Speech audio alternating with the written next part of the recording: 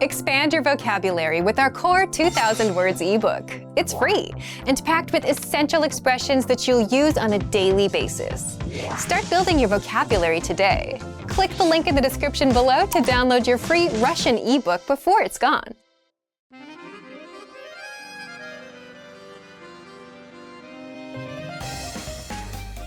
Hi, welcome to Introduction to Russian. My name is Alicia, and I'm joined by... Hi everyone, I'm Katya. In this series, you'll learn everything you need to know to get started learning Russian. That's right, and we're here to help guide you through your journey. In this lesson, you'll learn the reasons you should start learning a new language, why you should learn Russian in particular, and how to get started. Let's begin with the most obvious question. Why learn a new language? There are countless reasons, but perhaps the biggest one of all is that it could actually change your life. Learning a new language unlocks new pathways that are off limits to you now. There are certain things that you simply cannot do without having the technical or cultural skills that come from learning a new language. Like working or living in another country.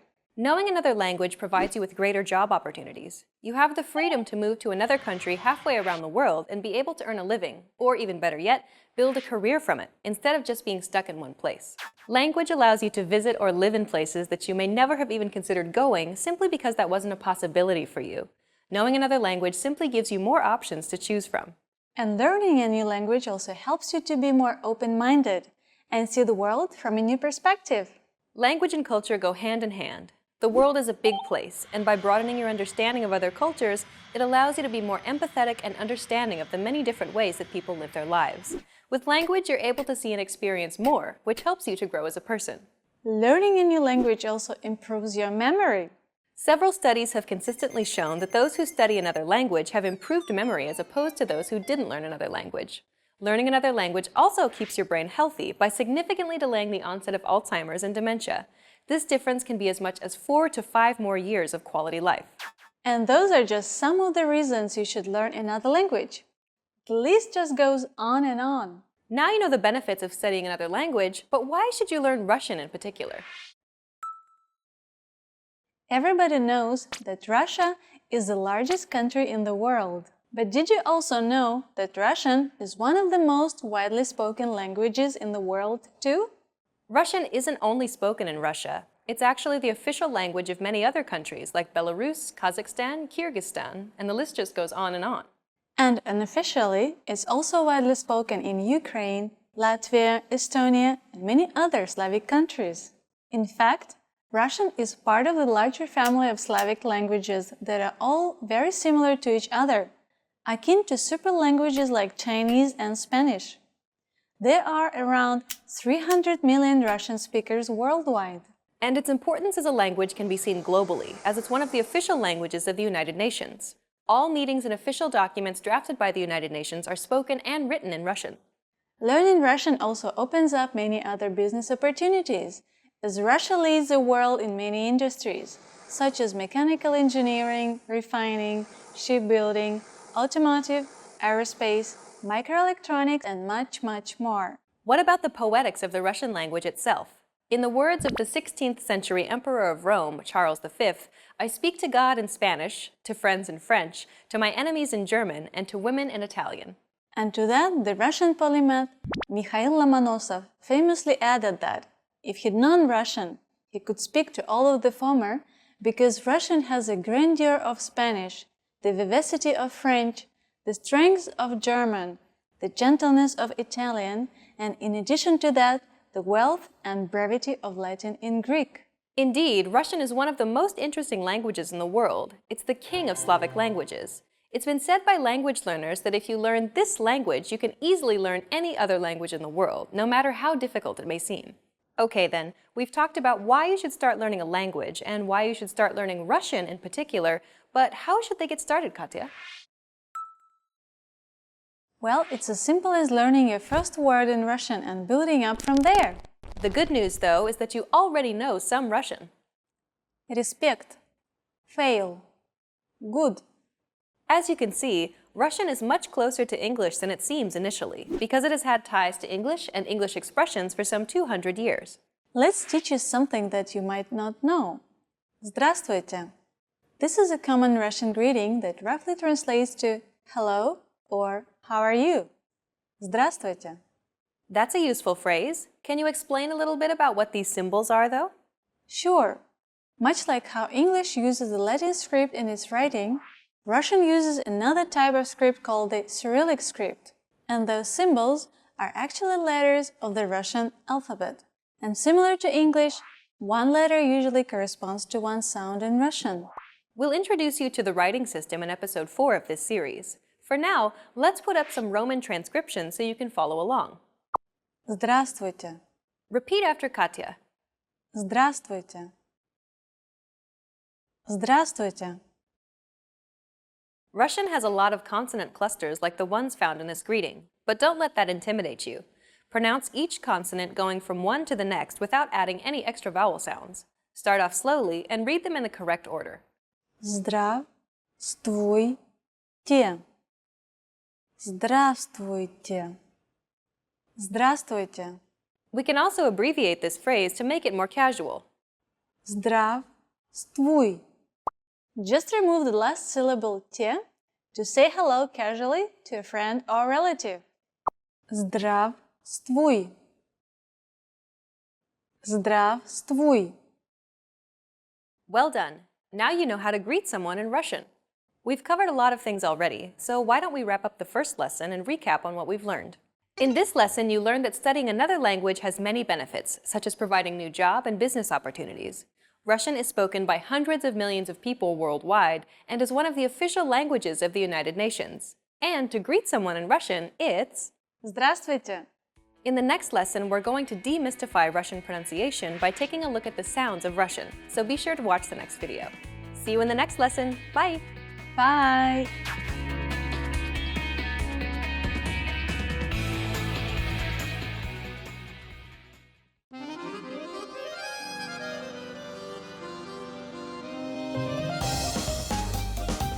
Hi!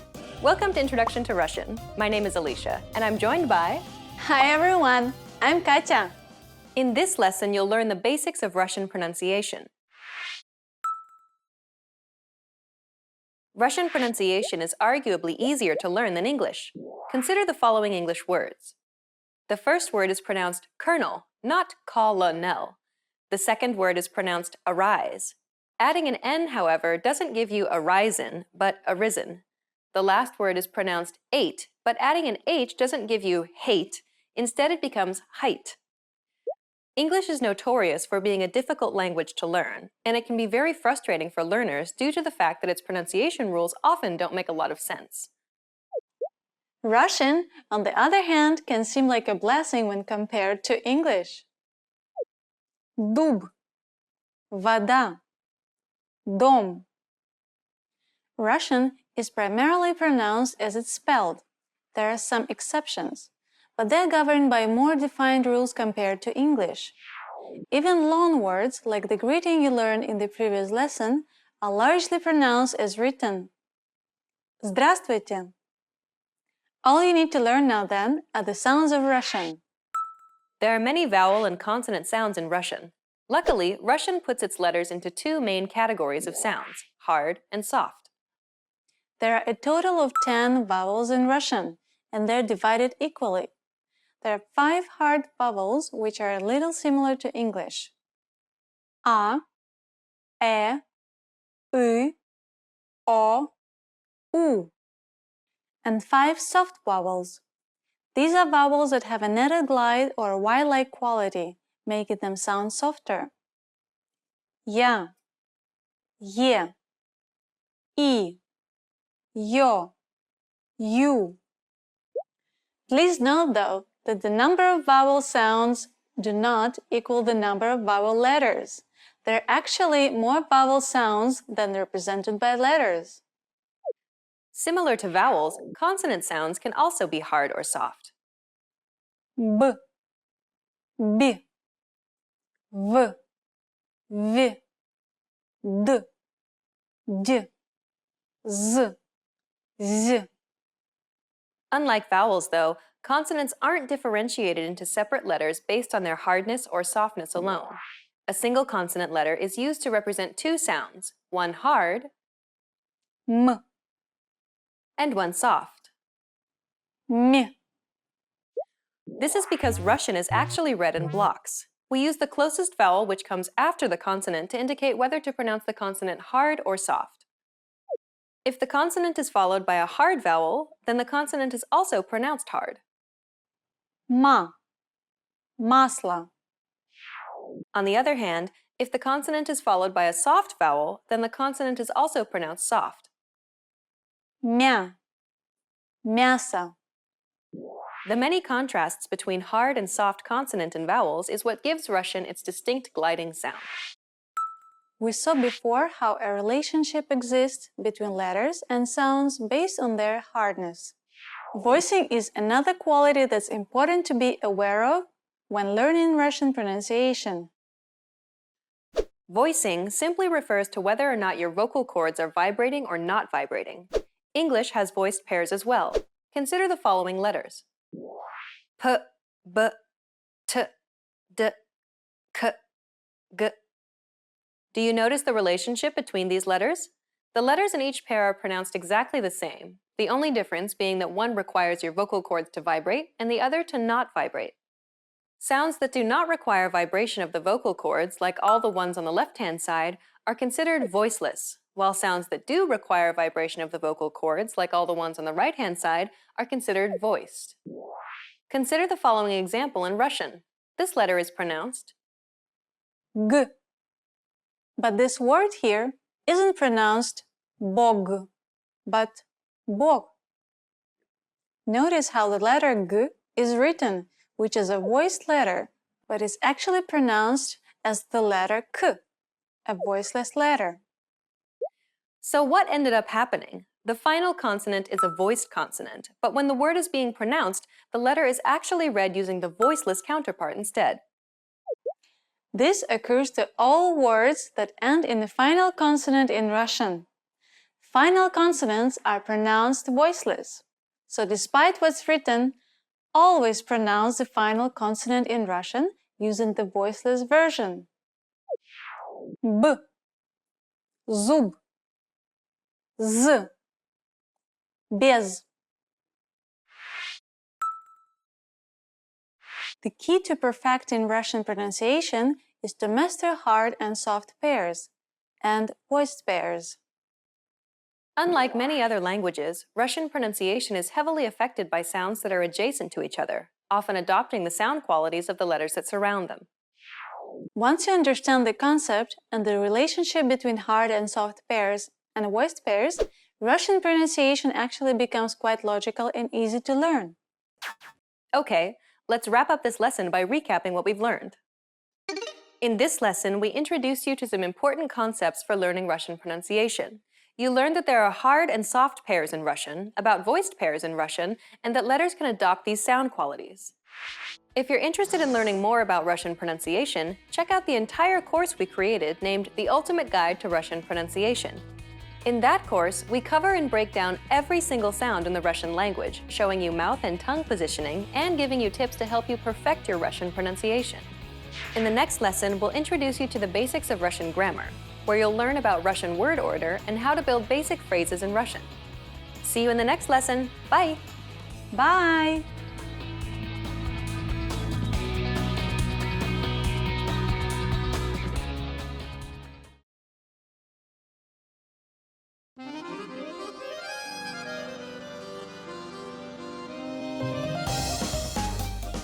Hi! Welcome to Introduction to Russian. My name is Alicia, and I'm joined by... Hi everyone, I'm Katya. In this lesson, you'll learn the basics of Russian grammar. Word order refers to the order in which words are structured to form a sentence in a given language. Consider the English sentence, I ate an apple. But first, let's remove the article an here for simplicity, so we're just left with I ate apple. The basic word order for English is subject, verb, object, or SVO for short. If we break down the English sentence, I ate apple, we can see that the subject I is presented first, followed by the verb ate, and then finally the object apple is positioned last. This is the basic word order for sentences in English. Russian uses the same word order as English, SVO. Парень купил Собаку. Парень. The subject, a guy, goes first. Купил, the verb bought, goes second. And собаку, the object dog, goes last. This means that you can create any basic sentence in Russian simply by exchanging the English words for Russian words using a dictionary and still be understood. Isn't that easy? In fact, Russian word order is much more flexible than English. Compare the following examples. Cats eat mice. If we were to swap the subject with the object, we'd get mice eat cats. As you can see, the SVO word order in English is fixed. Changing the word order changes the meaning of the sentence completely. Russian, on the other hand, is much more flexible. Starting with the SVO word order, кошки едят мышей. We can swap the subject with the object like we did for English, and yet, мышей едят кошки. The meaning of the sentence remains the same. In fact, we could swap the sentence any which way and it still wouldn't change the core meaning of the sentence. Unlike English, Russian doesn't rely on the word order of the sentence to signify if a word is the subject or an object because it uses special word endings that act as markers to indicate the role of the word in the sentence. In this example, we use the word ending "ей" in мышей to indicate that mice is the object of the sentence. And so we can move it around anywhere in the sentence and it still be the object. Now you know how to create basic sentences in Russian, but how do you make a sentence negative? Negation in Russian is easy. Just add "не", meaning no, before the verb. Он спит. Он не спит. Я знаю. Я не знаю. Unlike English, Russian permits double negatives. So in English, you would say nothing happened. But in Russian, we would say nothing didn't happen. Ничего не произошло. You can form many basic negative sentences in Russian by placing no before the verb. Turning a sentence into a question in Russian is even easier than turning it into a negative sentence. Simply raise your pitch at the end of the question as you would in English. Unlike English, though, you do not need to rearrange the order of any words. Simply say the sentence and raise the pitch at the end. Ты понимаешь? Ты понимаешь? To ask more than yes or no questions, you'll need to learn question words. Some common question words are Что? Как? Кто? Какой? Когда? We'll cover more of this in future lessons on Russian grammar. Well done! Let's wrap up this lesson by recapping what we've learned. In this lesson, you learned that Russian sentences can be formed using an SVO word order, just like English. Additionally, Russian uses markers to indicate the role of a word in a sentence, which allows the word order to be much more flexible. You make a negative sentence by adding no before the verb. And to create basic questions in Russian, simply add a question mark and raise your pitch at the end of a sentence. We've covered only the absolute basics of Russian grammar. If you're interested in learning more, check out our Russian in 3 Minutes video series. In that course, we teach you useful phrases while covering the fundamentals of Russian grammar, and each lesson is only 3 minutes long. In the next lesson, we'll introduce you to the basics of Russian writing. See you in the next lesson. Bye! Bye!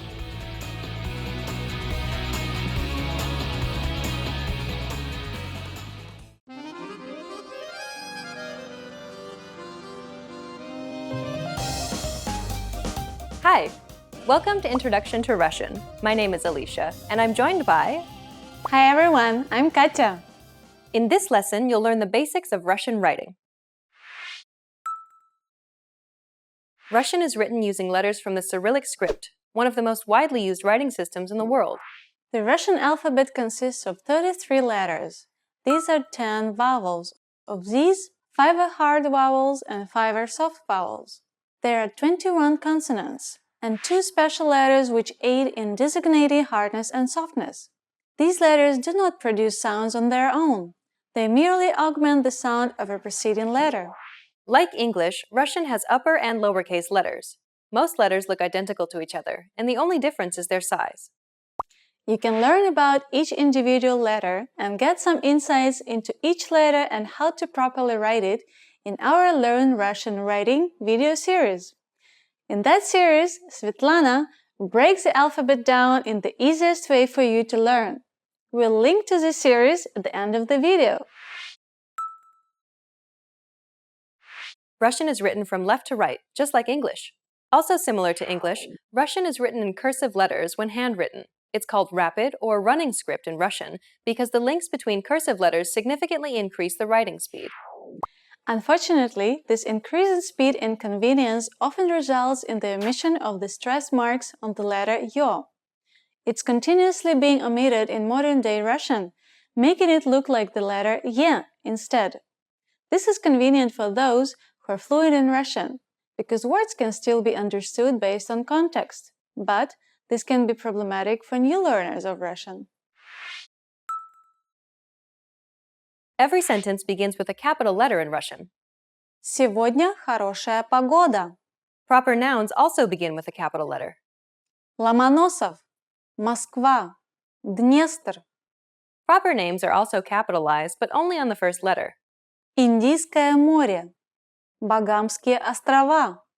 If all words in a proper name are proper nouns themselves, then they'll all be capitalized. Северная Америка. Unlike English, the pronoun for you is capitalized in Russian. It's done so as a sign of respect. Вы не подскажете? The days of the week are not capitalized in Russian. Среда. Neither are months, nationalities, languages, nor the pronoun for I in Russian. Август. Эстонец. Испанский язык. Я один. Okay, let's wrap up this lesson by recapping what we've learned. In this lesson, you learned that Russian uses the Cyrillic alphabet, which consists of 33 letters. You learned that Russian has upper and lowercase letters, and that it's written from left to right. You also learned a few capitalization rules in this lesson. We've covered only a few basic things about Russian writing. Remember, you can check out our Learn Russian Writing video series as well. In that course, Svetlana breaks down the Russian alphabet, teaching you insightful things about each letter and how to write it. In the next lesson, you'll be entering Russian boot camp, where you'll learn useful beginner phrases to get you speaking Russian right away. See you in the next lesson. Bye! Bye!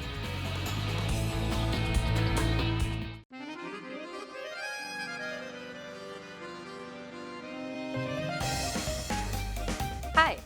Welcome to Introduction to Russian. My name is Alicia, and I'm joined by... Hi everyone! I'm Katya. In this lesson, we'll focus on teaching you the most useful Russian words and phrases for absolute beginners. Make sure you're repeating the words out loud after I say the examples. Are you ready? Let's get started. Do you remember how to greet someone in Russian? We taught you this phrase in the very first lesson of the series. Can you recall what it was? Здравствуйте! It's a common greeting that's used not only in Russia, but many Slavic countries. Здравствуйте! Now you try. Здравствуйте! To greet a friend more casually, you can say, Привет! Привет! try it. Привет! To greet someone more specifically, you can say, Доброе утро! Which means good morning. Доброе утро! Добрый день! Meaning good day. Добрый день! Добрый вечер! Meaning good evening. Добрый вечер! One of the most useful phrases to learn is one that expresses gratitude. Let's learn how to say thank you in Russian. Спасибо! Спасибо! Try it. Спасибо! This expression is derived from two words. Спаси, meaning save, and Bog, meaning God. It literally means save God, but this expression no longer has any religious connotations and is used to simply express gratitude. Спасибо! Repeat it one more time. Спасибо! The next phrase we'll teach you is perhaps the second most useful phrase of all. It's to apologize or excuse yourself. If you are apologetic for disturbing someone to make a request, you can say Извините, meaning sorry, or Извините, пожалуйста, meaning excuse me, please. Извините. Try it. Извините. Извините, пожалуйста. Извините, пожалуйста.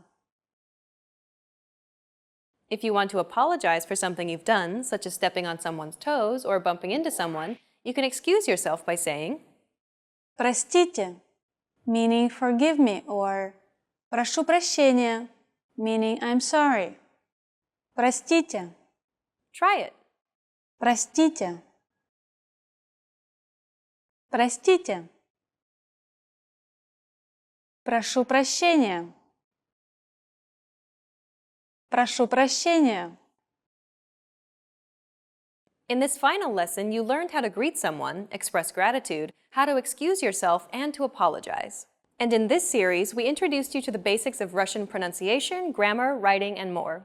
Let's conclude with some parting advice from Katya, and listen to some of her tips on how to learn Russian from a native Russian perspective. The sounds and pronunciation of a new language are always a huge stumbling block for new learners. I suggest getting familiar and practicing these sounds aloud from the very beginning so that you get used to Russian pronunciation. The key is to repeat them aloud.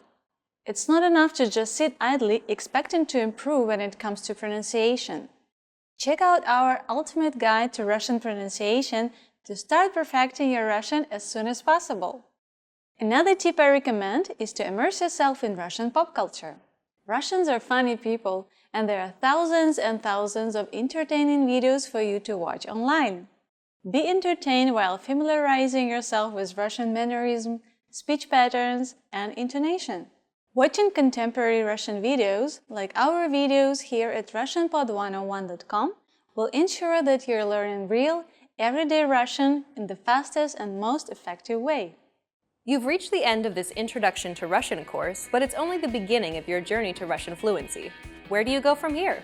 Try our Ultimate Guide to Russian Pronunciation series to start familiarizing yourself with Russian sounds and perfect your Russian pronunciation. Or check out any of our other video series. We have many different categories for you to choose from. Good luck as you continue learning Russian, and I'll see you in another video. Bye! Bye!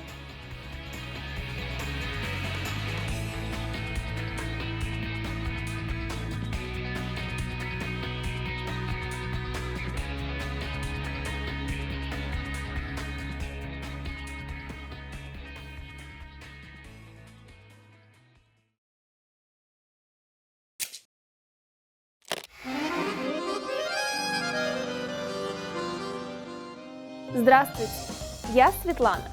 Welcome to RussianPod101.com's Alphabet Made Easy, the fastest, easiest, and most fun way to learn the Russian Cyrillic alphabet, the alphabet. Over the next 20 lessons, you learn everything there is about the reading and writing of the Russian language. By the end, you'll be ready to dive into the world of Russian literature, make your way through Russian cities, and really accelerate your Russian study. Ready to start? Then let's go! The Russian alphabet contains 33 letters. Seeing them laid out like this might seem intimidating, but the trick is to take it step by step, character by character. Don't worry about how hard it looks now. Just stick with me, and in a few short lessons, you'll see how easy it actually is. I have some really good news for you. Russian is largely phonetic. This means words are actually pronounced exactly like they're written. Also, if you look at all the characters, you will notice that many are exactly the same as English letters. We'll use this similarity to English to tackle the Russian writing system. Let's separate the letters into 4 types. True friends. They look nice and they are nice. These are letters which look and sound just like English letters. False friends. They look nice, but don't be fooled. These look like English letters you're familiar with, but sound different. New friends. They might look scary, but you'll warm up to them easily. These are letters you haven't seen before, but they have familiar sounds. Strangers. These will be the tricky ones. They look different from anything you've seen before and don't have similar sounds to English either. We'll start nice and easy with some true friends. So let's begin. We'll start at the beginning. Ah. So what sound does this letter make? That's easy, because the name of the letter almost always describes the sound that the letter makes. So it's pronounced ah. That's why this is a true friend. It looks like an English A and it sounds like an English A. What you see here are the printed forms. This is what you'll see on signs, newspapers, and anywhere that the letters are printed mechanically. As you can see, both the versions of A look the same as A in English. Now it's time to take out your pencils. We are going to practice writing. Find some paper and follow along. Even though it is rare to see the printed version of Russian handwritten, you'll practice writing them so you can get used to the shapes. Okay, here we go. Here is the uppercase.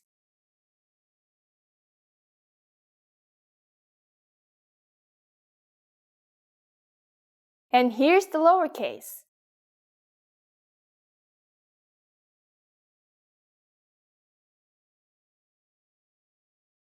Nice. Time for the next letter? Not yet. You just saw the printed version of A. However, when writing by hand, Russians use cursive letters exclusively. This is the way Russians learn to write ever since elementary school. Even though you practice writing in the print style, it's very rare to see that in the real world. When you write Russian, it's going to be in the cursive style. The cursive uppercase A looks like this. While sometimes there is a big difference between the printed and cursive letters, R is pretty straightforward. It's one long stroke and then a short one in the middle. Now here's the lowercase handwritten A. This is very easy too. It's similar to the cursive A in English, and it's also very easy to connect to the next letter. Now it's your turn. Here's the uppercase.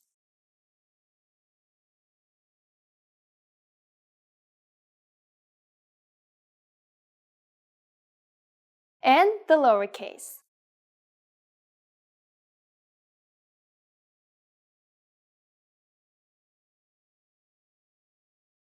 That's it for A. Let's keep moving. The second letter we'll learn is another true friend, K. That means it's just like the English K. It always makes the K sound. In the printed forms, the only difference between upper and lowercase is the size. It's writing time. First, the printed versions. Here's the uppercase.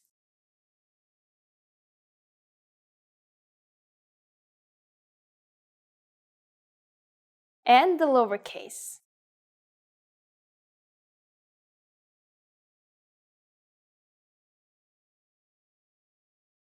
As for the handwritten version, the uppercase is quite similar to the printed letter, but different from the English cursive style. The lowercase is identical except for the size. Now let's write the cursive versions. Here's the uppercase.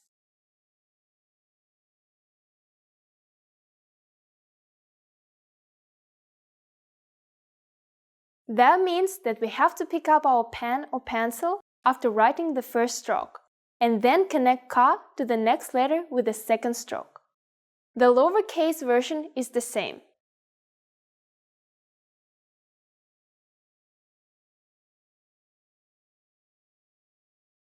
Great! You already learned 2 letters of the Russian alphabet. That means you're ready for your first Russian word. First, look at the printed version and try sounding it out. Did you read как? Well, you're right. This is how to write the word for how in Russian. Believe me, it's a lot better to learn new words in the original Russian, rather than relying on Roman letters. This will be the first of many new words for you. Now the fun part. We'll write it by hand. For words, I'll just do it in the cursive style.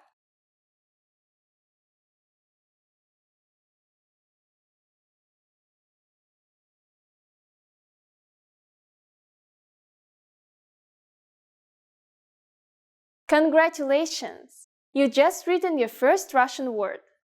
Now it's time for Svetlana's insights. Practice writing these letters and words until you don't even have to think about it. There is no better way to learn than to write the letters yourself. It's a good idea to keep a notebook with the new letters and words we'll learn in each lesson. Have you ever heard the Russian phrase "Кто там"? In the next Alphabet Made Easy lesson, you'll learn what it means and most of all, how to write it. See you there! Пока-пока!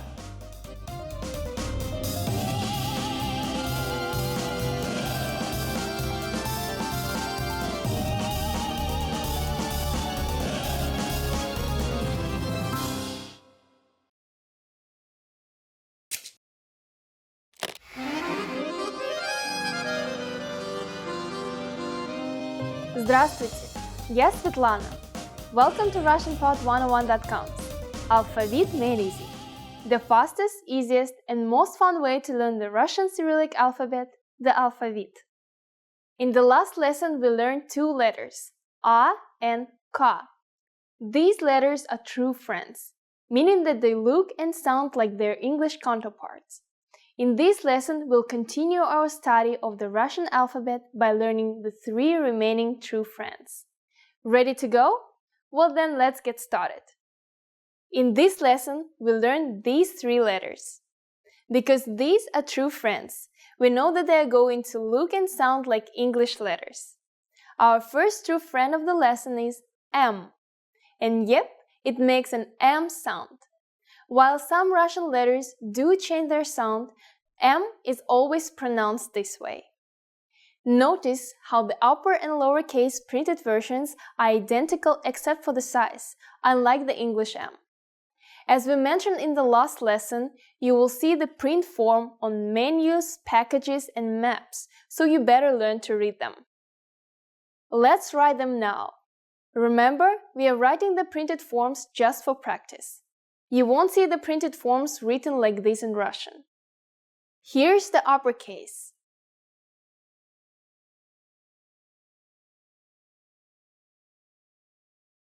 And the lowercase.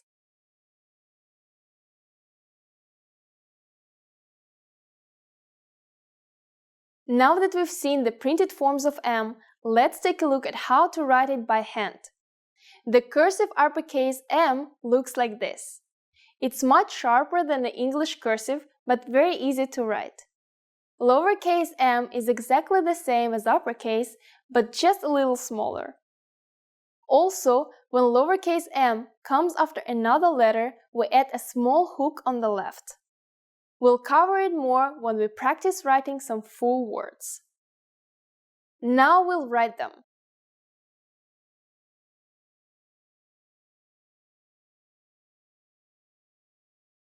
Uppercase M is a single stroke, so you can connect easily to the next letter without lifting your pen or pencil.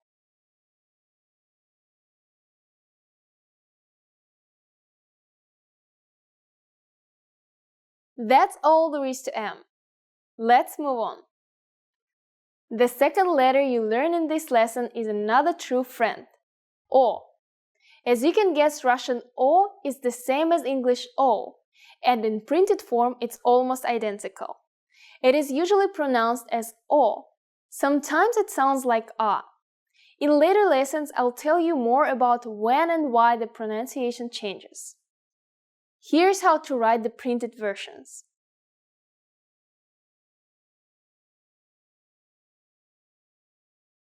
And the lowercase.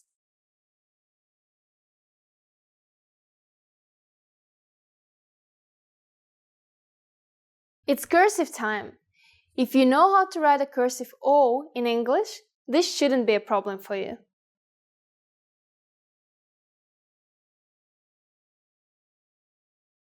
O is a single stroke, so you can connect easily to the next letter without lifting your pen or pencil. As for the lowercase o, it's exactly the same but slightly smaller.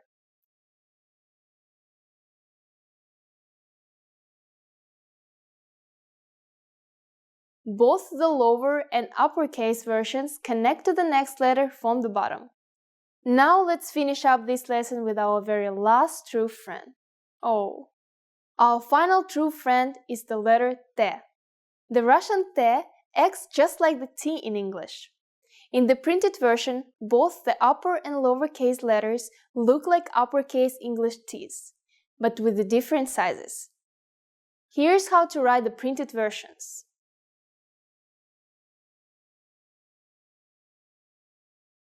And the lowercase.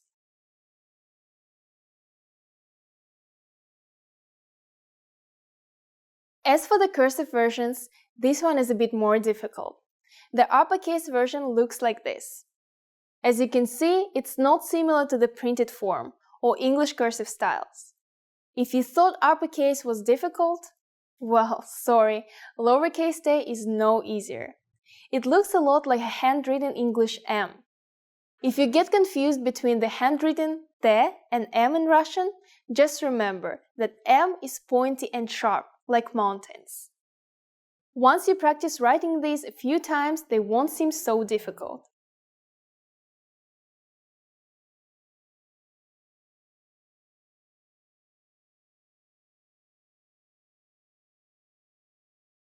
T consists of 4 separate strokes, and you pick up your pen before writing the next letter.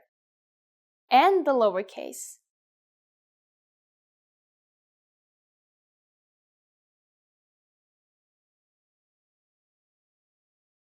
Okay, well done! I think you're ready to learn some new words. Can you read it? It's pronounced tam. This is the word for there in Russian. Now let's practice writing it.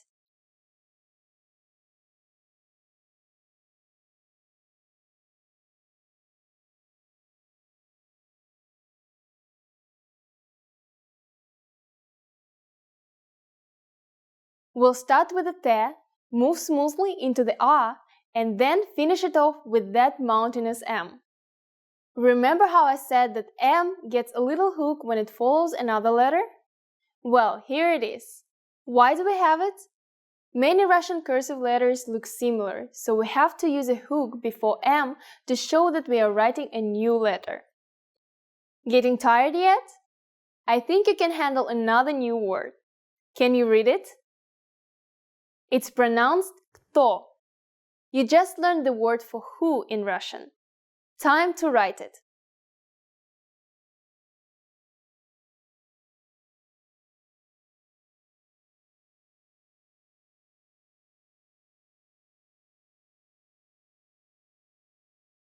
Let's start out with a ka, transition to a nice rounded T, and finish it up with o.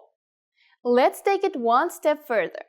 We are going to combine the last 2 words and write a very useful phrase, kto tam. It means who's there?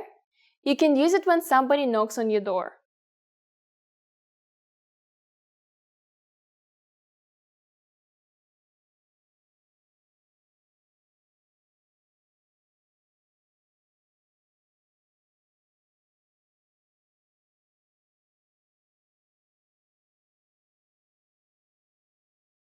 Start with kto, except with a capital K this time. Now follow it up with tam. Don't forget the hook. And of course we'll end the question with a question mark. It's done. Now it's time for Svetlana's insights. Be sure to add kto and tam to your notebook. We'll add new words in every lesson, and by the end of the series you will have a very useful collection of words that you wrote yourself. Well, we met the last of our true friends today, and that means we'll be entering some slightly more sinister waters in the next lesson. But it also means you will be able to expand your vocabulary with more words, including the Russian word for no. We'll learn that and much more in the next lesson of RussianPod101.com's Alphabet Made Easy. Пока-пока!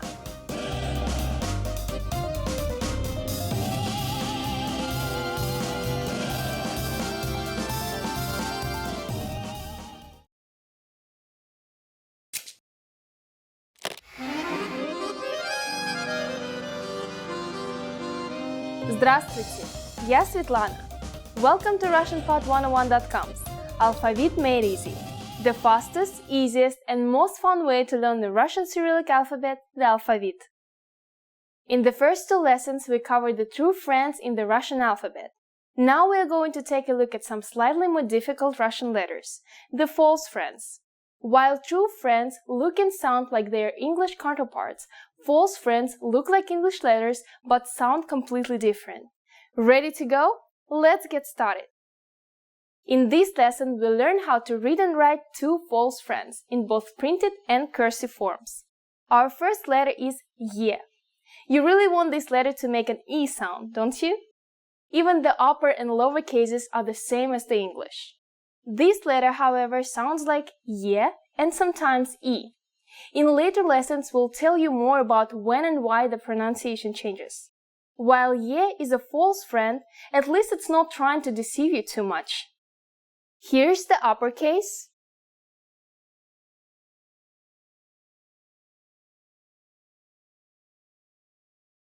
And the lowercase.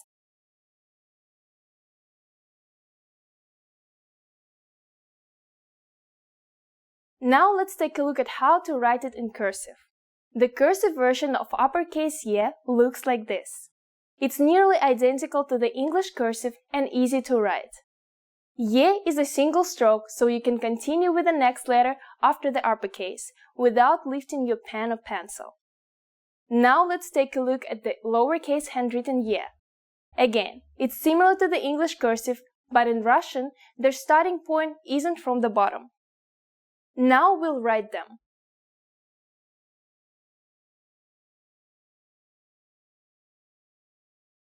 And the lowercase.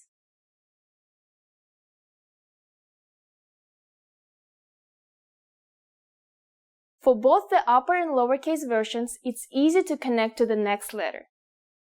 The second false friend we'll learn in this lesson is N.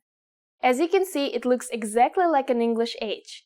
But of course it doesn't sound like one. It's actually pronounced like the English N. You could always rotate the middle line in your head to make them into N's. Here's how to write the printed versions.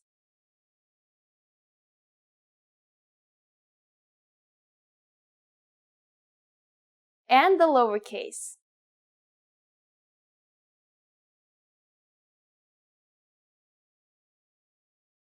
Now let's take a look at how to write N in cursive.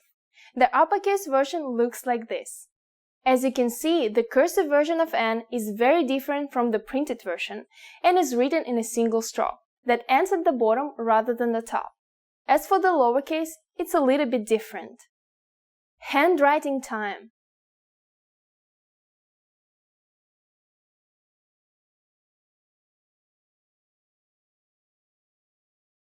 And the lowercase.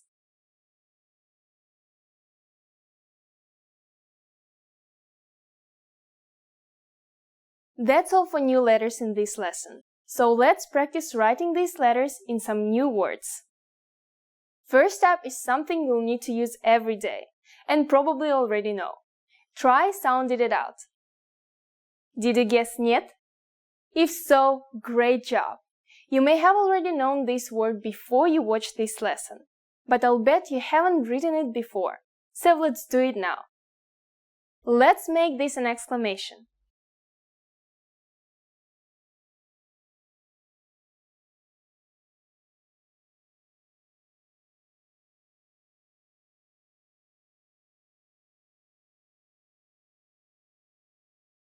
Нет.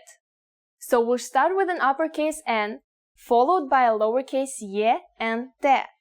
Then we'll polish it off with an exclamation point. Нет.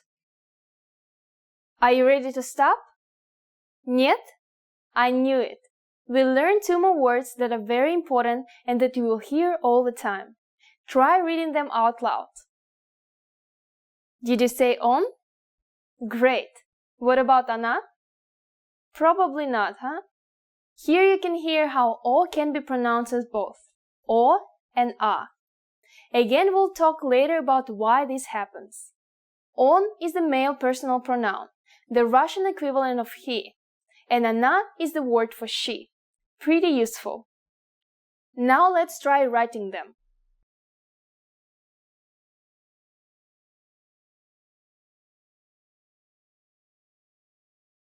Let's start on with a nice O and transition smoothly into the N. Great! Now let's write Ana.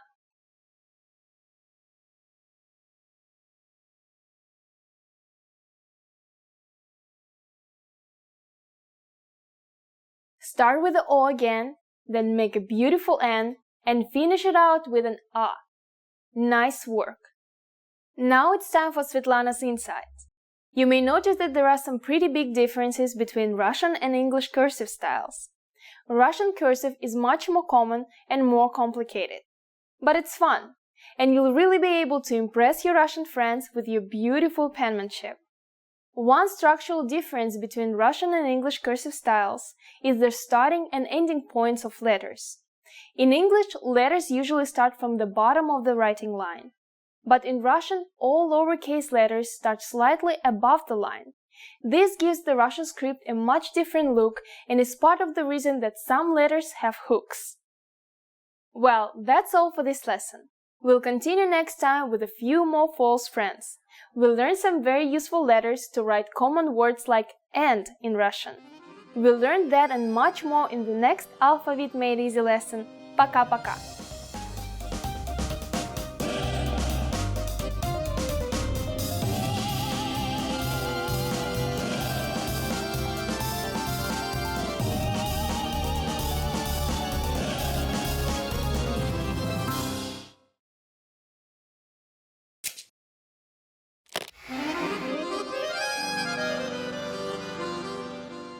Здравствуйте! Я Светлана. Welcome to RussianPod101.com's Alphabet Made Easy, the fastest, easiest, and most fun way to learn the Russian Cyrillic alphabet, the alphabet. In the previous lesson, we introduced our first group of false friends, Russian letters that look like letters of the English alphabet but have completely different sounds. The first false friends that we learned were ye and n. Do you remember how to write them? What about the true friends from the first two lessons? Make sure that you feel confident about the characters from past lessons before moving on. In this lesson, we'll continue by learning two more false friends. After that, we'll learn a few more words to add to your notebook. Ready? Let's go! Our first letter is V. It looks identical to the English uppercase B, right? But the Russian V, as you have probably guessed, does not sound like B at all. It sounds like the English V, but a little bit harder. Listen to the pronunciation carefully. V. This letter is almost always pronounced in this way, but it can sometimes sound like a F when it comes at the end of the word. Here's the uppercase.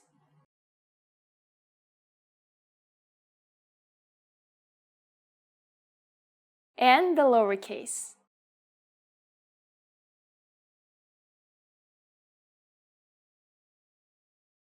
The cursive uppercase V looks like this. It's nearly identical to the cursive B in English and should be easy to write. V is a single stroke, so you can easily connect it to the next letter after the uppercase without lifting your pen or pencil. Again, the lowercase v is similar to the English cursive, but the Russian V has a larger upper loop than the English B. Remember that in Russian, the starting point isn't from the bottom of the line. Now we'll write them.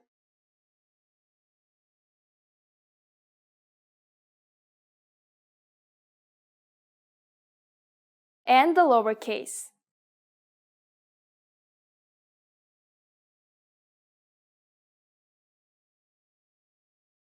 The second letter we'll learn in this lesson is another you'll recognize by sight, R.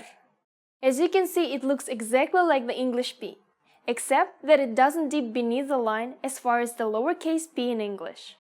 This letter is difficult to pronounce for some native English speakers. It's like the Spanish R, but not quite as continuous. R. Here's how to write the printed versions.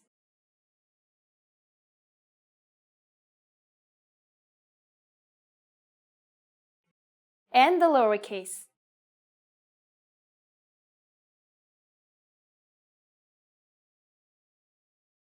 Now let's take a look at how to write R in cursive. The uppercase version looks like this. As you can see, the cursive version of R is quite different than in English, and is written in 2 strokes. Please note that the lowercase r does not make a closed circle the same way as a lowercase cursive p in English. Handwriting time.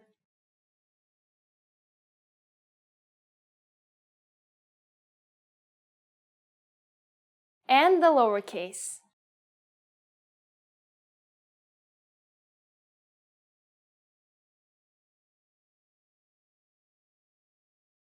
We'll continue learning more letters next time, but for now, let's practice using these letters in some new words. First up is a word that uses both of our new letters. Try reading it aloud. Did you say Venera? If you didn't, that's okay. Here we can see how ye can be pronounced as either e or ye. Venera is a Russian name for the planet Venus, and it's also a girl's name. Now try writing it. Let's start with an uppercase V.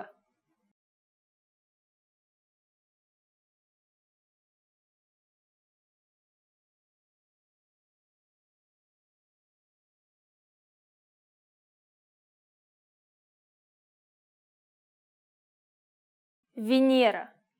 Great job! Now let's try writing a sentence. We'll combine a word from the previous lesson with a new word to make a sentence that hopefully you will never need to use. Try reading it. Hopefully you read on vor. This means he's a thief in Russian. If someone snatches your purse or steals your wallet, you'll be glad you learned this sentence. Now let's try writing it by hand. Since it's a sentence, we'll start out with an uppercase O.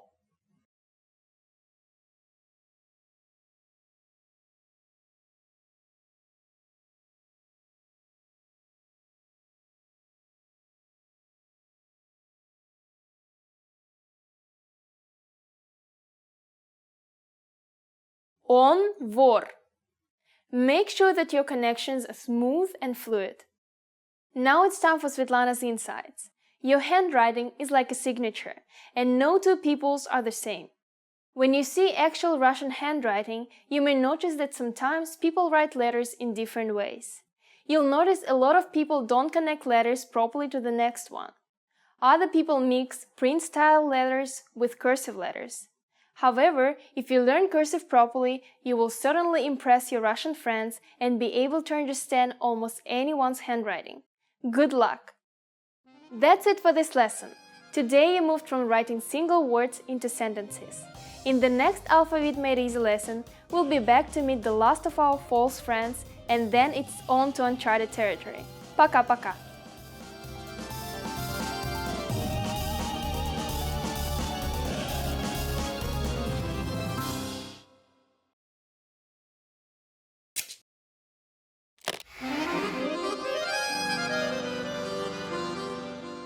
Здравствуйте! Я Светлана. Welcome to RussianPod101.com.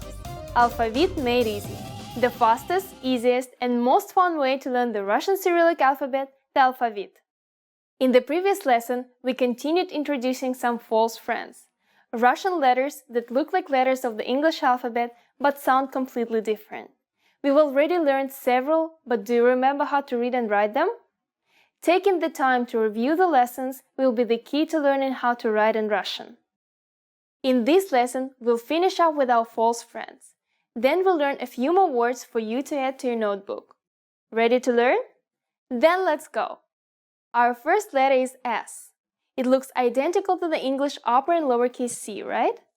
Of course, the Russian S does not sound like the English C, although I guess sometimes it does.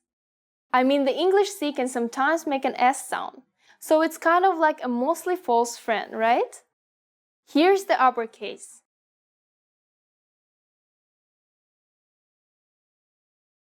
And the lowercase.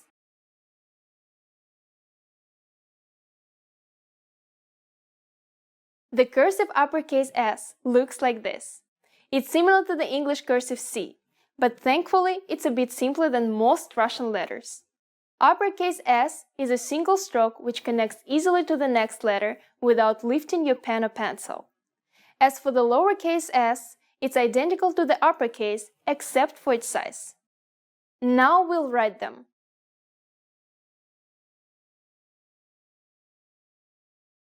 And the lowercase.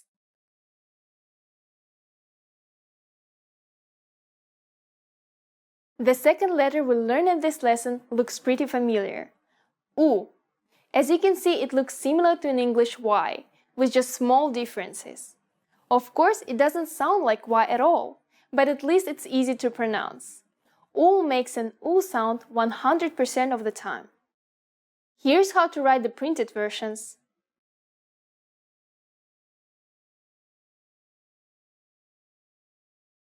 And the lowercase.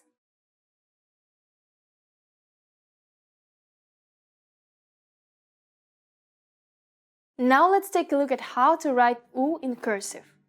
The uppercase version looks like this. As you can see, the cursive version of U looks similar to the English Y. It's written in a single stroke and connects easily to the next letter. While the uppercase version does not dip below the line, the lowercase version does. Now it's time to write it.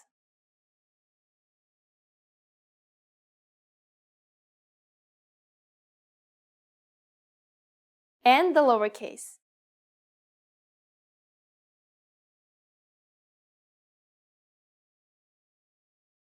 Let's learn one more letter.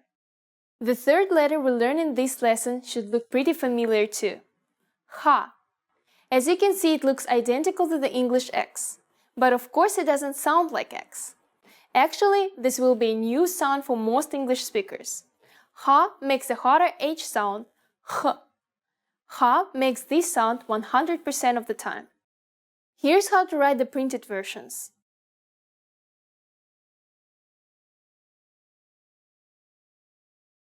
And the lowercase.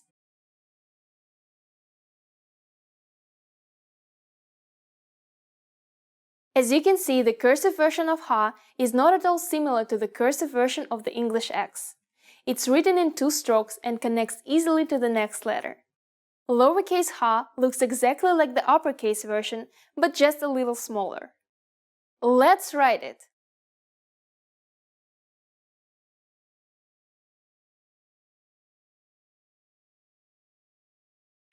And the lowercase.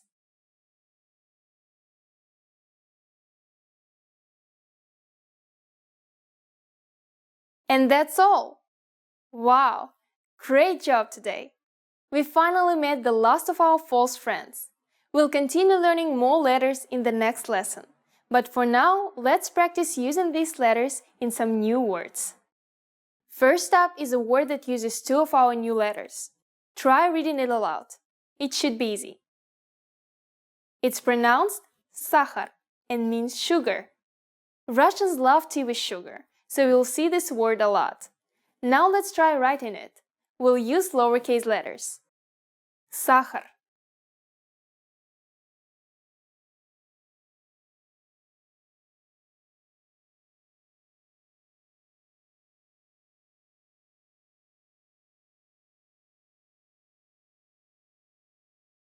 Now let's try writing two sentences. As you know from a previous lesson, on means he. Turk means Turk, as in someone from Turkey. So the first sentence means he is Turkish. In the second sentence, we see есть, which is an important word meaning eats. And halva is a popular sweet in Russia, originally from the Middle East. In English, it's called halva. The second sentence means he is eating halva. Now let's try to write it. We'll start each sentence properly with an uppercase letter.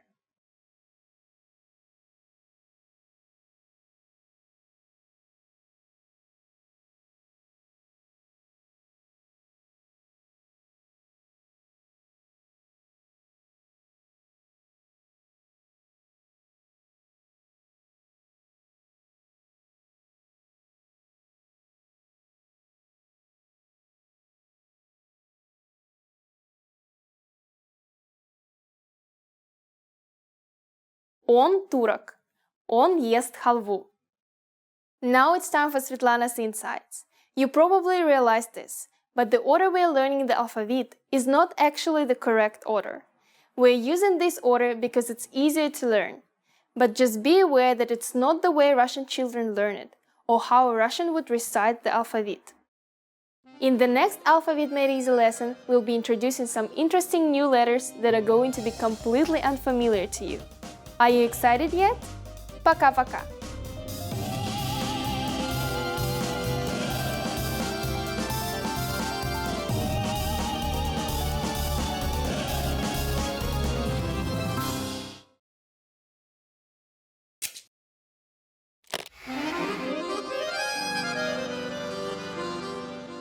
Здравствуйте! Я Светлана. Welcome to RussianPod101.com's Alphabet Made Easy, the fastest, easiest, and most fun way to learn the Russian Cyrillic alphabet, the alphabet. In the last lesson, we met the last of our false friends, the Russian letters that look like letters of the English alphabet but sound different. I hope you remember how to read and write them all. If you've been practicing, I'm sure you're doing a great job. In this lesson, we'll learn a new category of Russian letters. New friends. New friends are letters that don't look like English letters but have sounds that can be found in English. That means that they should all be very easy to pronounce. Ready to learn? Then let's go! Our first new friend is B. This is the first truly new-looking letter for English speakers. Although it looks new, it should sound quite familiar. B is pronounced just like the English B. As you can see though, the upper and lower case look very different. Here's the uppercase.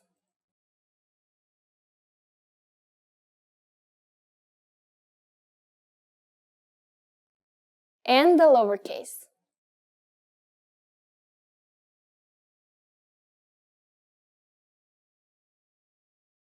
The cursive uppercase B looks like this. It has two strokes and continues to the next letter after the lower stroke.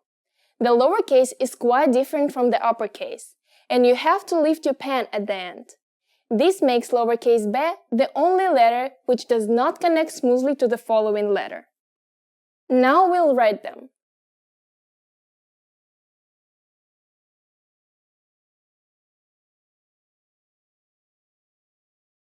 And the lowercase.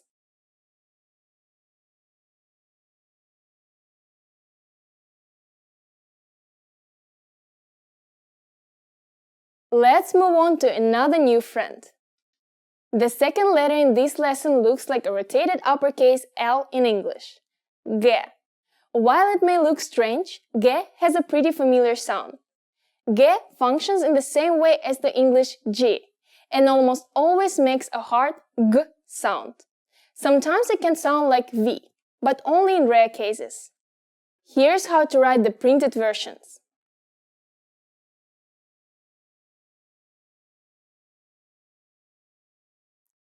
And the lowercase.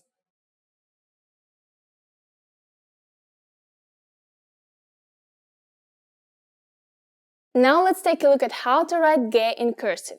The uppercase version looks like this. As you can see, the cursive version of G looks kind of like the uppercase T in English.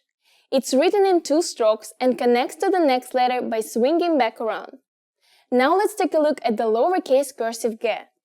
Lowercase g is a lot trickier because it looks nothing like the printed version.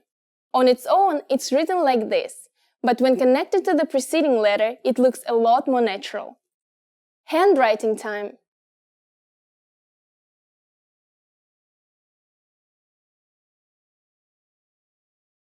And the lowercase.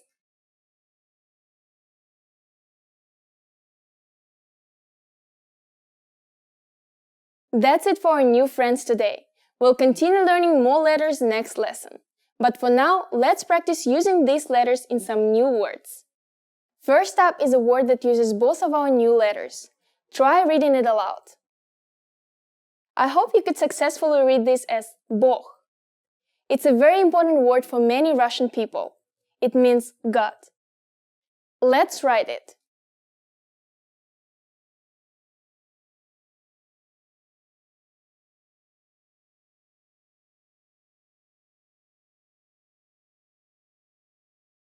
Bog. Next is a somewhat funny phrase with two grammatically correct sentences. We already know some of these words. Hopefully remember that on and jest mean he and its. Begemoth is similar to the English word behemoth, but in Russian it also means hippopotamus. Travу means grass. So these sentences can be translated as it's a hippopotamus, it's eating grass. Now that we understand it, let's try writing it by hand.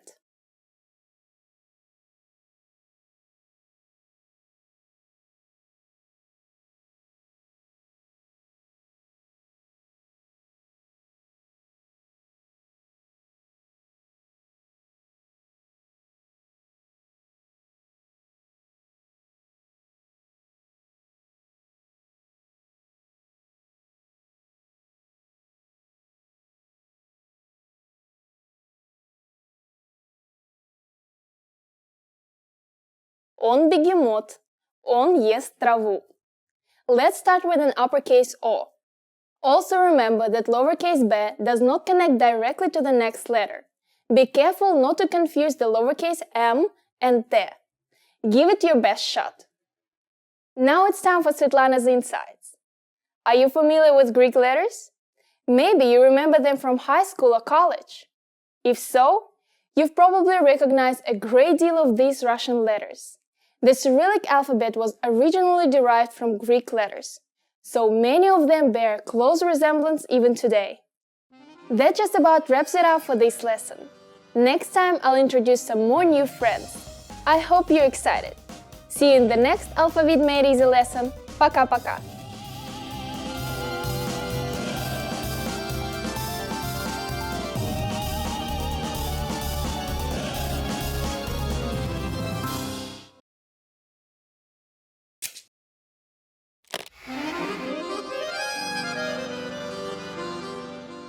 Здравствуйте! Я Светлана. Welcome to RussianPod101.com. Alphavit Made Easy. The fastest, easiest, and most fun way to learn the Russian Cyrillic alphabet, the alphabet. In the last lesson, we met several new friends and started using B and G. If you're watching this lesson, that means you're feeling comfortable with those and ready for a new challenge. In this lesson, we'll continue with the new friends category.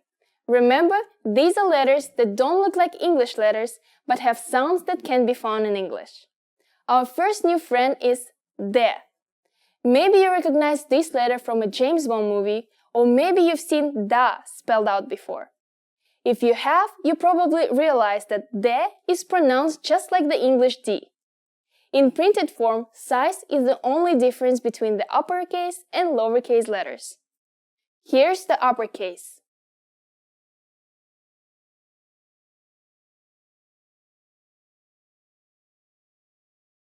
And the lowercase.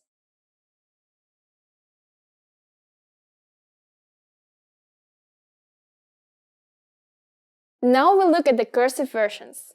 English speakers will be happy to see that the cursive uppercase D looks pretty similar to an uppercase D. What a nice new friend! While it's written in a slightly different way, it should be easy to recognize. It's written in one stroke and you have to pick up your pen to begin the next letter. Unfortunately, D isn't such a nice friend when it comes to the lowercase. It looks just like a lowercase English G. This means you should have no problem writing it, but it's easy to accidentally read it as a G. Now we'll write them.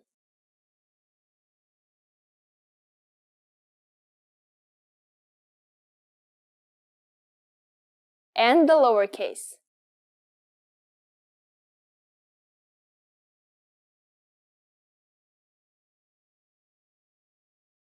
Let's move on to another new friend. The second letter we'll learn in this lesson looks like the number 3. Z. While it may look strange, Z has a pretty familiar sound. Z always makes a Z sound, and despite how it looks, it sounds exactly like the English Z. Here's how to write the printed versions.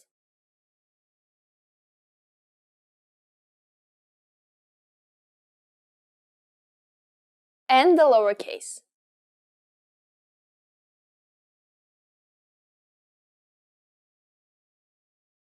Now let's take a look at how to write Z by hand.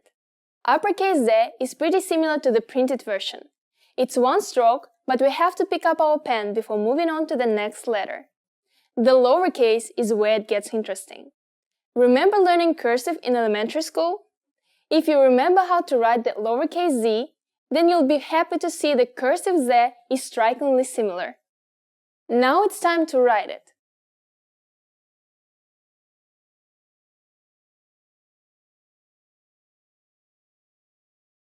And the lowercase.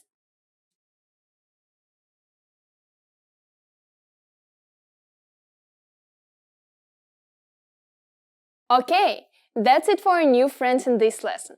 Now it's time to bring everything together in order to write some new words. First up is a very common word that you'll use when talking about your plans. Can you read it by yourself? It's завтра. You're forgiven if you said zamra.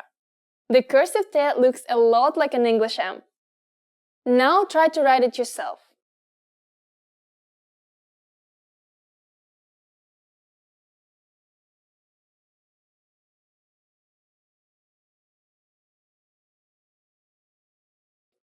Завтра. The next word is a fun one. Let's see if you can read it.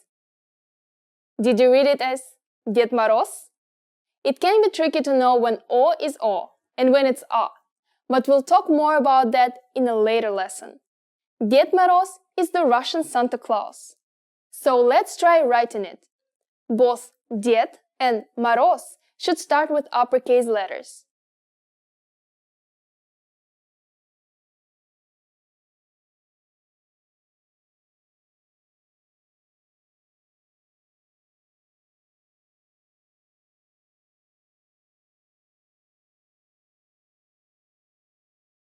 Дед Мороз. Remember that after the uppercase D, you have to pick up your pen to start the next letter. M, on the other hand, connects easily to the next letter. Nice job!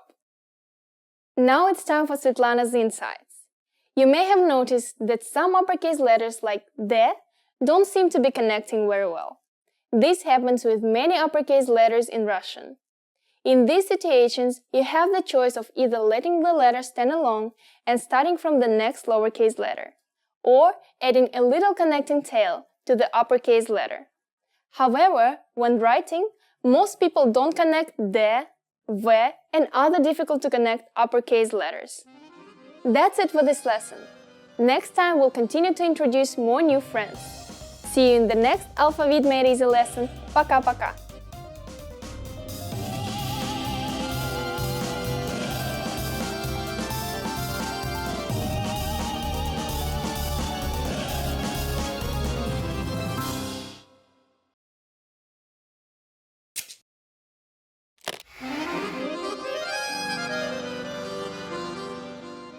Здравствуйте, я Светлана. Welcome to RussianPod101.com. Alphavit Made Easy. The fastest, easiest, and most fun way to learn the Russian Cyrillic alphabet, the alphabet. In the last lesson, we met two more new friends, D and Z. I hope you remember how to read and write them. In this lesson, we'll continue with the new friends category. Our first new friend is E. Because it's just a backwards English N, E really isn't that scary. As its name implies, E is pronounced just like the hard English E. In printed form, size is the only difference between the upper and lowercase versions. Here's the uppercase.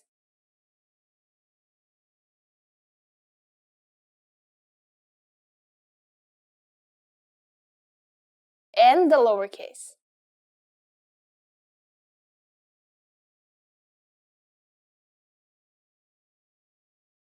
E isn't such a nice friend when it comes to the cursive letter. It looks similar to the cursive English U, and not very much like the printed version. With a little practice, you shouldn't have as much trouble recognizing and writing it. It is written in one stroke and connects easily to the next letter. Again, the lowercase version looks similar to an English U, so hopefully this means it should be easy to write. Just remember that in Russian, a Y-looking letter sounds like U, and a U-looking letter sounds like E. Now we'll write them.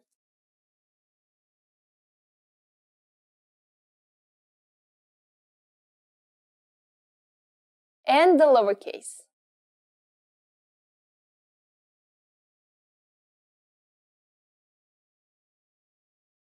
Let's move on to another new friend. The second letter we'll learn in this lesson might look like a pair of opposing legs. L. While it may look strange, L has a pretty familiar sound. L. Despite how it looks, it sounds exactly like the English L. Here's how to write the printed versions. These can be written in two ways.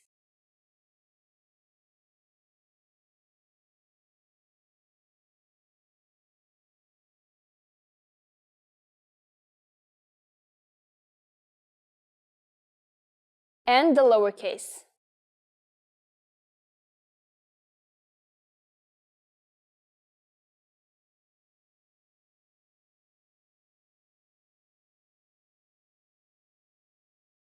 In cursive, uppercase L is pretty easy to write, even though it looks quite different from the printed version.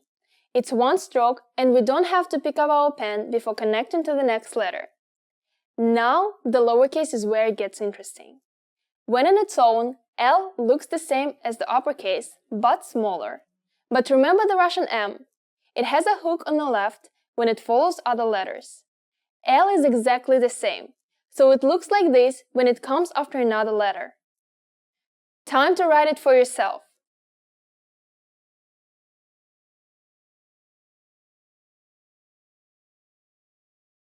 And the lowercase.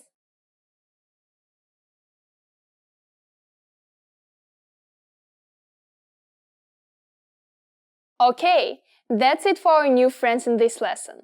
Now it's time to expand your Russian vocabulary. First up is a word that uses both of our new letters, and is very easy. Pronounced ili. This is a pretty common word that means or. So on или она means he or she. Writing it isn't too complicated either, so try writing this one with all lowercase letters. Или.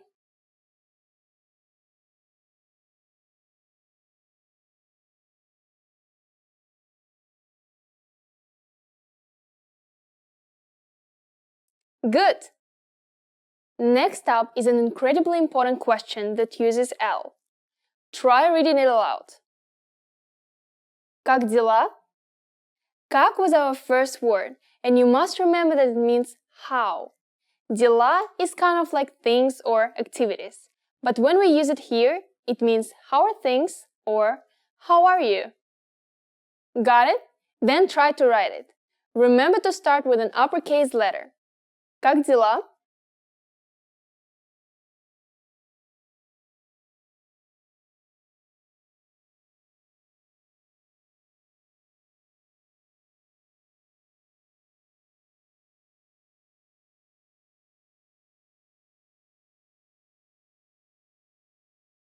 Now it's time for Svetlana's insights. We've finished 8 lessons, and you already learned more than half of the Russian letters. Are you feeling more confident yet? If not, just look through a Russian text, a book, website, or whatever, and see how many letters you now recognize. It's fun when you start to recognize something that used to be incomprehensible. That's it for this lesson. Consider this. You're lost and don't know where to go. But you haven't learned how to say where in Russian yet. You'll learn how to say that, but more importantly, how to write it in the next Alphabet Made Easy lesson. Пока-пока!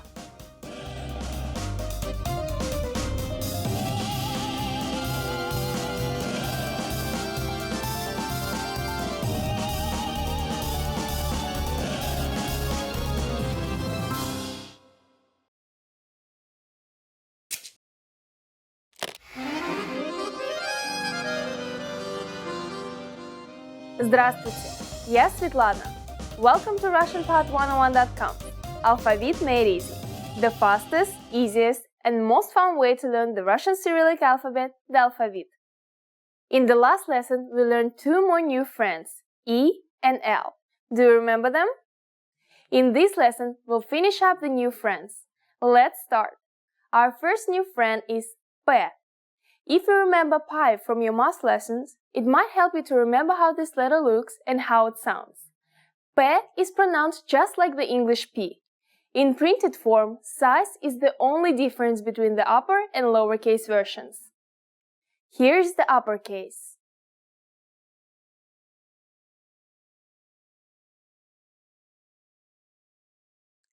And the lowercase.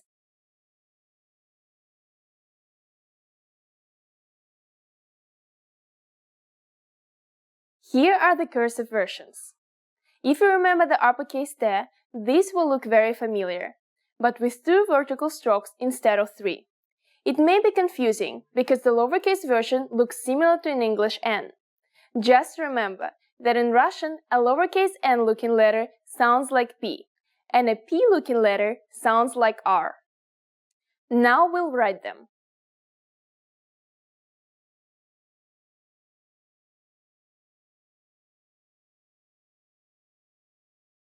And the lowercase.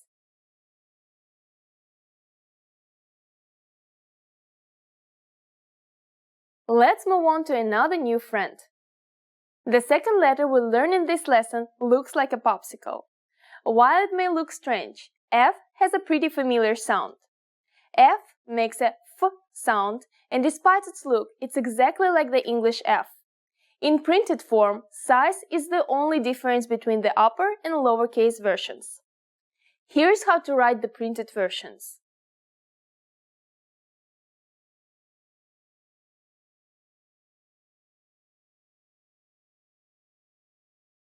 And the lowercase.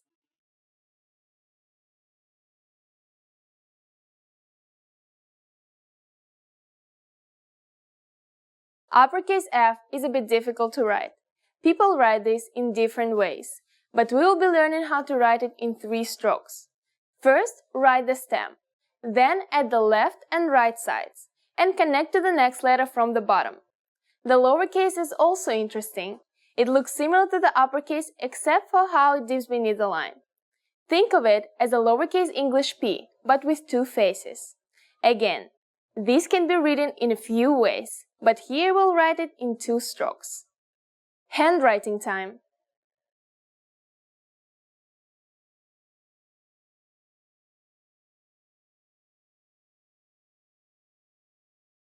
And the lowercase.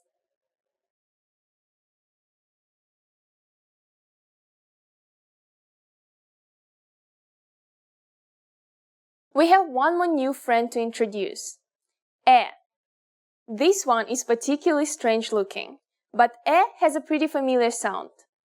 E makes the sound we hear in mat, bat, or hat.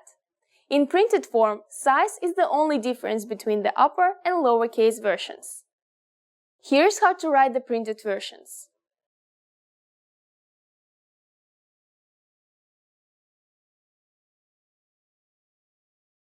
And the lowercase.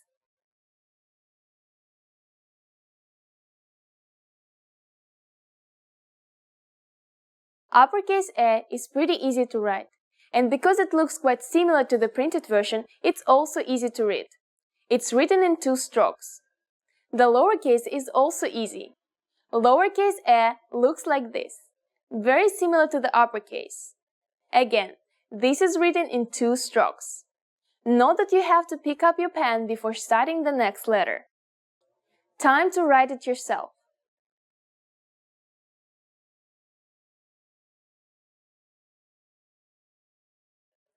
And the lowercase.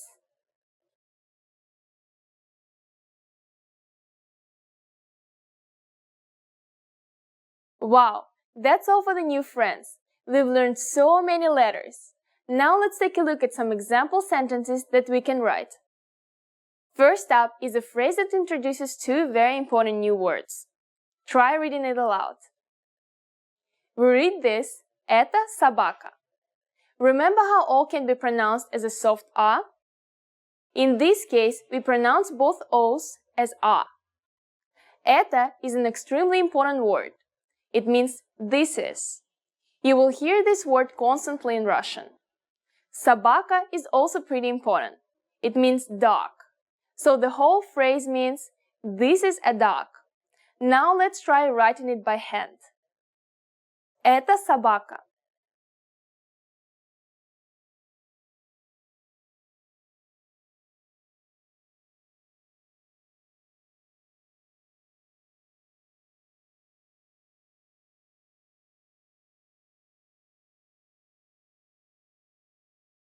Now let's move on to something bigger and better. No more dogs. We read this phrase as «Где эта фабрика?» В Петербурге. Let's go over the words.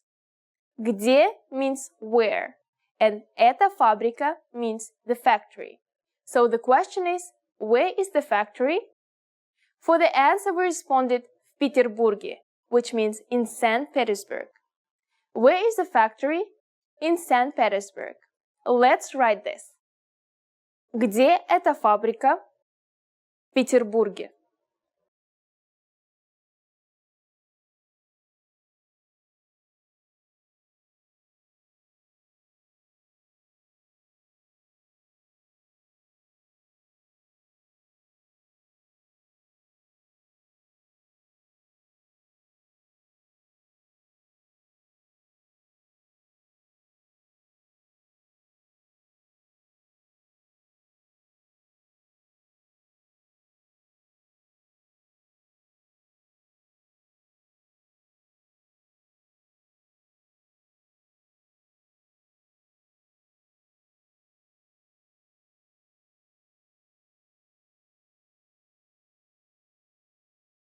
In the next lesson, we'll review all the letters we've learned so far and introduce a few new words and phrases.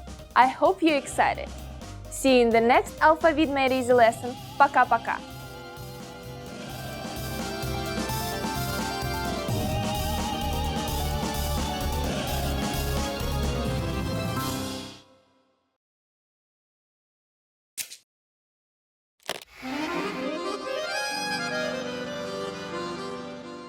Здравствуйте, я Светлана. Welcome to RussianPod101.com's Alphabet Made Easy, the fastest, easiest, and most fun way to learn the Russian Cyrillic alphabet, the alphabet. In the first 9 lessons, you learned 21 of the 33 Russian letters. We're 2/3 through the alphabet and halfway through this series. Today we're going to take a break from learning new letters and instead focus on reviewing the ones you've already learned. Then you learn how to write some more sentences. First, we'll review the true friends. It may have been a while, but do you remember them? They are the ones that look and sound like English letters. They should all look familiar, but let's review. First, we had A, then K, then M, and O, and finally T. Are you feeling confident with those letters? Now's the chance to go back to an old lesson and review. No? Then let's now review the false friends. As you remember, these are Russian letters that look like English letters but have much different pronunciations. There were 7 of these. First we learned Y, then N, and V. After that we had R, and then S, U, and finally H. Alright, moving forward and into slightly more difficult territory, we had the new friends, which don't look like English letters at all, but have familiar English sounds. There were 9 of those. First up was B, and G, then D, and Z. After that, E, and L, and then P, then F, and finally E. Wow, you've learned a lot of letters, and you can write a lot of words with them too. Let's write some more. Here we have a simple exchange. Try reading it aloud to yourself. Кто она? Она Екатерина. Откуда она? Она из России. You probably already recognize a lot of the words. You know that кто она means who is she. You might also guess that Она Екатерина means she is Catherine. Екатерина is the Russian form of Catherine. The question откуда она introduces a new word. Откуда, which means from where. So this line translates to where is she from? Lastly, из России means from Russia. Из means from, and Россия is a grammatical form of Россия, the Russian name for Russia. Let's go ahead and practice writing out this dialect line by line. Кто она? Она Екатерина. Откуда она? Она из России.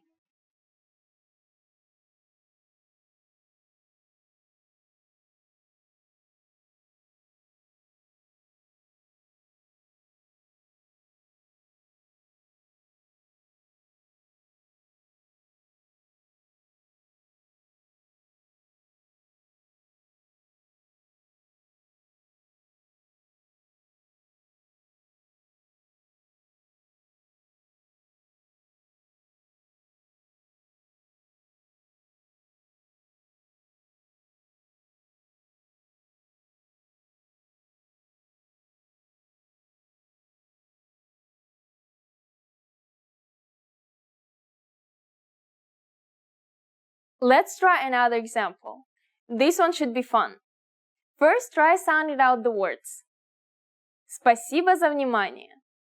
Maybe you heard спасибо before. It means thank you. Next we have за, which means for, and внимание, which means attention. So this phrase is the Russian equivalent of thanks for your attention. You'll often hear this at the end of a presentation or speech. But another place you'll see внимание is on warning signs. Now let's practice writing this phrase by hand. Спасибо за внимание.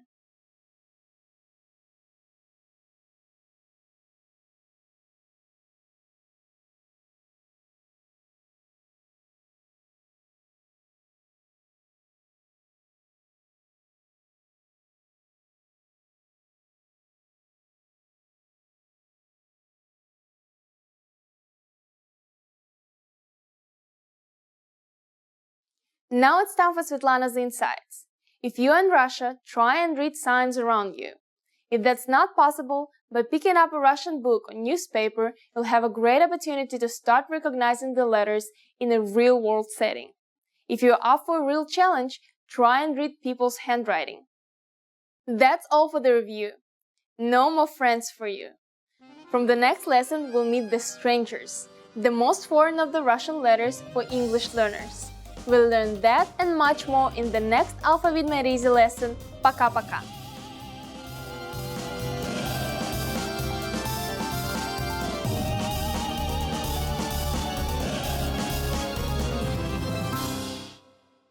Hi everybody, my name is Katya. Welcome to the 2000 Core Russian Words and Phrases video series. Each lesson will help you learn new words, practice, and review what you've learned. Okay, let's get started. First is незначительный, insignificant, незначительный, незначительный, insignificant, незначительное количество, insignificant amount, незначительное количество, известный, famous, известный, известный, famous, известный актер, famous actor, известный актер, чихать, sneeze, чихать, чихать, sneeze, женщина чихает, the woman is sneezing, женщина чихает, повседневный, casual, повседневный, повседневный, casual, повседневная одежда, casual clothing, повседневная одежда, гитара, guitar, гитара, гитара, guitar, шестиструнная гитара, 6-string guitar. Шестиструнная гитара. Дышать. Breathe. Дышать. Дышать. Breathe. Глубоко дышать. Breathe deeply.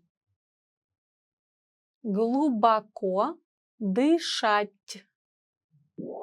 Плевать. Spit. Плевать. Плевать. Spit. Не плевать. No spitting. Не плевать. Стоматолог. Dentist. Стоматолог. Стоматолог. Dentist. Сходить к стоматологу. See a dentist. Сходить к стоматологу. Кариозная полость. Cavity. Кариозная полость. Кариозная полость. Cavity. Глубокая кариозная полость. Deep cavity. Глубокая кариозная полость. Астма. Астма. Астма. Астма. Астма. Ингалятор от астмы. Asthma inhaler. Ингалятор от астмы. Let's review. Respond to the prompts by speaking aloud. First, you will hear a word or phrase in English. Respond in Russian, then repeat after me, focusing on pronunciation. Ready? Do you remember how to say insignificant?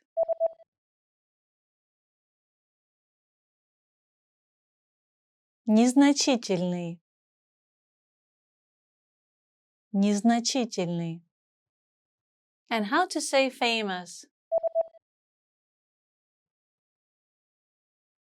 Известный.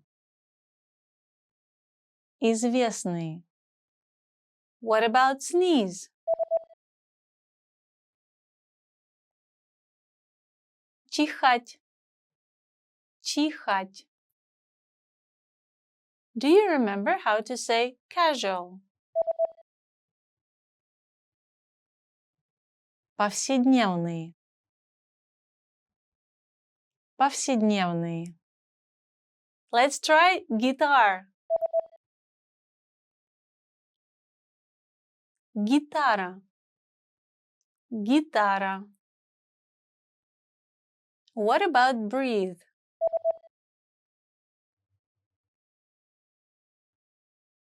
Дышать. Дышать. Now, let's see if you remember how to say spit. Плевать. Плевать. Another one. What about dentist? Стоматолог. Стоматолог. Do you remember how to say cavity? Кариозная полость. Кариозная полость. And finally, do you remember how to say asthma?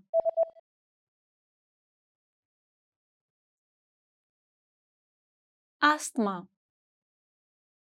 Asthma. Well done! See you next time! До свидания!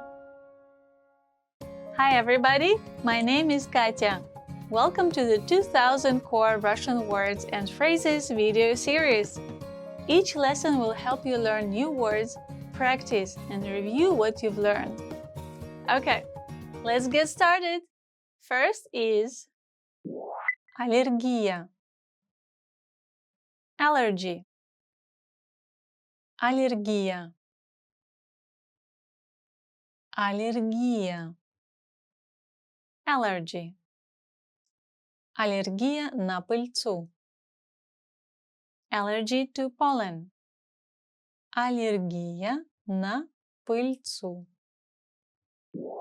Посадочный талон. Boarding pass. Посадочный талон. Посадочный талон. Boarding pass. Посадочный талон, пожалуйста. Boarding pass, please. Посадочный талон, пожалуйста. Образование. Education. Образование. Образование. Education. Образование и подготовка. Education and training. Образование и подготовка. Английский язык. English. Английский язык. Английский язык. English. Мистер Судзуки преподает английский язык. Mr. Suzuki teaches English. Мистер Сузуки преподает английский язык. Право. Law. Право. Право. Law. Изучать право. Study law. Изучать право. Флейта. Flute. Флейта. Флейта. Flute. Серебряная флейта. Silver flute. Серебряная флейта. Отдел информационных технологий. IT Department. Отдел информационных технологий. Отдел информационных технологий. IT Department. Позвоните в отдел информационных технологий. Call the IT Department. Позвоните в отдел информационных технологий. Деловая поездка. Business trip. Деловая поездка. Деловая поездка. Business trip. Отправиться в деловую поездку. Go on a business trip. Отправиться в деловую поездку. Маркетинг. Marketing. Маркетинг. Маркетинг. Marketing. Отдел маркетинга. Marketing Department.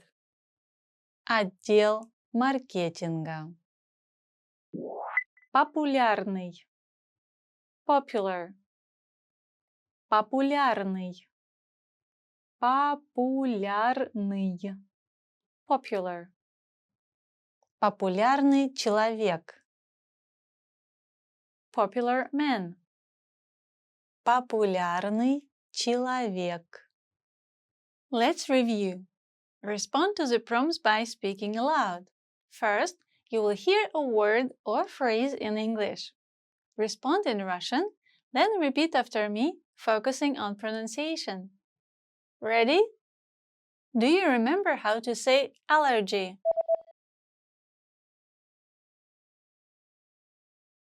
Аллергия. Аллергия. And how to say boarding pass?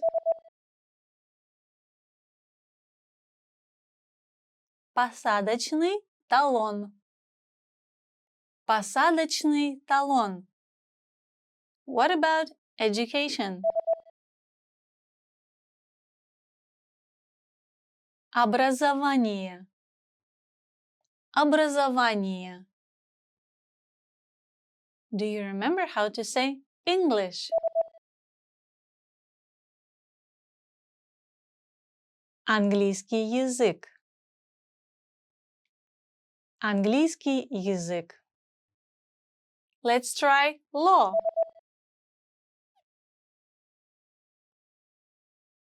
Право.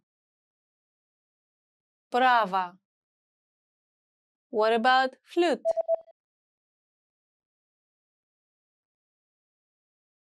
Флейта. Флейта. Now, let's see if you remember how to say IT department.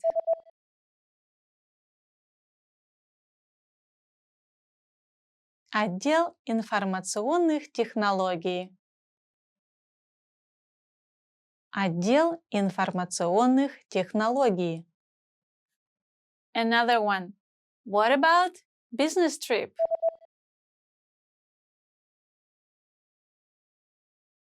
Деловая поездка. Деловая поездка. Do you remember how to say marketing?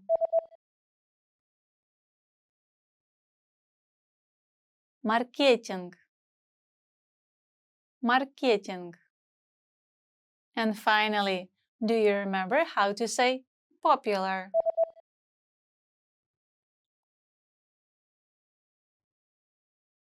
Популярный. Популярный. Well done! See you next time! До свидания! Hi everybody! My name is Katya. Welcome to the 2000 Core Russian Words and Phrases video series. Each lesson will help you learn new words, practice, and review what you've learned. Okay, let's get started. First is бухгалтерский учет. Accounting. Бухгалтерский учет.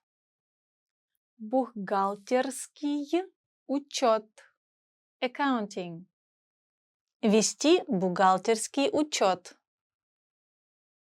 Keep accounting records. Вести бухгалтерский учет.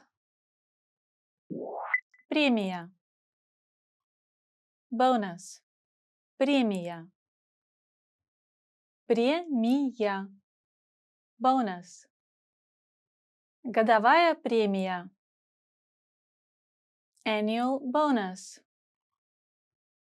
Годовая премия. Легкий. Light. Легкий. Легкий. Light. Легкое перышко. Light feather. Легкое перышко. Тромбон. Trombone. Тромбон. Тромбон. Trombone. Медный тромбон. Brass trombone. Медный тромбон. Отправление. Departure. Отправление. Отправление. Departure. Дата отправления. Departure date. Дата отправления. Прибытие. Arrival. Прибытие. Прибытие. Arrival. Время прибытия. Time of arrival. Время прибытия. Скрипка. Violin. Скрипка. Скрипка. Violin. Играть на скрипке. Play the violin. Играть на скрипке. Наука о Земле. Earth science. Наука о Земле. Наука о Земле. Earth science. Исследования в области наук о Земле. Earth science research. Исследования в области наук о Земле. Наука. Science. Наука. Наука. Science. Изучение науки. Study of science. Изучение науки. Рецепт. Prescription. Рецепт. Рецепт. Prescription. Отпускать лекарства по рецепту. Fill a prescription. Отпускать лекарства по рецепту. Let's review. Respond to the prompts by speaking aloud. First, you will hear a word or phrase in English. Respond in Russian, then repeat after me, focusing on pronunciation. Ready? Do you remember how to say accounting?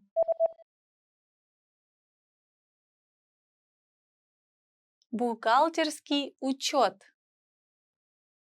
Бухгалтерский учет. And how to say bonus. Премия. Премия. What about light?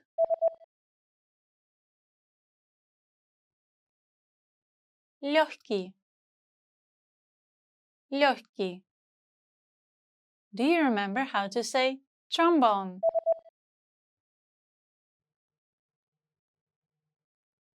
Тромбон. Тромбон. Let's try departure.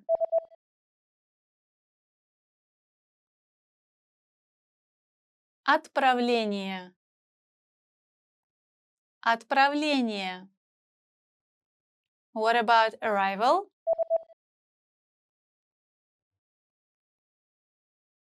Прибытие. Прибытие. Now, let's see if you remember how to say violin.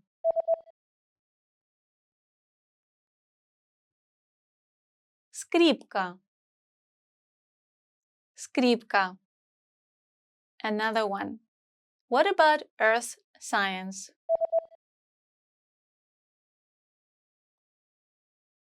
Наука о Земле. Наука о Земле. Do you remember how to say science?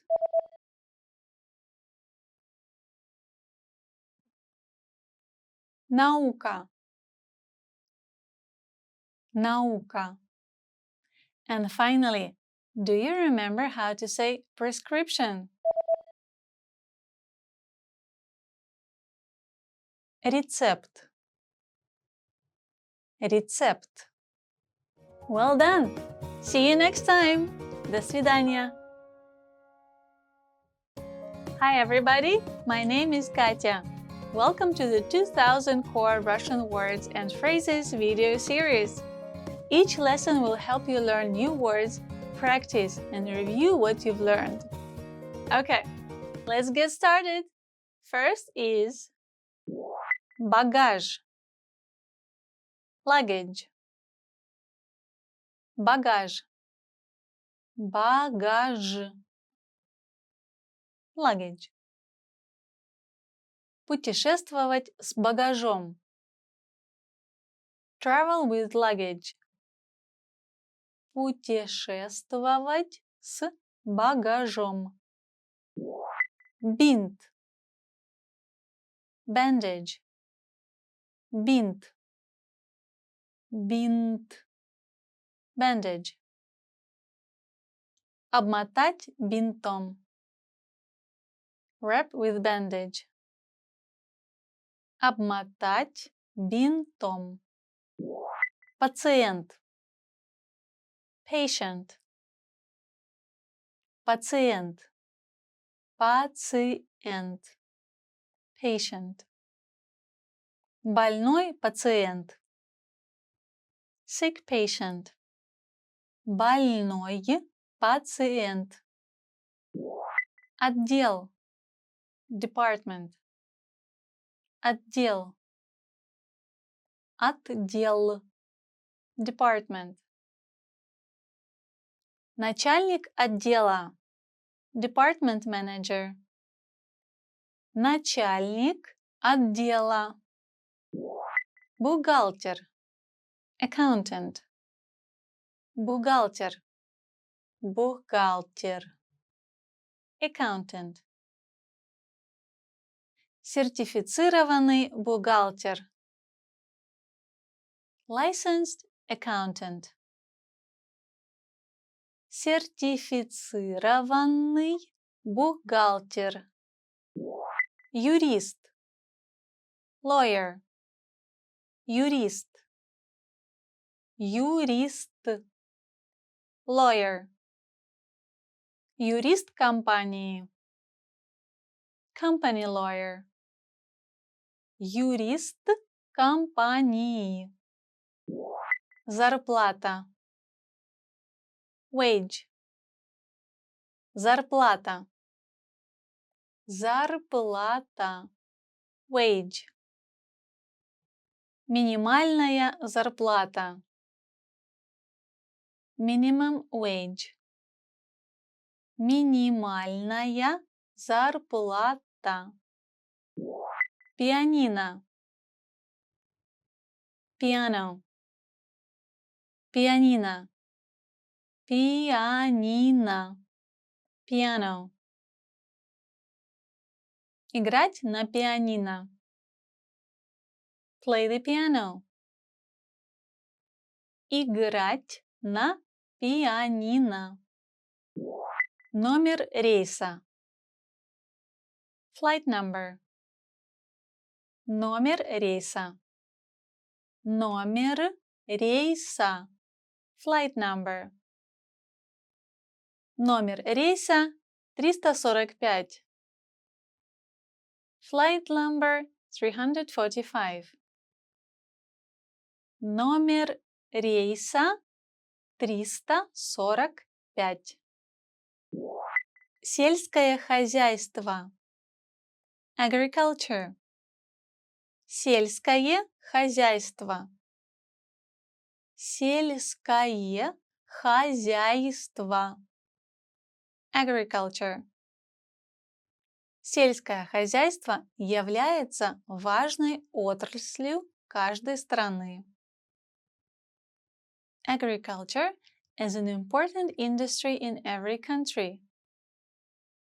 Сельское хозяйство является важной отраслью каждой страны. Let's review. Respond to the prompts by speaking aloud. First, you will hear a word or phrase in English. Respond in Russian, then repeat after me, focusing on pronunciation. Ready? Do you remember how to say luggage? Багаж. Багаж. And how to say bandage? Бинт. Бинт. What about patient? Пациент. Пациент. Do you remember how to say department? Отдел. Отдел. Let's try accountant. Бухгалтер. Бухгалтер. What about lawyer? Юрист. Юрист. Now, let's see if you remember how to say wage. Зарплата. Зарплата. Another one. What about piano? Пианино. Pianino. Do you remember how to say flight number?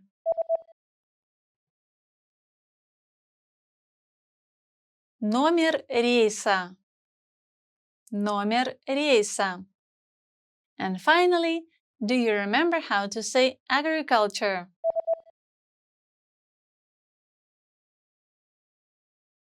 Сельское хозяйство. Сельское хозяйство. Well done! See you next time! До свидания! Hi everybody! My name is Katya. Welcome to the 2000 Core Russian Words and Phrases video series. Each lesson will help you learn new words, practice, and review what you've learned. Okay, let's get started. First is инфекция. Infection. Инфекция. Инфекция. Infection. Кожная инфекция. Skin infection. Кожная инфекция. Грипп. Flu. Грипп. Грипп. Flu. Сезон гриппа. Flu season. Сезон гриппа. Труба.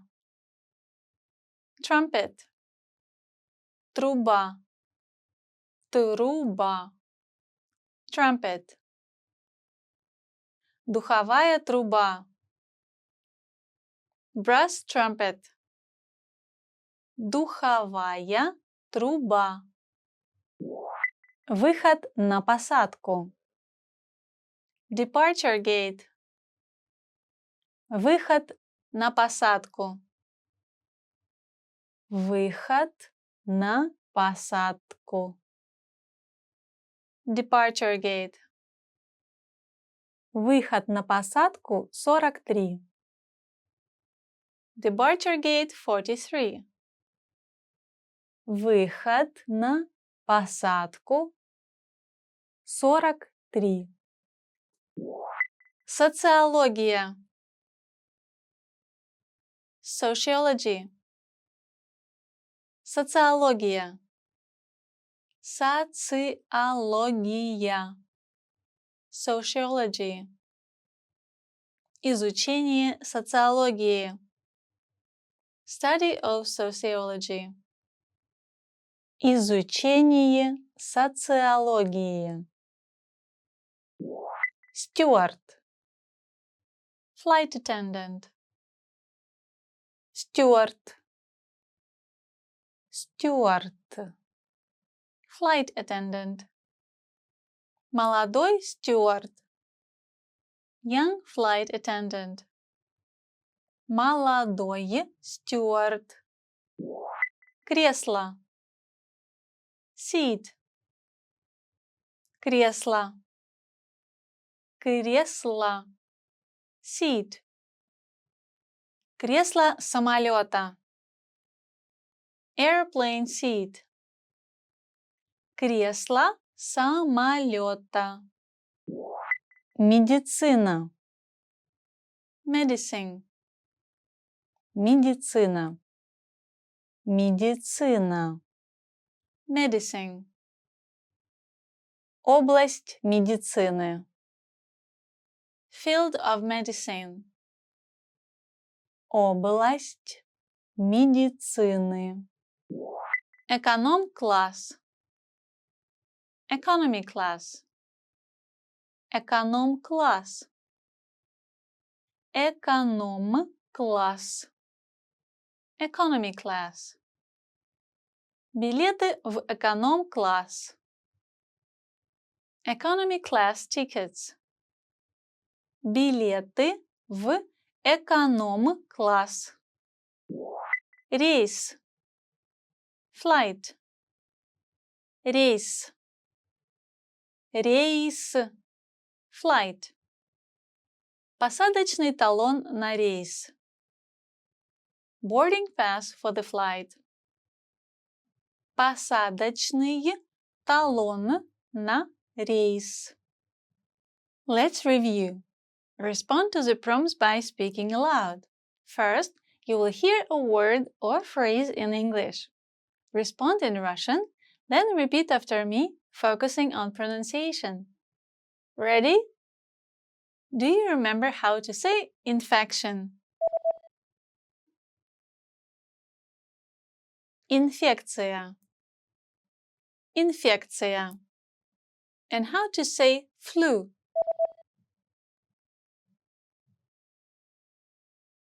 Грипп. Грипп. What about trumpet? Труба. Труба. Do you remember how to say departure gate? Выход на посадку. Выход на посадку. Let's try sociology. Социология. Социология. What about flight attendant?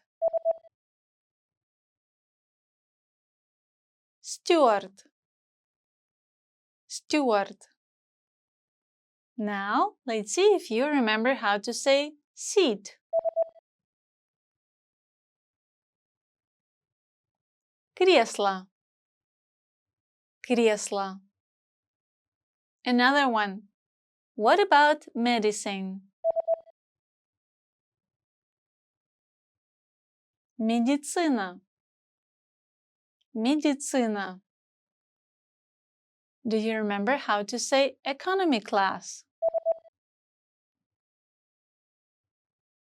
Эконом-класс. Эконом-класс. And finally, do you remember how to say flight? Рейс. Рейс. Well done! See you next time! До свидания! Hi everybody, my name is Katya. Welcome to the 2000 Core Russian Words and Phrases video series. Each lesson will help you learn new words, practice, and review what you've learned. Okay, let's get started. First is saxophone. Saxophone.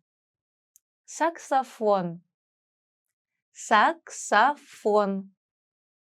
Saxophone. Играть на саксофоне. Play the saxophone. Играть на саксофоне. барабан, drum, барабан, барабан, drum. Играть на барабане. Play the drums. Играть на барабане. Губная гармошка. Harmonica. Губная гармошка. Губная гармошка. Harmonica. Играть на губной гармошке. Play the harmonica. Играть на губной гармошке. Обслуживание номеров. Room service. Обслуживание номеров.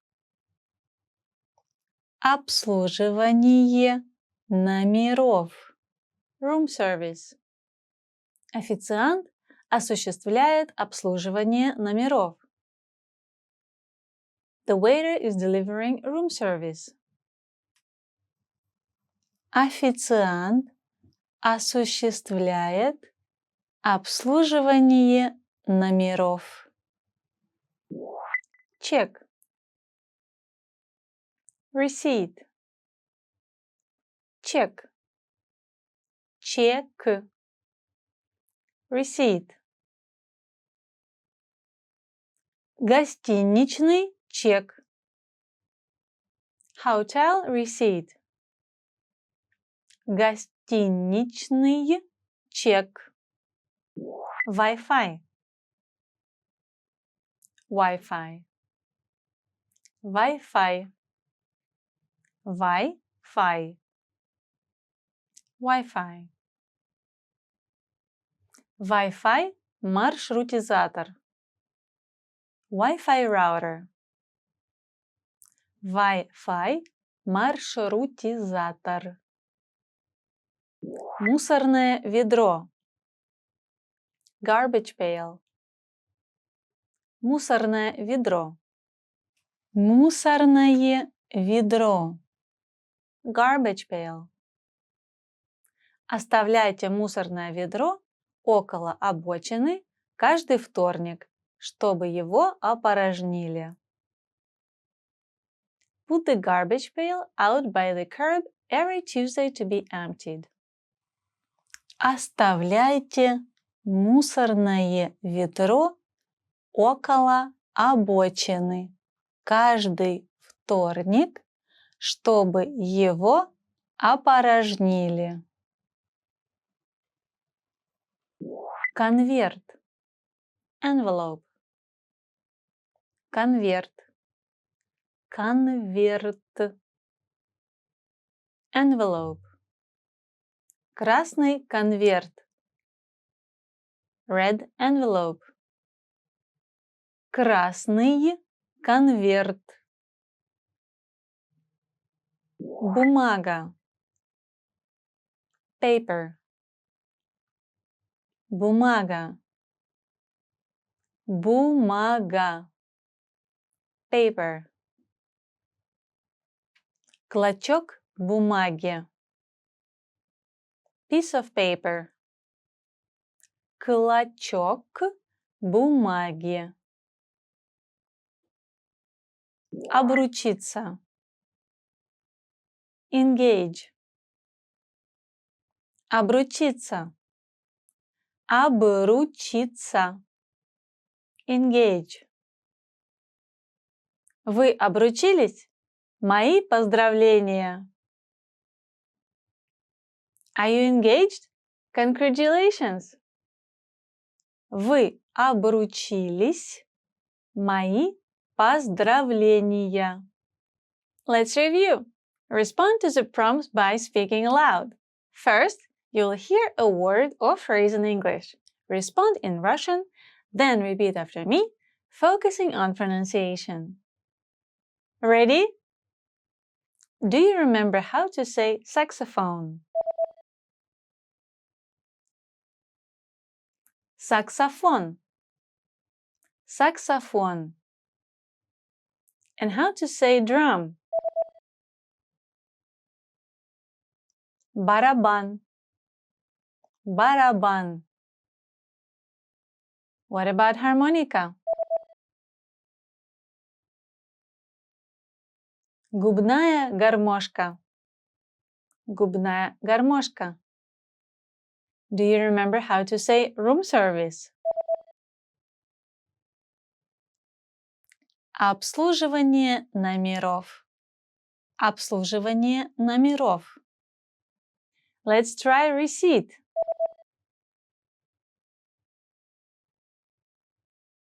Check. Check. What about Wi-Fi? Wi-Fi. Wi-Fi. Now, let's see if you remember how to say garbage pail.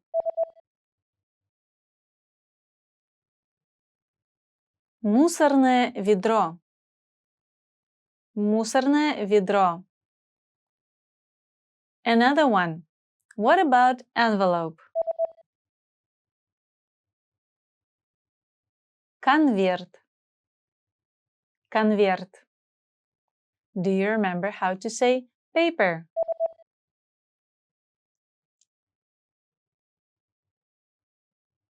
Бумага. Бумага. And finally, do you remember how to say engage? Обручиться. Обручиться. Well done! See you next time! До свидания! Hi everybody, my name is Katya. Welcome to the 2000 Core Russian Words and Phrases video series. Each lesson will help you learn new words, practice, and review what you've learned. Okay, let's get started. First is синтезатор. Keyboard. Синтезатор. Синтезатор. Keyboard. Играть на синтезаторе. Play the keyboard. Играть на синтезаторе. Сыпь. Rush. Сыпь. Сыпь. Rush. Зудящая сыпь. Itchy rush. Зудящая сыпь. Тошнота. Nausea. Тошнота. Тошнота. Nausea. Тошнота и рвота. Nausea and vomiting. Тошнота и рвота. Свободный номер. Vacancy. Свободный номер. Свободный номер. Vacancy. В отеле не было свободных номеров, поэтому нам пришлось спать в машине. There was no vacancy at the hotel, so we had to sleep in our car.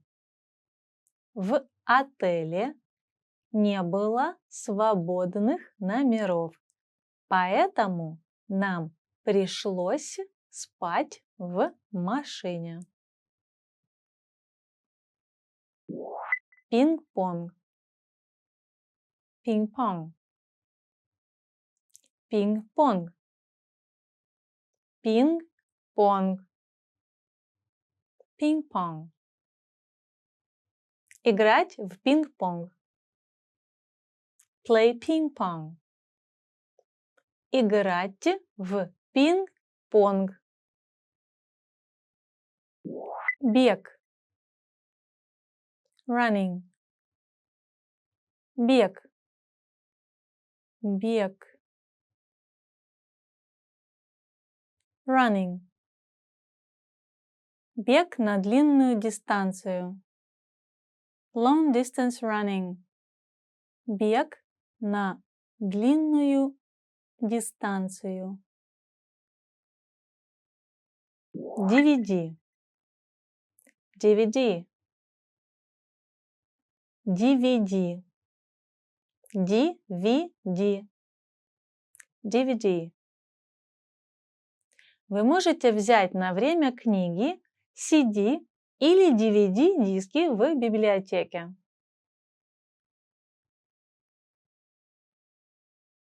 You can borrow books, CDs and DVDs from the library. Вы можете взять на время книги, CD или DVD-диски в библиотеке.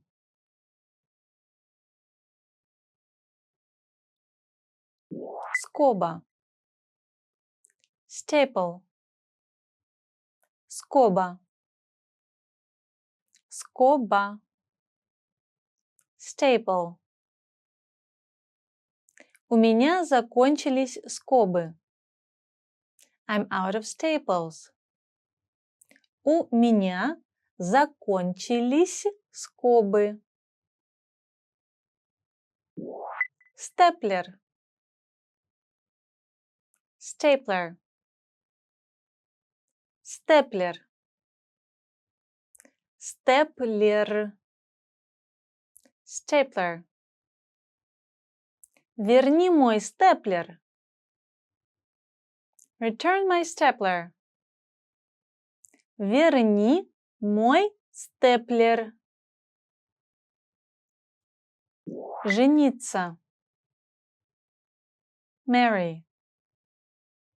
Жениться. Жениться. Marry. Я хочу на тебе жениться. I want to marry you. Я хочу на тебе жениться. Let's review. Respond to the prompts by speaking aloud. First, you'll hear a word or phrase in English. Respond in Russian, then repeat after me, focusing on pronunciation. Ready? Do you remember how to say keyboard? Синтезатор. Синтезатор. And how to say rush? Сыпь. Сыпь. What about nausea? Тошнота. Тошнота. Do you remember how to say vacancy? Свободный номер. Свободный номер. Let's try ping-pong. Ping-pong. Ping-pong. What about running?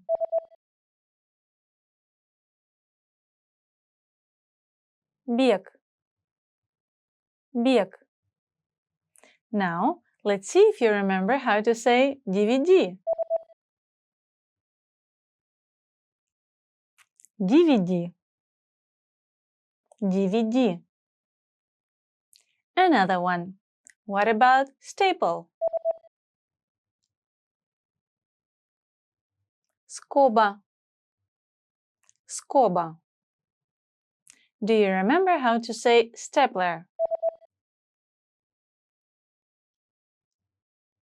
Stapler. Stapler.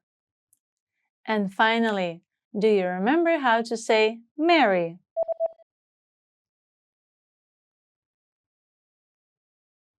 Жениться. Жениться. Well done! See you next time! До свидания! Hi everybody, my name is Katya. Welcome to the 2000 Core Russian Words and Phrases video series. Each lesson will help you learn new words, practice, and review what you've learned. Okay, let's get started. First is утомление. Fatigue. Утомление. Утомление. Fatigue. Мышечное утомление. Muscle fatigue. Мышечное утомление. Зуд. Itch. Зуд. Зуд. Itch. После укуса комара у меня зуд. After a mosquito bite, I have an itch. После укуса комара у меня зуд. Боль в горле. Sore throat. Боль в горле. Боль в горле. Sore throat. У вас есть какие-нибудь лекарства от боли в горле? Do you have any medicine for a sore throat? У вас есть какие-нибудь лекарства от боли в горле? Бейсбол. Бейсбол. Бейсбол. Бейсбол. Бейсбол. Играть в бейсбол. Play baseball. Играть в бейсбол. Хоккей. Ice hockey. Хоккей. Хоккей. Ice hockey. Играть в хоккей. Play ice hockey. Играть в хоккей. Катание на лыжах. Skiing. Катание на лыжах. Катание на лыжах. Skiing. Катание на лыжах по ровной местности. Cross-country skiing. Катание на лыжах по ровной местности. Скрепка. Paperclip. Скрепка. Скрепка. Paperclip. Коробка скрепок. Box of paper clips. Коробка скрепок. Компакт-диск. CD. Компакт-диск. Компакт-диск. CD. Я заказал новый компакт-диск. I ordered a new CD. Я заказал новый компакт-диск.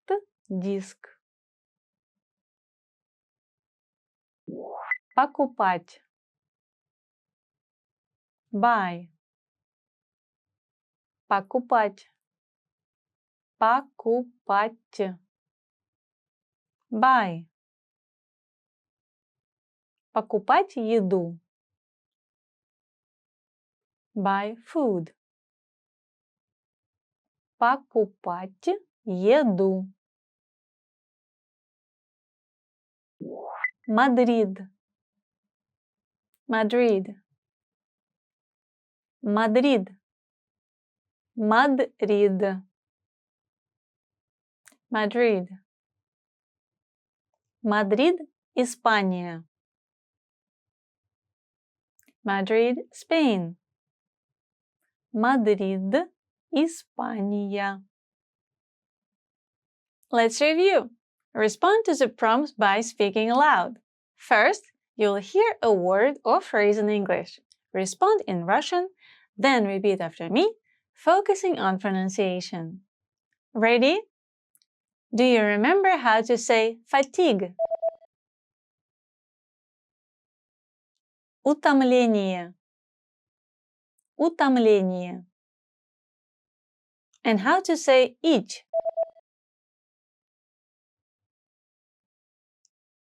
Зуд. Зуд. What about sore throat? Боль в горле. Боль в горле. Do you remember how to say baseball? Baseball. Baseball.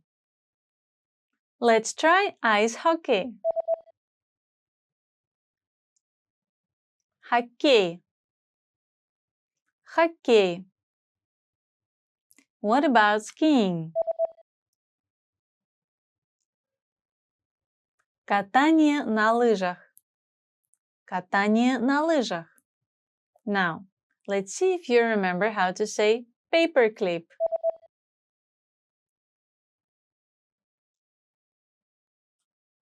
Скрепка. Скрепка. Another one. What about CD?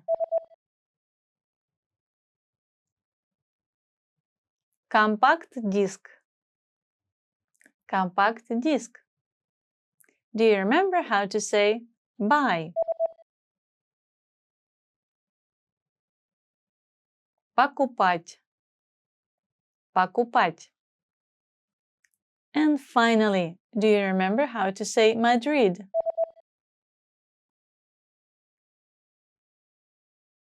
Madrid. Madrid. Well done! See you next time. До свидания! Hi everybody, my name is Katya. Welcome to the 2000 Core Russian Words and Phrases video series. Each lesson will help you learn new words, practice, and review what you've learned. Okay, let's get started. First is насморк.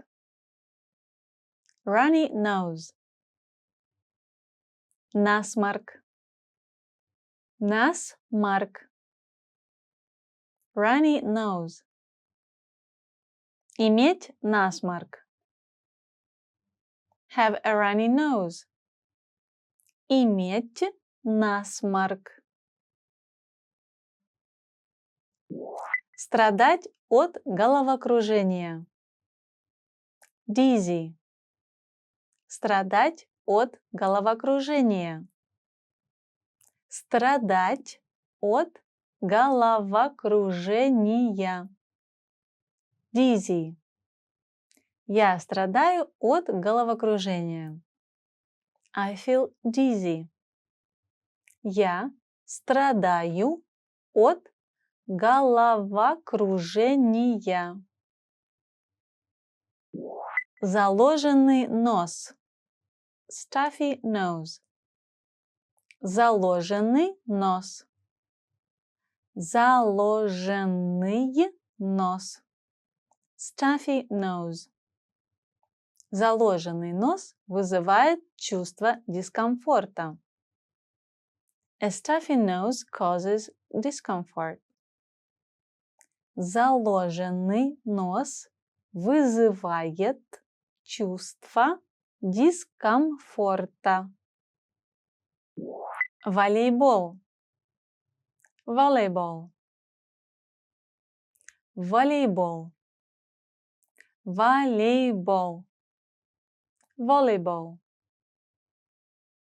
Играть в волейбол. Play volleyball. Играть в волейбол. Гольф. Golf. Гольф. Гольф.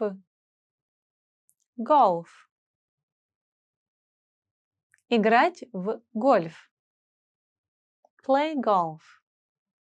Играть в гольф. Бокс. Boxing. Бокс. Бокс. Boxing. Мужчина отрабатывает навыки бокса. The man is practicing his boxing skills. Мужчина отрабатывает навыки бокса. Путешествовать. Travel. Путешествовать. Путешествовать. Travel. Путешествовать с багажом. Travel with luggage. Путешествовать с багажом. Окончить. Graduate. Окончить. Окончить. Graduate. Окончить университет. To graduate from the university. Окончить университет. Переезжать. Move. Переезжать. Переезжать. Move. Я только что переехал в Токио. I've just moved to Tokyo. Я только что переехал в Токио. Нью-Дели. Нью-Дели. Нью-Дели. Нью-Дели. Нью-Дели. Нью-Дели, Индия. Нью-Дели, Индия. Нью-Дели, Индия. Let's review. Respond to the prompts by speaking aloud. First, you'll hear a word or phrase in English. Respond in Russian, then repeat after me, focusing on pronunciation. Ready? Do you remember how to say runny nose?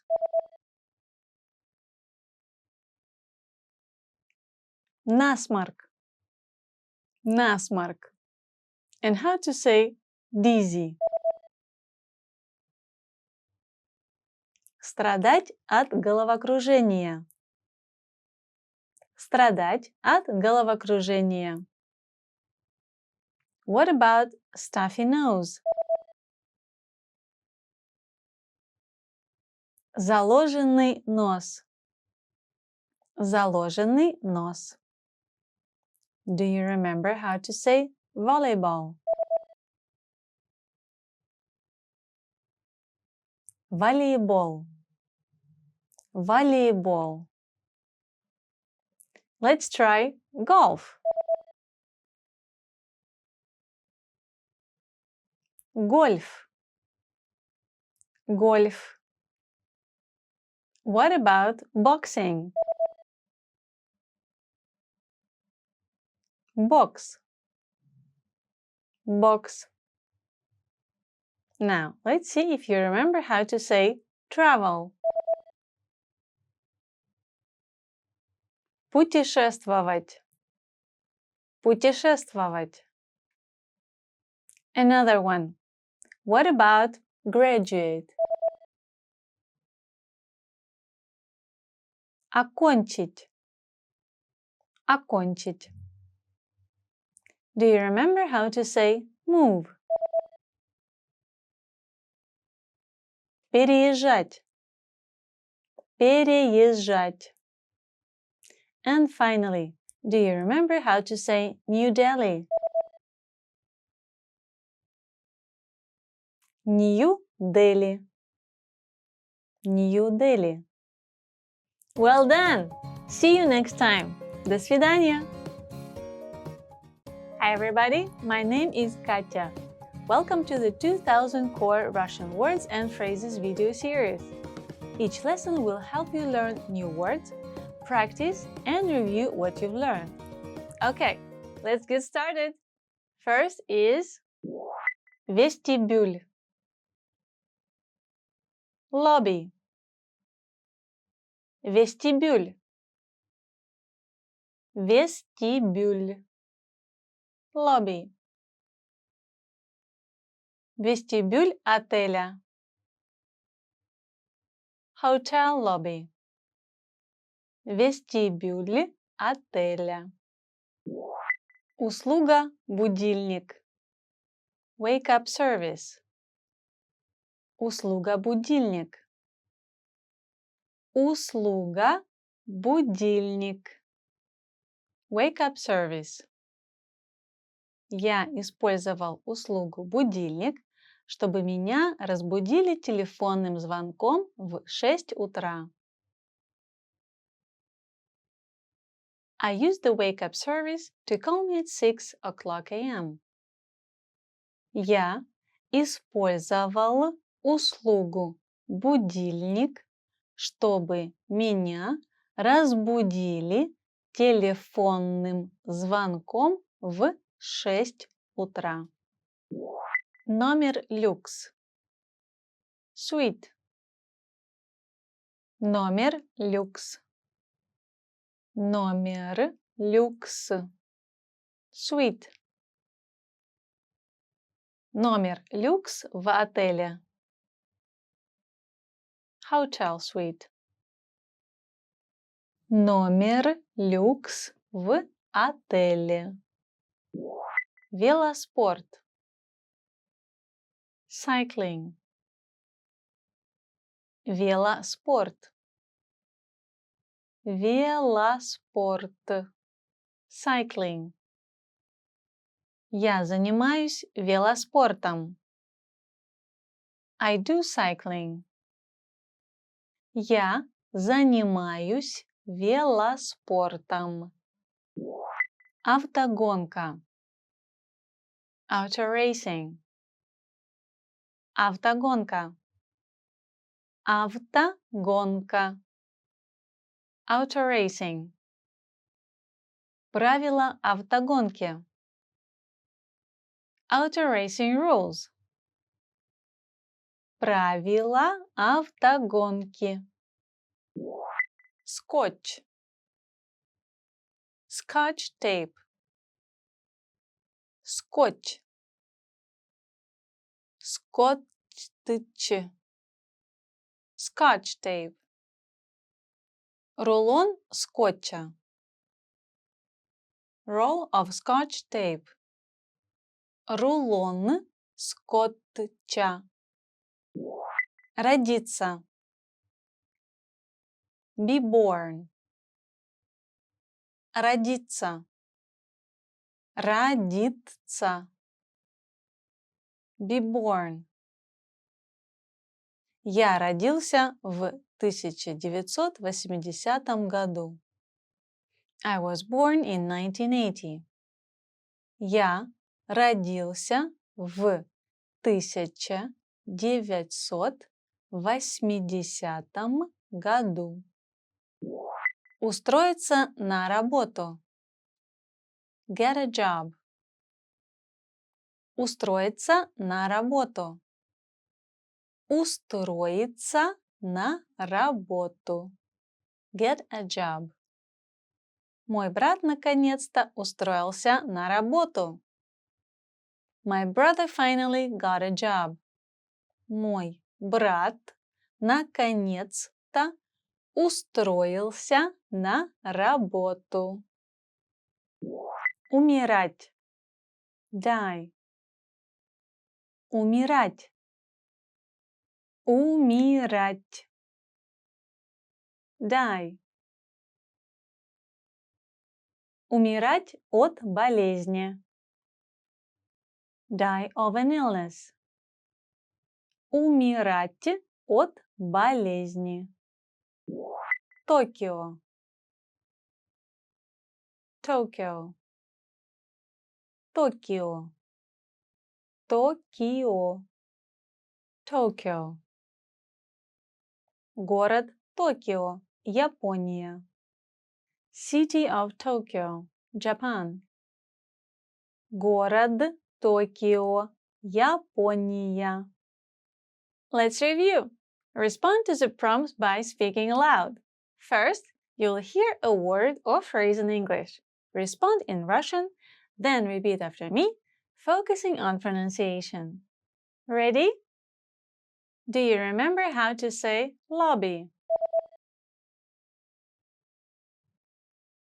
Vestibule. Vestibule.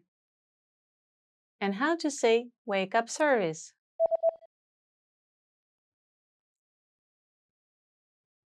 Услуга будильник. Услуга будильник. What about suite? Номер люкс. Номер люкс.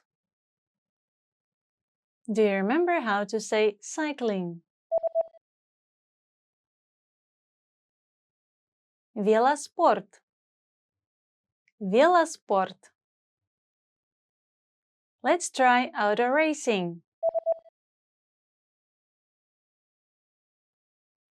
Автогонка.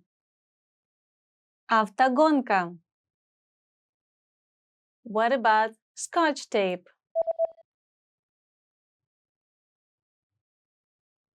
Scotch. Scotch.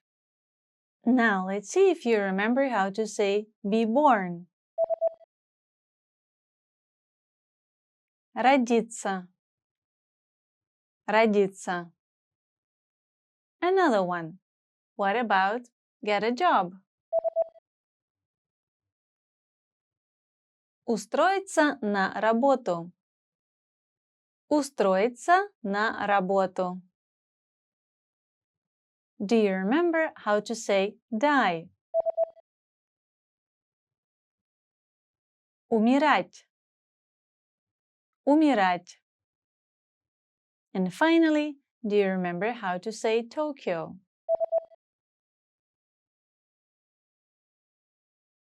Tokyo. Tokyo. Well done! See you next time! До свидания! Welcome to RussianPod101.coms. Русский язык за 3 минуты.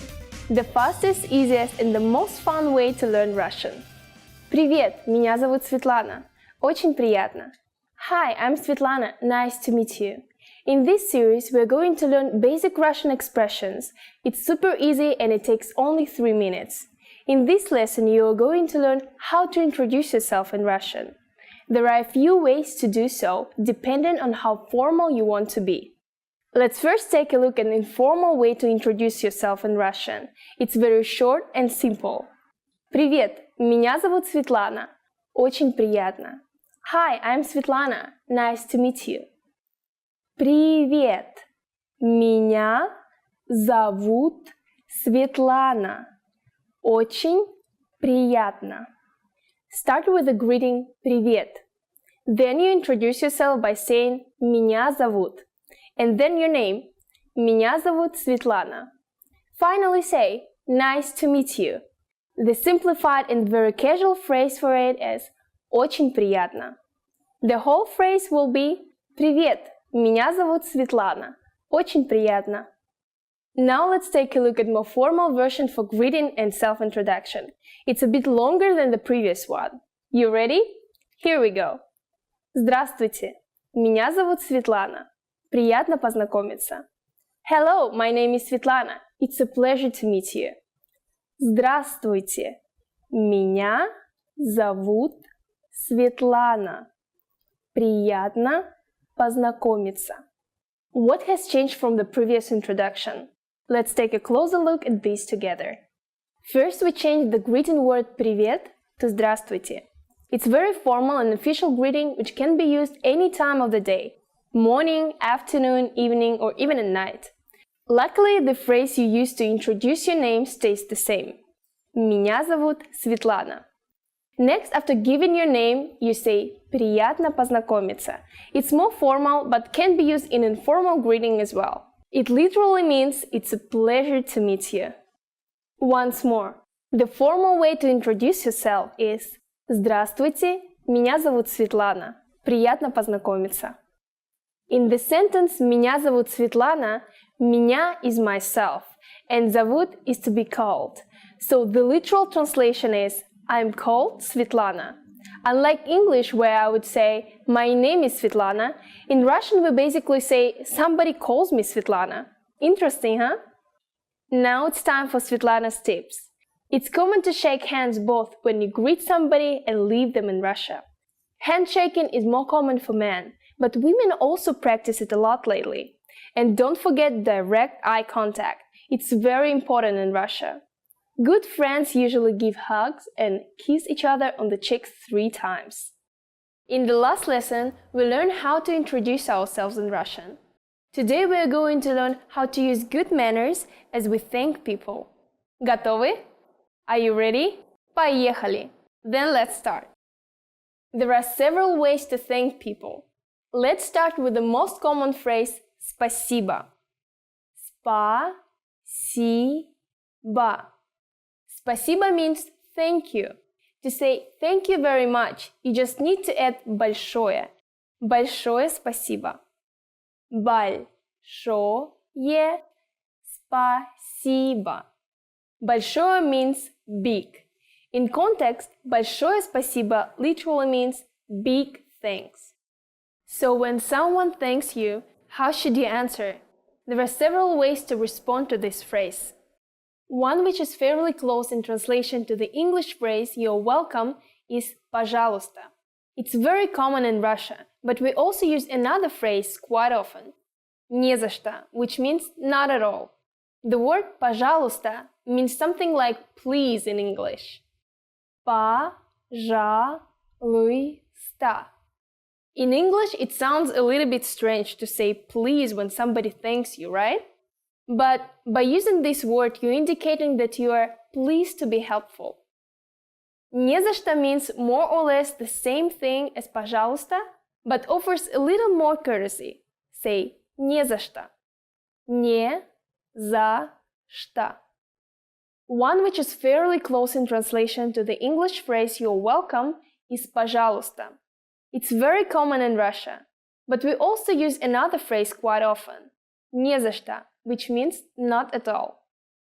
Now it's time for Svetlana's tips. When saying thank you in Russia, body language is very important. Спасибо is the universal word and can be used in both formal and informal cases.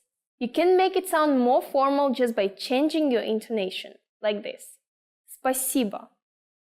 Friends usually act more openly and even slap each other on the shoulder. In any case, it's very important that your thanks be accompanied with smile and again, direct eye contact. Спасибо. In the last lesson, we learned how to express gratitude with спасибо. In this lesson, we'll learn some of the most common greetings you'll use in Russian. Готовы? Are you ready? Поехали! Let's start. The most used informal greeting is привет. Привет. Привет means hi or hello. We use this greeting when we meet friends, cousins, or close relatives. Please keep in mind that it's a very informal greeting. If you're not close to someone or he or she is older than you, you should not use this word. Here's a more formal way to greet people. Здравствуйте. Здравствуйте. This is a very formal greeting that can be used any time of the day. As a variation, здравствуй can also be used. This is still a little casual, but much more formal than привет. Здравствуйте is actually a variation of здраво желаю, meaning I wish you health. So здравствуйте literally means I wish you to be healthy. Здравствуй. Russian also has equivalents to the English good morning, good afternoon, and good evening. They are доброе утро, добрый день, добрый вечер. They are similar to здравствуйте in politeness and formality. However, remember to use them at the proper time depending on whether it's morning, afternoon, or evening. Доброе утро, which means good morning, is usually used before 12 p.m. Доброе утро. The word добрый means kind. Russians don't say good morning, they say kind morning. The word утро means morning. So literally this phrase means kind morning to you. Very sweet. Добрый день can either mean good afternoon or good day. Since the word здравствуйте can be used at any time of the day, we will hear it more than добрый день. But it's still a phrase you should learn. Добрый день. The final greeting is добрый вечер, and we usually use it after 6 p.m. The word вечер literally means evening. Kind evening to you. Добрый вечер. Very easy, right?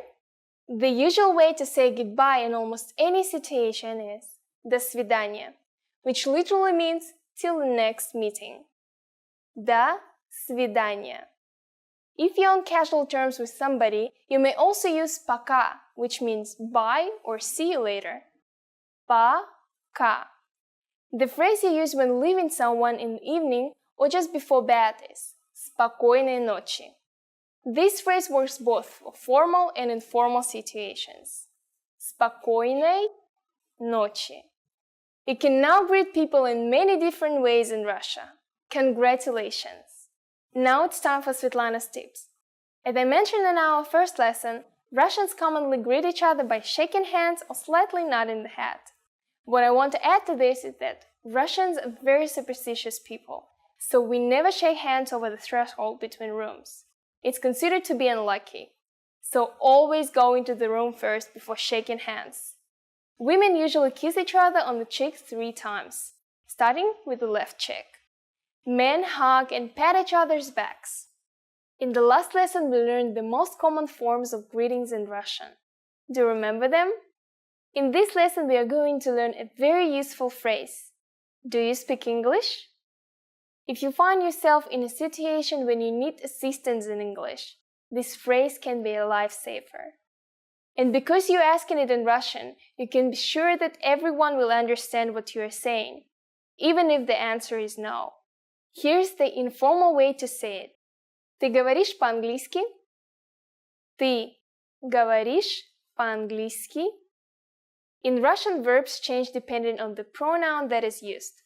The pronoun ты is the singular you in English. It is a very informal way to address people. Don't use it with complete strangers, especially if the person is older than you.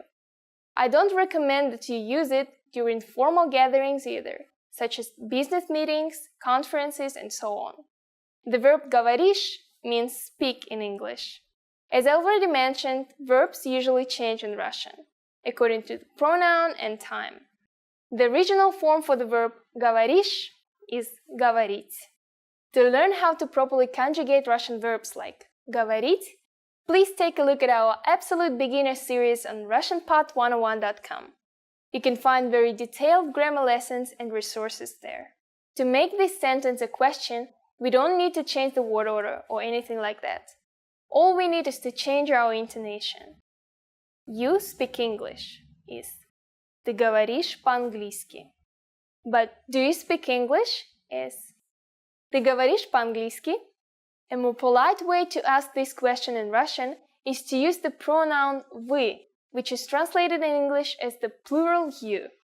Remember, as we change the pronoun, we also need to conjugate the verb to match it. Говорить is conjugated to говорите. So the whole phrase in Russian will be Вы говорите по-английски? Вы говорите по-английски? The phrase по-английски stays the same. And you probably have already understood the meaning, right?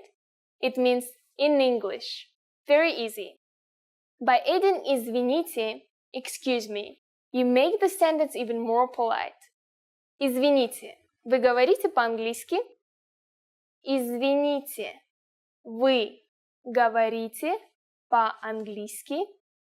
The responses you might receive could be one of these three. Да. Yes. Да. Немного. A little. Немного. Нет. No. Нет.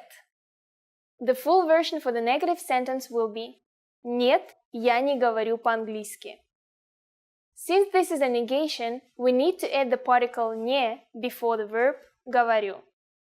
Notice also that the verb говорите changed. It changed to говорю because we used the pronoun I here. Я in Russian. Thus the phrase I do not speak English is Я не говорю по-английски. Now it's time for Svetlana's tips. For those of you who are not native English speakers, don't worry. You can of course use this question with any language you need. Many other European and Asian languages are also popular in Russia. So maybe you will get lucky. Just substitute по-английски with по-немецки for German, по-испански for Spanish, по-китайски for Chinese, по-японски for Japanese. Great! In this lesson we mentioned the expression извините. But did you know that this can also be used as an apology? In the next lesson we'll learn this and other ways to apologize in Russian. It's never too late to show your good manners towards Russian people. I'll see you in our next русский язык за 3 минуты lesson. Пока-пока. Want to learn Russian anywhere, anytime? Get the Innovative Language 101 app for free. Привет всем! С вами Светлана. Hi everybody, I'm Svetlana. Welcome to RussianPod101.com. Русский язык за 3 минуты. The fastest, easiest, and the most fun way to learn Russian. In the last lesson we learned the phrase «Извините, вы говорите по-английски?» Excuse me, do you speak English? We mentioned the word «извините», which means excuse me in Russian. In this lesson, we're going to learn how to use «извините» and other words when apologizing in Russian. We usually use «извините» when we want to draw somebody's attention. Perhaps you want to order something in the restaurant or simply ask the time. For example, «Извините, который час?» Excuse me, what time is it? The other meaning of «извините» is to say I'm sorry for something you've done or haven't done. The word «извините» derives from the word «вина», which means guilt in English. You use it when you feel guilty for bothering somebody or causing some problem. The word «извините» is used in its formal polite form. The informal version for it is «извини». It can also be used in two ways as mentioned, but it's mostly used in the sense of regret and apology. «Извини» refers to the informal pronoun you in its singular form. In other words, you would use it when speaking to a person you would address with the pronoun ты. Another informal word for an apology is «прости», which has almost the same meaning as «извини», but with a slightly higher level of regret. It derives from the verb прощать, which means forgive. So literally this word is translated as forgive me. So the formal way to say forgive me in Russian would be простите or прошу прощения. The meaning of both phrases is almost the same. Простите is an imperative verb which literally means forgive me. Прошу прощения means I am asking you to forgive me. This phrase is a bit more polite than простите. As you might have guessed, the word прошу means I ask. You can add the word пожалуйста, please, to your apology to make it even more polite and sincere. Простите, пожалуйста. Извините, пожалуйста. Excuse me, please. Okay, great. Now it's time for Svetlana's tips. If you accidentally bump somebody, any of the phrases mentioned in this lesson would be fine for an apology. Just don't say nothing or ignore the other person, because you might get a very angry reaction and be yelled at in front of everybody. Russians can be very short-tempered and emotional, but will not usually harbor resentment if you admit your mistake. It is always easier to say a simple word of apology straight away rather than try to cool an angry Russian down. In the last lesson, we learned some words used when apologizing in Russian, including извините and простите. In this lesson, we are going to learn numbers in Russian. Yes, numbers, числа, from 1 to 10. And you're going to learn them in only 3 minutes. 3 минуты. Are you ready? Let's start. 1. Один. 2. 2. 3. 3. 4. 4.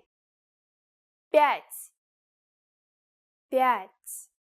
6. 6. 7. 7.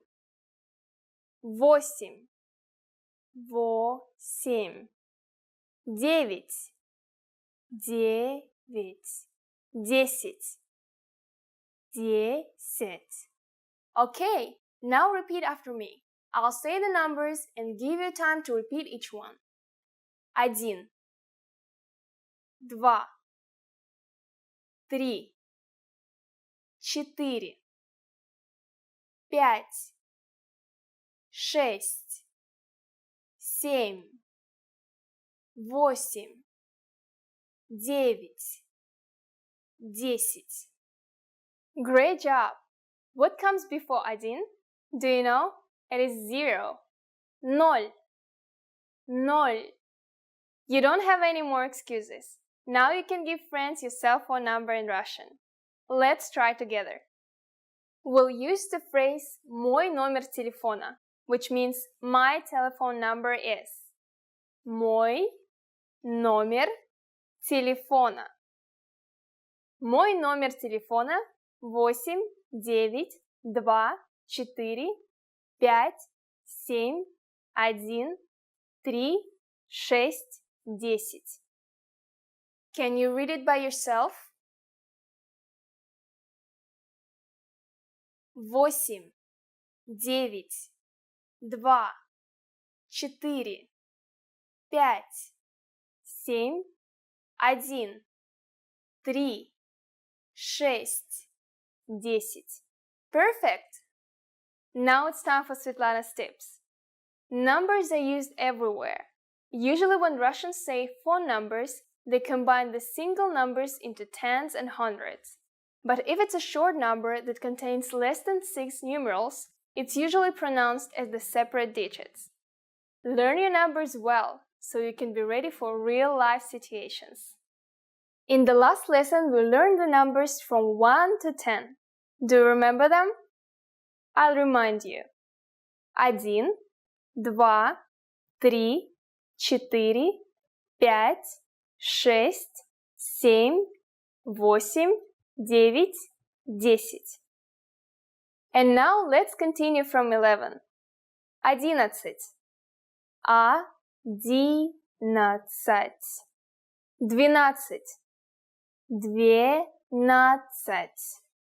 13. 13.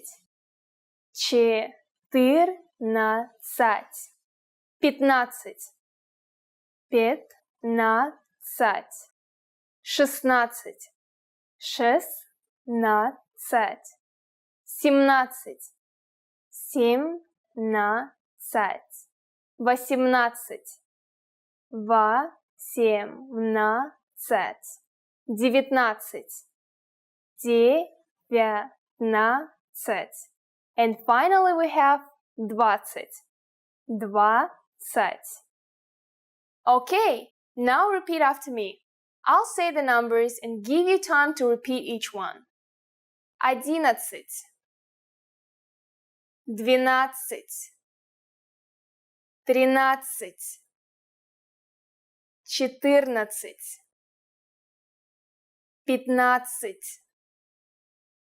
16. 17. 18. 19. 20. These numbers may seem harder to remember and pronounce than those in the previous lesson, but as you have probably noticed, the endings are the same. 15. The suffix цать is the modified word for 10. 10. Цать. Counting from 15 till 19, you simply eliminate the last letter from the original word and add 15. In the case of 14, you eliminate the letter ye. Let's not stop at 20. Let's learn how to count up to 100. First, I'll give you the tens. 30. 30. 40. 40. 50. 50. 60. 60. 70. 70. 80. 80.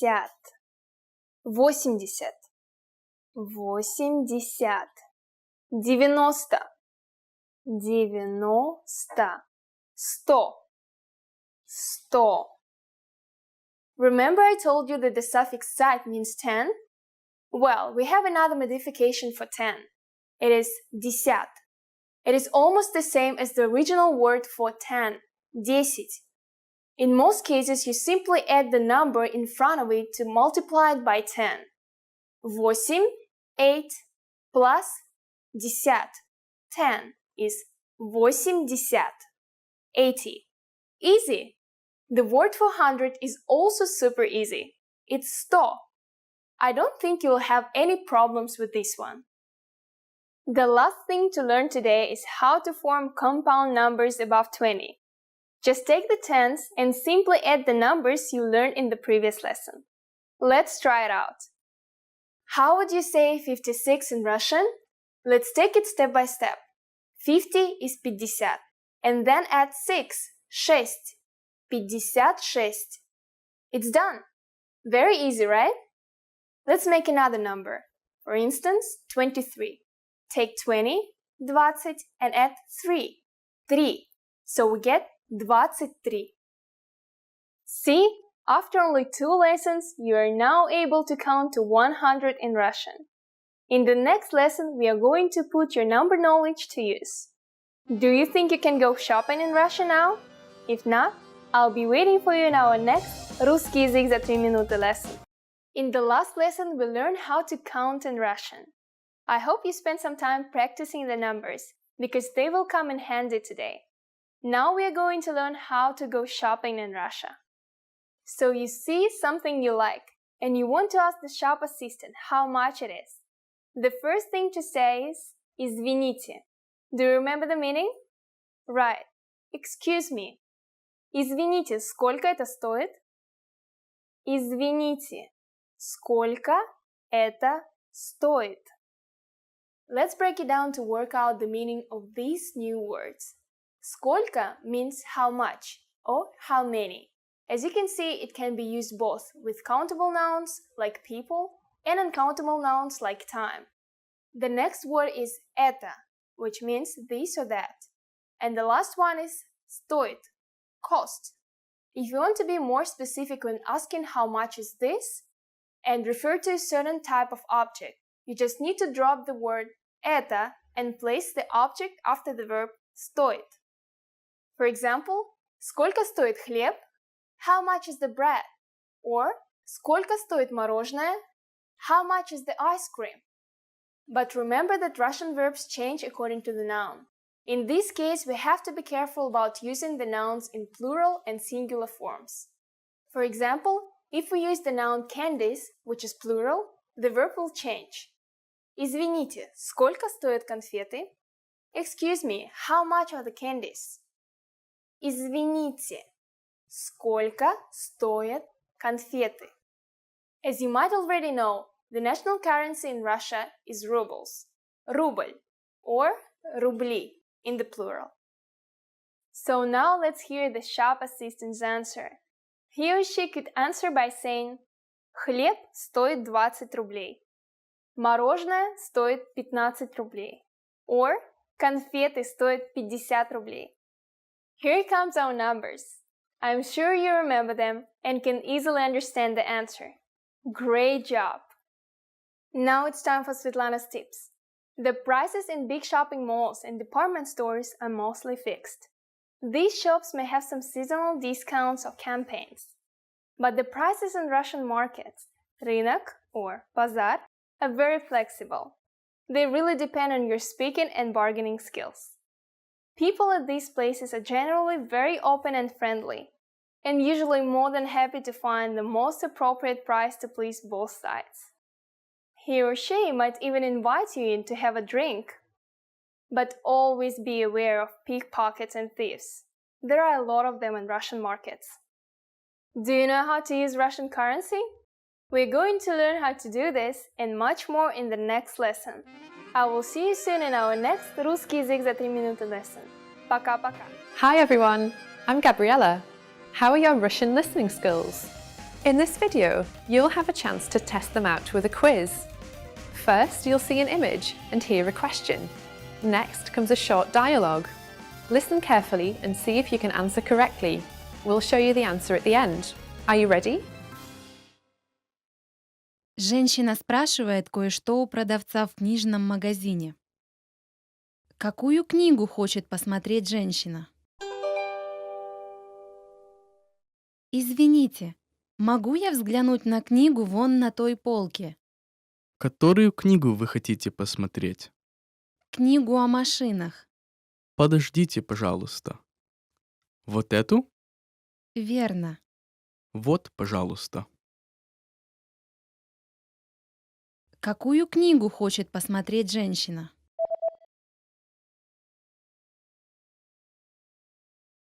Женщина спрашивает кое-что у продавца в книжном магазине. Какую книгу хочет посмотреть женщина? Извините, могу я взглянуть на книгу вон на той полке? Которую книгу вы хотите посмотреть? Книгу о машинах. Подождите, пожалуйста. Вот эту? Верно. Вот, пожалуйста. Мужчина и женщина смотрят на меню в ресторане. Что мужчина заказал? Что бы вы хотели заказать? Эта пицца выглядит аппетитно. Я возьму ее.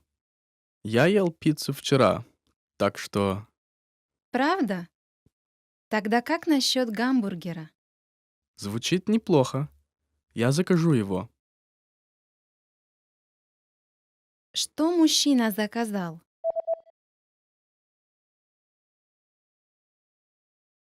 Мужчина и женщина смотрят на меню в ресторане. Что мужчина заказал? Что бы вы хотели заказать? Эта пицца выглядит аппетитно. Я возьму ее. Я ел пиццу вчера, так что... Правда? Тогда как насчет гамбургера? Звучит неплохо. Я закажу его.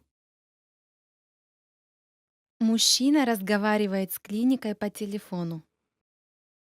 До какого времени мужчина должен прийти туда? Здравствуйте. Чем я могу вам помочь? До скольки вы сегодня работаете? До 6 часов. Но, пожалуйста, придите до 5:30. Хорошо. До какого времени мужчина должен прийти туда?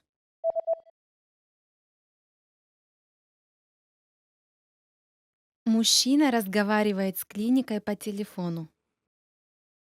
До какого времени мужчина должен прийти туда?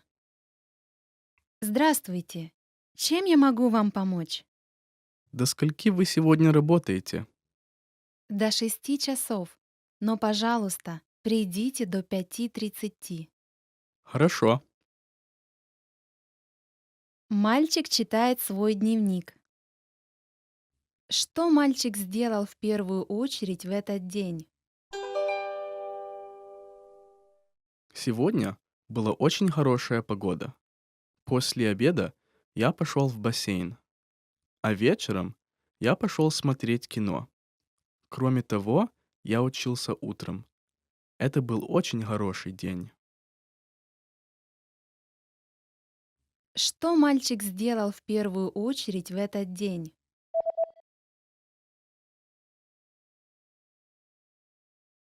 Мальчик читает свой дневник. Что мальчик сделал в первую очередь в этот день? Сегодня была очень хорошая погода. После обеда я пошел в бассейн, а вечером я пошел смотреть кино. Кроме того, я учился утром. Это был очень хороший день.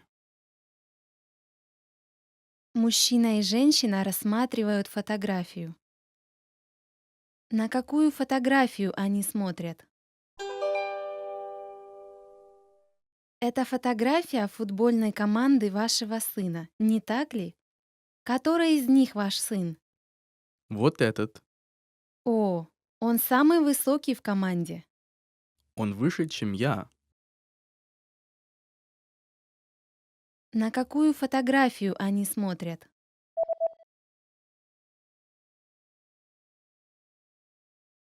Мужчина и женщина рассматривают фотографию. На какую фотографию они смотрят? Это фотография футбольной команды вашего сына, не так ли? Который из них ваш сын? Вот этот. О, он самый высокий в команде. Он выше, чем я. Hi everyone, I'm Gabriella. How are your Russian listening skills? In this video, you'll have a chance to test them out with a quiz. First, you'll see an image and hear a question. Next comes a short dialogue. Listen carefully and see if you can answer correctly.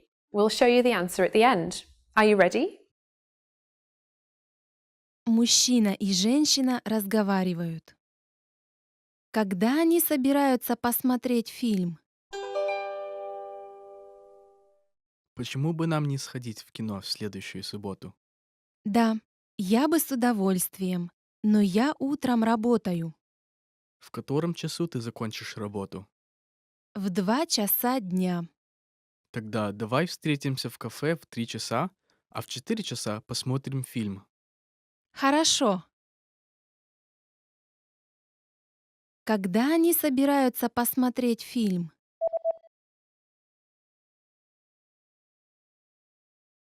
Мужчина и женщина разговаривают. Когда они собираются посмотреть фильм? Почему бы нам не сходить в кино в следующую субботу? Да, я бы с удовольствием, но я утром работаю. В котором часу ты закончишь работу? В 2 часа дня. Тогда давай встретимся в кафе в 3 часа, а в 4 часа посмотрим фильм. Хорошо. Мужчина разговаривает с продавцом. Какую рубашку он собирается купить? Хм, как вы думаете, какая рубашка лучше? Белая или голубая? Мне нравится голубая. Она очень подходит к вашему серому пиджаку. Вы так думаете? Но мне кажется, она не подходит к моему красному галстуку. Ну, да, я согласна. Хорошо, тогда я возьму белую, а не голубую. Какую рубашку он собирается купить?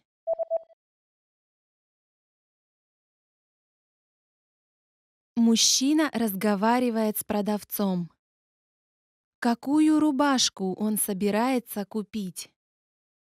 Хм, как вы думаете, какая рубашка лучше? Белая или голубая? Мне нравится голубая. Она очень подходит к вашему серому пиджаку. Вы так думаете? Но мне кажется, она не подходит к моему красному галстуку. Ну, да, я согласна. Хорошо, тогда я возьму белую, а не голубую. Мужчина находится в ресторане быстрого питания. Какое меню он собирается заказать? Простите, я могу заказать специальное бургер-меню? Да, пожалуйста, выберите картофель фри или салат. Салат, пожалуйста. Отлично. Пожалуйста, выберите напиток. Кока-колу, пожалуйста. Какое меню он собирается заказать?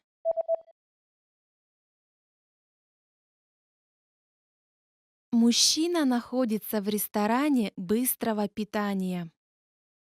Какое меню он собирается заказать? Простите, я могу заказать специальное бургер-меню?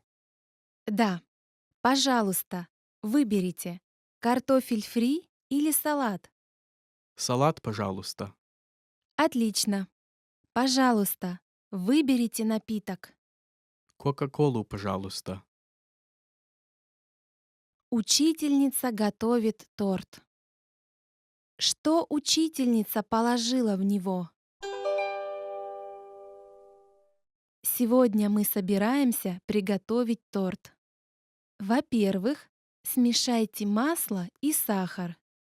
Затем добавьте 2 яйца и все хорошо перемешайте. Добавьте муку и слегка перемешайте. Поставьте в духовку и выпекайте в течение 50 минут. Вот и все. Что учительница положила в него?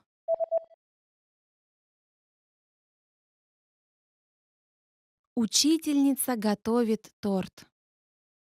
Что учительница положила в него?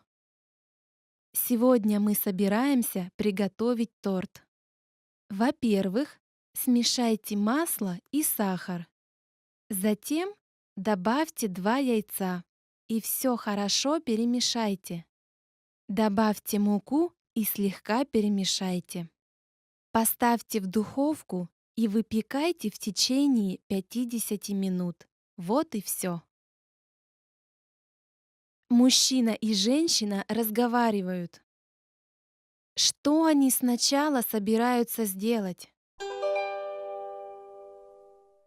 Какие у тебя сегодня планы? Я хочу посмотреть фильм. Хорошо. А я хочу посмотреть бейсбол по телевизору. Также я хочу пройтись по магазинам. Бейсбол начнется в 1 дня. Ладно, давай сначала посмотрим фильм, а затем ты можешь смотреть свой бейсбол. Хорошо. А тогда вечером пройдемся по магазинам. Что они сначала собираются сделать?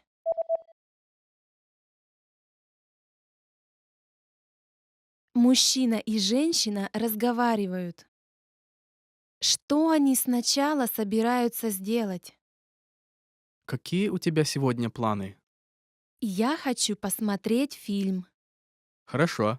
А я хочу посмотреть бейсбол по телевизору. Также я хочу пройтись по магазинам. Бейсбол начнется в 1 дня. Ладно, давай сначала посмотрим фильм, а затем ты можешь смотреть свой бейсбол. Хорошо. А тогда вечером пройдемся по магазинам. Hi everyone, I'm Gabriella. How are your Russian listening skills? In this video, you'll have a chance to test them out with a quiz. First, you'll see an image and hear a question. Next comes a short dialogue. Listen carefully and see if you can answer correctly. We'll show you the answer at the end. Are you ready? Студентка и преподаватель разговаривают. К которому часу студентка решила прийти к преподавателю? Извините, у меня есть несколько вопросов по вашей лекции. Конечно. Я вас слушаю. Вопросов довольно много. У вас сейчас есть время? Ну тогда, пожалуйста, приходите ко мне в кабинет во второй половине дня. Я буду там с 1 дня до 4. Хорошо, я приду в 2. К которому часу студентка решила прийти к преподавателю?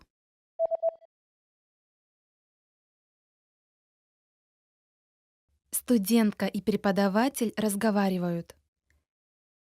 К которому часу студентка решила прийти к преподавателю?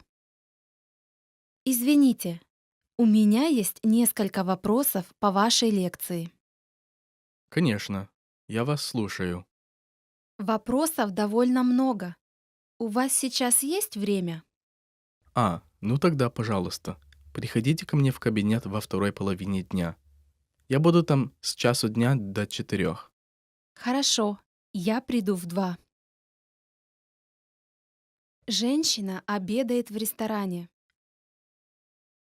Что она собирается заказать?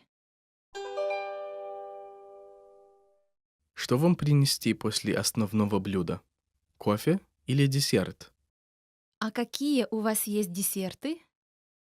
У нас есть пудинг и яблочный пирог. Тогда кофе, пожалуйста. С сахаром или с молоком? С молоком, пожалуйста.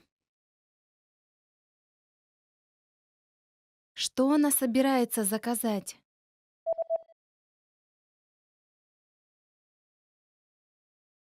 Женщина обедает в ресторане. Что она собирается заказать? Что вам принести после основного блюда? Кофе или десерт? А какие у вас есть десерты? У нас есть пудинг и яблочный пирог. Тогда кофе, пожалуйста. С сахаром или с молоком? С молоком, пожалуйста. Женщина ждет мужчину. Где женщина будет его ждать? Привет, извини, но я опоздаю на 30 минут. Хорошо, я буду ждать тебя в кафе. В каком кафе? Оно находится рядом с книжным магазином.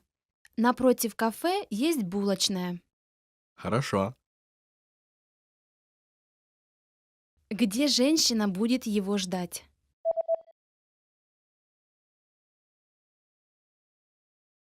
Женщина ждет мужчину. Где женщина будет его ждать? Привет, извини, но я опоздаю на 30 минут. Хорошо, я буду ждать тебя в кафе. В каком кафе? Оно находится рядом с книжным магазином. Напротив кафе есть булочная. Хорошо. Парень и девушка разговаривают. Что девушка будет делать во время летних каникул? У тебя есть планы на летние каникулы? Пока нет, но мне бы очень хотелось поехать на море или в горы. А я с друзьями еду на море. Мы хотим заняться серфингом. Классно, Почему бы тебе не поехать с нами? это будет весело. Да, поеду с вами. Что девушка будет делать во время летних каникул?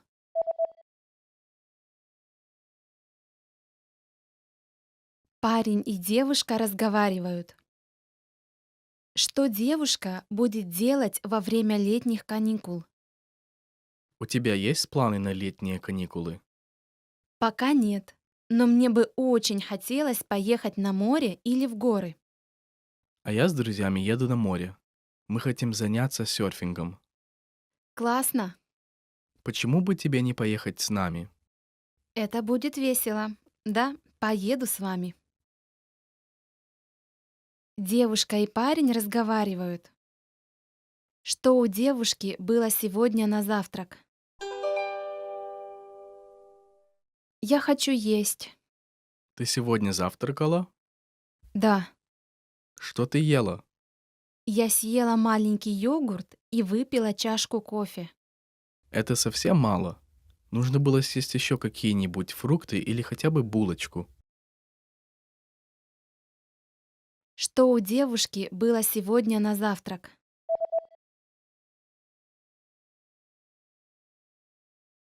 Девушка и парень разговаривают. Что у девушки было сегодня на завтрак? Я хочу есть.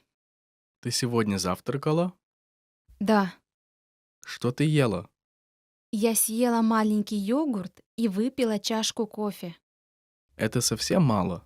Нужно было съесть еще какие-нибудь фрукты или хотя бы булочку. Hi everyone, I'm Gabriella. How are your Russian listening skills? In this video, you'll have a chance to test them out with a quiz. First, you'll see an image and hear a question. Next comes a short dialogue. Listen carefully and see if you can answer correctly. We'll show you the answer at the end. Are you ready? Женщина в универмаге. На какой этаж она поднимется?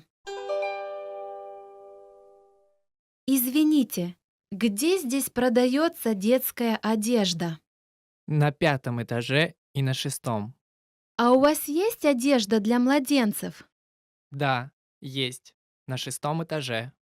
Большое спасибо. Пойду посмотрю там. На какой этаж она поднимется?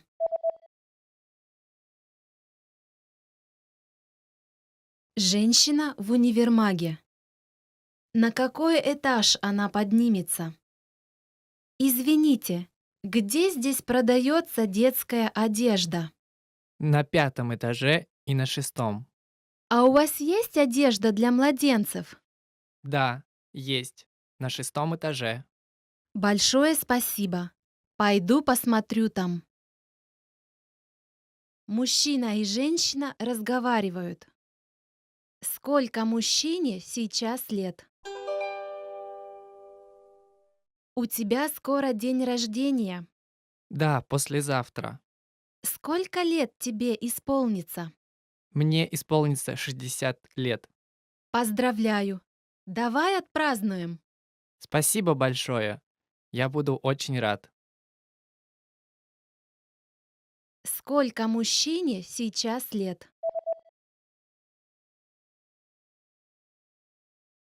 Мужчина и женщина разговаривают. Сколько мужчине сейчас лет? У тебя скоро день рождения. Да, послезавтра. Сколько лет тебе исполнится? Мне исполнится 60 лет. Поздравляю. Давай отпразднуем. Спасибо большое. Я буду очень рад. Женщина выбирает одежду в магазине. Что она собирается купить? Мне нравится и белая юбка, и синяя юбка. Да, белая юбка хорошо продается. Синяя юбка дорогая. Да, но она вам очень идет. Я не могу купить 2 юбки. Тогда, пожалуйста, белую. Хорошо. Спасибо большое. Что она собирается купить?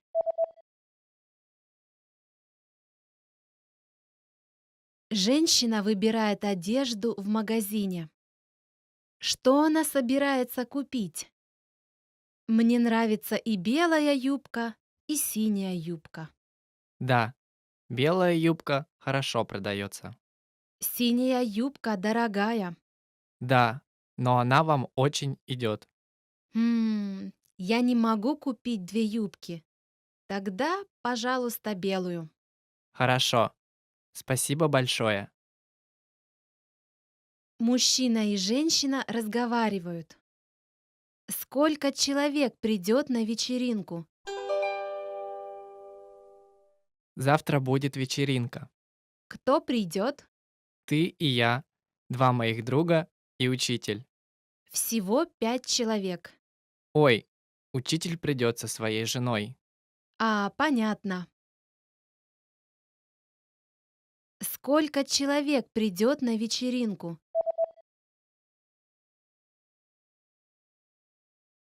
Мужчина и женщина разговаривают. Сколько человек придет на вечеринку? Завтра будет вечеринка. Кто придет? Ты и я, 2 моих друга и учитель. Всего 5 человек. Ой, учитель придет со своей женой. Понятно. Женщина купила кровать. Куда она собирается ее поставить? Эта кровать большая. Да, и я не могу поставить ее у двери. Давай поставим ее в конце комнаты. Может, поставим кровать посередине комнаты? Нет, давай поставим ее в угол. Звучит неплохо. Давай так и сделаем. Куда она собирается ее поставить?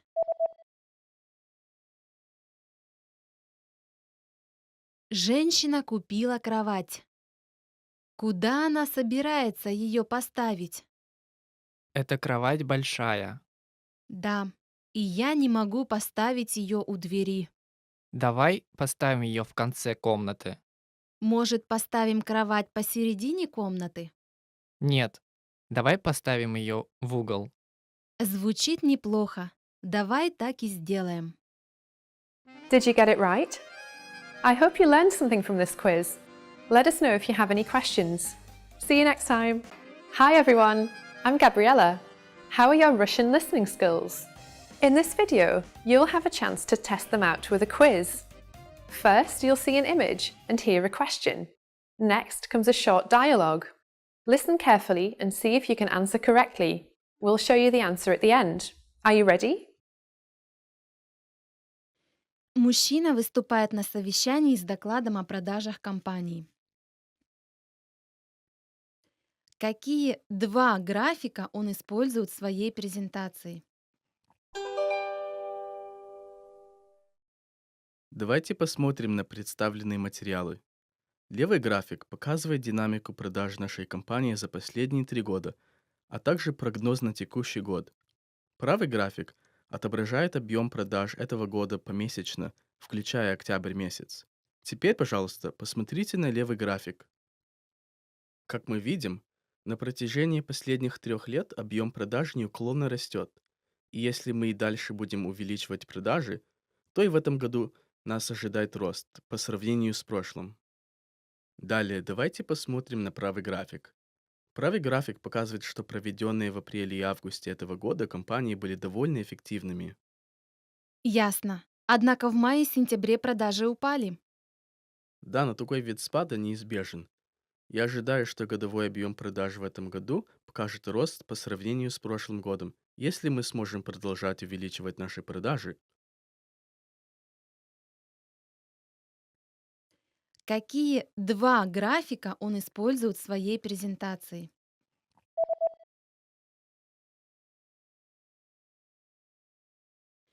Мужчина выступает на совещании с докладом о продажах компании. Какие два графика он использует в своей презентации? Давайте посмотрим на представленные материалы. Левый график показывает динамику продаж нашей компании за последние 3 года, а также прогноз на текущий год. Правый график отображает объем продаж этого года помесячно, включая октябрь месяц. Теперь, пожалуйста, посмотрите на левый график. Как мы видим, на протяжении последних 3 лет объем продаж неуклонно растет. И если мы и дальше будем увеличивать продажи, то и в этом году нас ожидает рост по сравнению с прошлым. Далее давайте посмотрим на правый график. Правый график показывает, что проведенные в апреле и августе этого года компании были довольно эффективными. Ясно. Однако в мае и сентябре продажи упали. Да, но такой вид спада неизбежен. Я ожидаю, что годовой объем продаж в этом году покажет рост по сравнению с прошлым годом, если мы сможем продолжать увеличивать наши продажи. Мужчина становится членом спортивного клуба и получает информацию о правилах в клубе. Какой вид абонемента он выберет? Для начала разрешите мне рассказать о различных абонементах в нашем клубе, как описано в этой брошюре. Обычный абонемент предусматривает посещение тренажерного зала и бассейна в любое время и в любой день недели. Мы также предлагаем утренний абонемент. Это когда люди могут пользоваться тренажерным залом и бассейном только рано утром, и вечерний абонемент для людей, которые хотят приходить только вечером. Какое время для утреннего абонемента? Утренний абонемент предусматривает использование клуба с 6 до 10 утра, а вечерний с 6 до 11 вечера. Понятно. Значит, пользователи утреннего абонемента могут заскочить в спортзал по пути на работу? Именно так. Утренний абонемент пользуется популярностью среди людей, которые работают с 9 утра до 5 вечера. И мы также предлагаем абонемент только в тренажерный зал или только в бассейн, если вы хотите пользоваться чем-то одним. Я хочу пользоваться как тренажерным залом, так и бассейном. Я думаю, что буду ходить в спортзал рано утром перед выходом на работу в будние дни, а в бассейн по выходным. У вас есть абонемент, который бы покрывал, например, раннее утро по будням и весь день во выходные? К сожалению, у нас нет такого абонемента. Ладно, я не думаю, что смогу вставать так рано по выходным. Так что я возьму вот этот абонемент. Какой вид абонемента он выберет?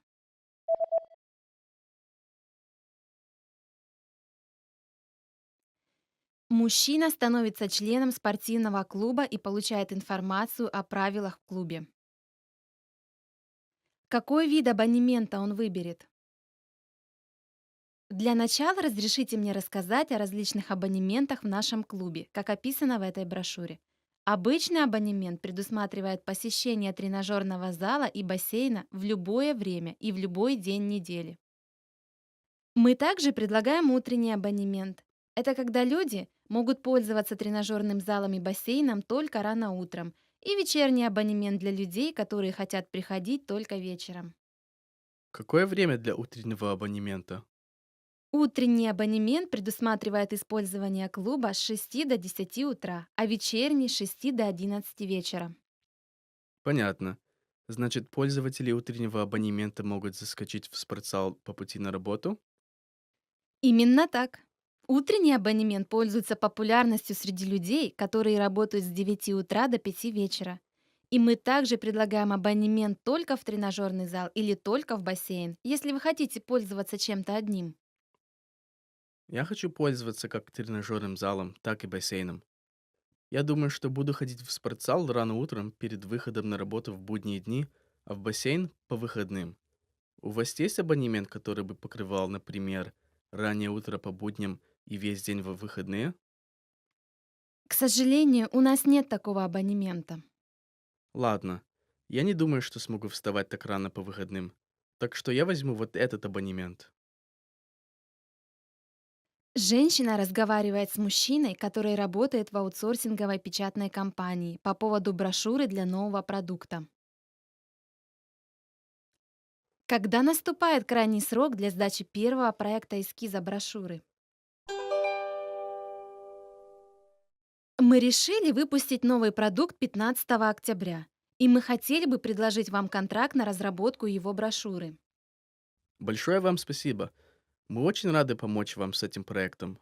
Итак, не могли бы вы рассказать нам немного о графике работы? Но когда вам все это нужно? Ну, учитывая время, необходимое для печати, мы бы хотели получить брошюры для печати уже к концу сентября. Поэтому вы могли бы предоставить нам первый проект эскиза брошюры к 15 августа?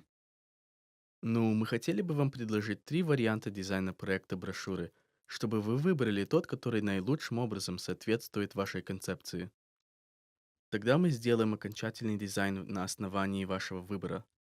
Так что нам бы очень пригодились еще 2 недели, чтобы подготовиться к этой стадии. Ладно. Возможно, одного месяца будет достаточно, чтобы выбрать один из дизайнов, который вы подготовите, а затем принять решение об окончательном дизайне.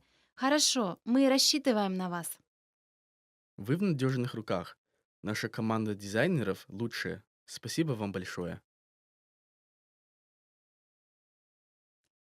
Когда наступает крайний срок для сдачи первого проекта эскиза брошюры?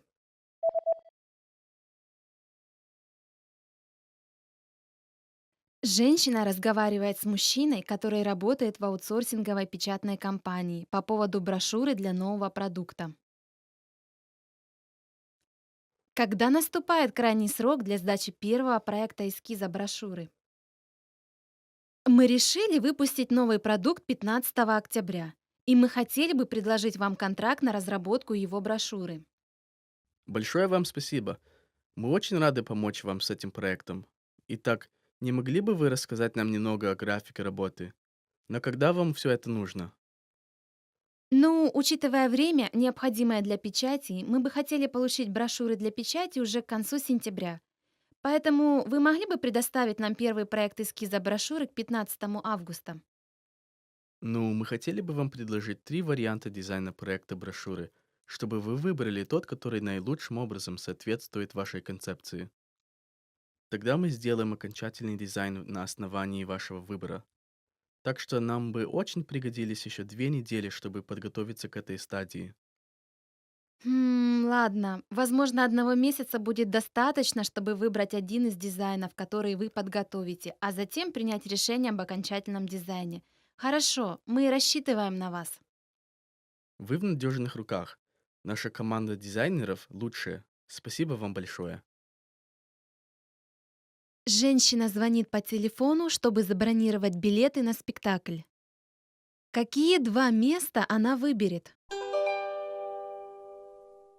Здравствуйте, это театр «Колесо». Чем я могу вам помочь? Здравствуйте. Мне нужны 2 билета на спектакль «Король Лир» на сегодня на 17:30. У вас еще остались свободные места? У нас осталось только несколько свободных мест, но, к сожалению, мест рядом друг с другом уже нет. Если хотите, вы можете взять 2 отдельных места. Хорошо. У вас есть какие-либо особые пожелания? Ну, а у вас есть места у прохода? Да, у нас есть место у прохода с левой стороны центральной секции, а справа от него, через 2 места, есть еще одно свободное место. Хорошо, давайте это место у прохода. Что насчет другого места? А у вас есть места по центру? Единственные места по центру, которые остались, это с 1 по 3 ряд. Нет, это очень близко. Зал относительно небольшой, и я думаю, что вы могли бы наслаждаться игрой, даже сидя в конце зала. Правда? Тогда я возьму то, которое вы упоминали раньше, с левой стороны. Какие 2 места она выберет?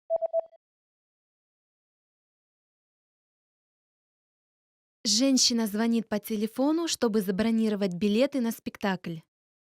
Какие 2 места она выберет? Здравствуйте, это театр «Колесо». Чем я могу вам помочь? Здравствуйте. Мне нужны 2 билета на спектакль «Король Лир» на сегодня на 17:30. У вас еще остались свободные места? У нас осталось только несколько свободных мест, но, к сожалению, мест рядом друг с другом уже нет. Если хотите, вы можете взять 2 отдельных места. Хорошо. У вас есть какие-либо особые пожелания? Ну, а у вас есть места у прохода? Да, у нас есть место у прохода с левой стороны центральной секции, а справа от него, через 2 места, есть еще одно свободное место. Хорошо, давайте это место у прохода. Что насчет другого места? А у вас есть места по центру? Единственные места по центру, которые остались, это с 1 по 3 ряд. Нет, это очень близко. Зал относительно небольшой, и я думаю, что вы могли бы наслаждаться игрой, даже сидя в конце зала. Правда? Тогда я возьму то, которое вы упоминали раньше, с левой стороны. Мужчина и женщина разговаривают касательно подготовки к презентации, которую они будут делать завтра в своем офисе. Что женщина проверит после окончания разговора? Хорошо. Я думаю, что мы уже практически готовы для завтрашней презентации. Еще несколько вещей. Встреча начнется ровно в 9. Не могла бы ты сегодня еще раз проверить комнату для переговоров? Я уже проверила. Отлично. Ты убедилась, что проектор нормально работает? Но я собиралась проверить его завтра утром, когда у меня будет мой ноутбук. Нет. Мы должны проверить его сегодня. Если обнаружится какая-то проблема, у нас просто не будет времени завтра утром на то, чтобы решить ее. Так что не забудь проверить проектор сегодня. Это самое главное, хорошо? Сделаю. И ты сделала копии этих материалов? Госпожа Танака делает их сейчас. Так, что еще? О, ты проверила маркерную доску? Да, В некоторых ручках недостаточно чернил. Ты случайно не проверяла их? пока нет, но я не забуду проверить сегодня. Что женщина проверит после окончания разговора?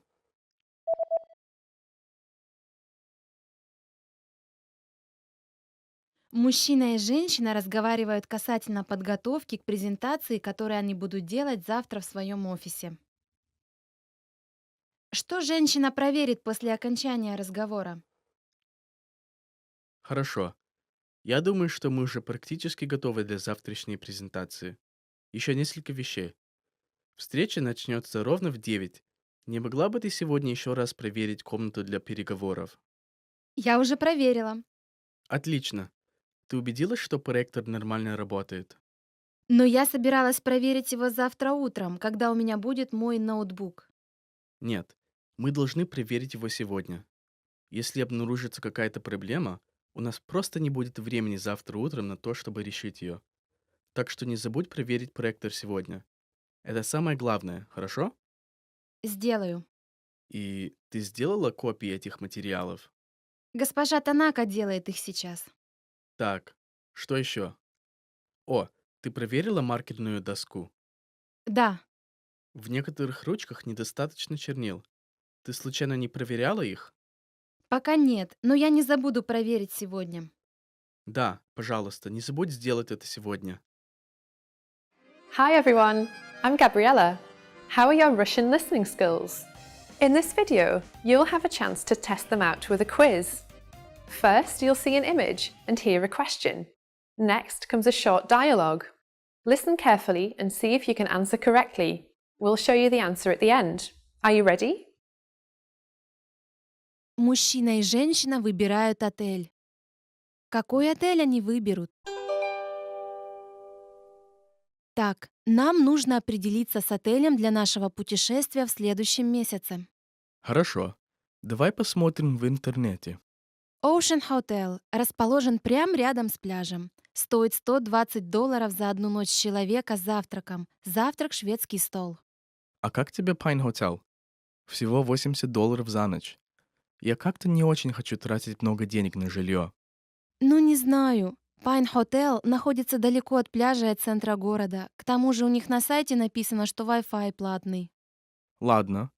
Как насчет Sunrise Hotel? Он обычно стоит $140 за ночь, но сейчас у них акция, и мы можем остановиться всего за $90. Кроме того, он находится между пляжем и центром города, и Wi-Fi бесплатный. Здорово. Ой, подожди. Тут написано, что эта акция действует только на следующей неделе. О, я не видел этого. Ладно. Что думаешь по поводу Royal Hotel? Отель находится в самом центре города и стоит $100 за ночь. Комната, конечно, выглядит так себе, но зато у них есть бесплатный Wi-Fi. Ладно, уговорила. Давай забронируем этот отель. Ой, подожди. В нем уже нет мест. Как жаль. Тогда я думаю, что лучше забронировать самый первый отель. На нем и остановимся. Какой отель они выберут?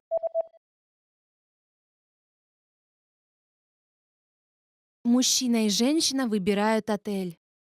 Какой отель они выберут? Так, нам нужно определиться с отелем для нашего путешествия в следующем месяце. Хорошо. Давай посмотрим в интернете. Ocean Hotel расположен прямо рядом с пляжем. Стоит $120 за одну ночь человека с завтраком. Завтрак шведский стол. А как тебе Pine Hotel? Всего $80 за ночь. Я как-то не очень хочу тратить много денег на жилье. Ну, не знаю. Pine Hotel находится далеко от пляжа и от центра города. К тому же у них на сайте написано, что Wi-Fi платный. Ладно. Как насчет Sunrise Hotel? Он обычно стоит $140 за ночь, но сейчас у них акция, и мы можем остановиться всего за $90. Кроме того, он находится между пляжем и центром города, и Wi-Fi бесплатный. Здорово. Ой, подожди. Тут написано, что эта акция действует только на следующей неделе. О, я не видел этого. Ладно. Что думаешь по поводу Royal Hotel? Отель находится в самом центре города и стоит $100 за ночь. Комната, конечно, выглядит так себе, но зато у них есть бесплатный Wi-Fi. Ладно, уговорила. Давай забронируем этот отель. Ой, подожди. В нем уже нет мест. Как жаль. Тогда я думаю, что лучше забронировать самый первый отель. На нем и остановимся. Мужчина и женщина разговаривают о схеме размещения столов в комнате для переговоров. Как они собираются расставить столы? Давай расставим столы для завтрашней встречи. Давай, может, поставим все столы в центр комнаты, чтобы все могли видеть друг друга? Нет. Сначала будет групповое занятие, поэтому давай разделим все столы на 4 секции. В каждой секции будет сидеть по 4 человека. Хорошо, тогда я положу на каждый стол ручки и небольшие блокноты для записей. Спасибо. Перед занятием будет короткая презентация, так что нам нужно настроить проектор. Ясно. Мы же будем использовать доску. Нормально, если я поставлю ее рядом с экраном? Ну, как насчет того, чтобы поставить доску в противоположной стороне от экрана? Давай поставим в глубине комнаты. Понятно. После встречи нужно вернуть столы на свои места. Сделаем 4 ряда по 2 стола в каждом. Как они собираются расставить столы?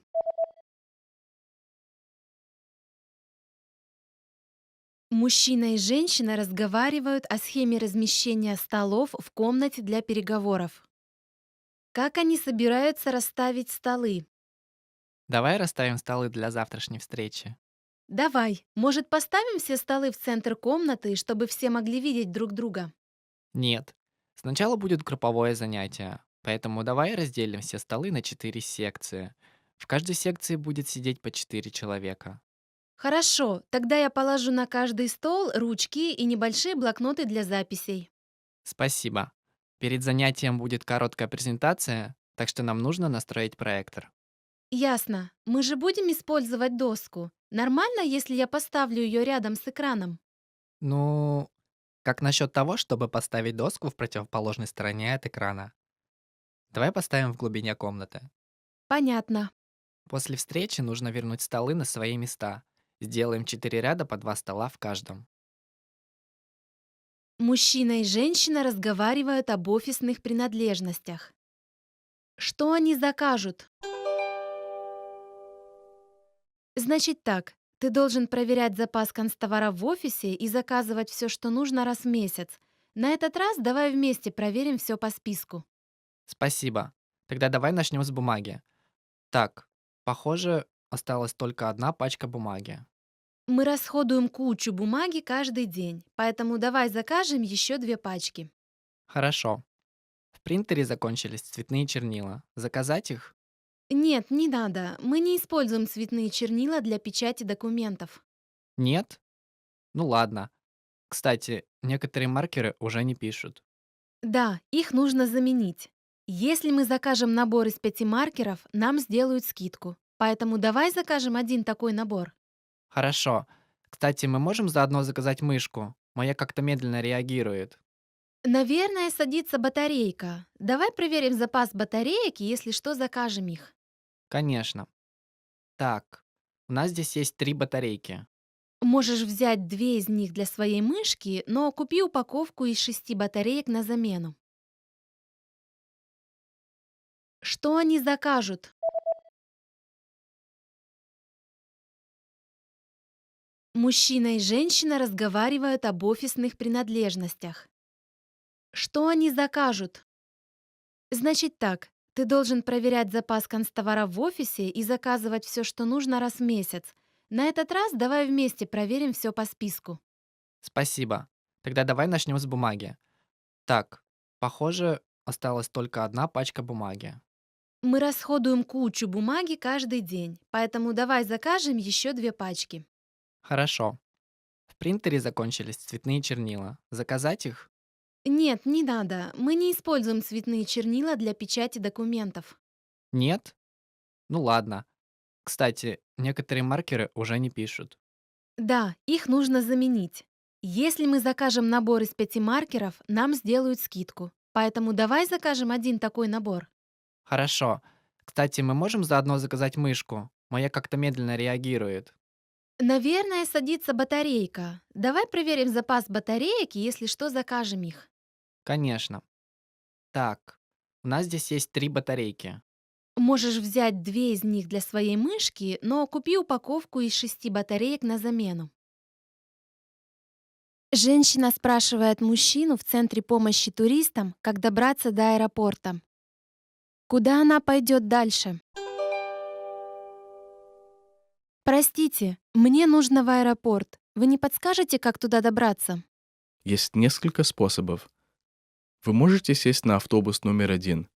Дорога займет примерно 1,5 часа, но плата за проезд очень дешевая. Автобус номер 2 подороже, но вы приедете в аэропорт через 50 минут, так как автобус курсирует без остановок.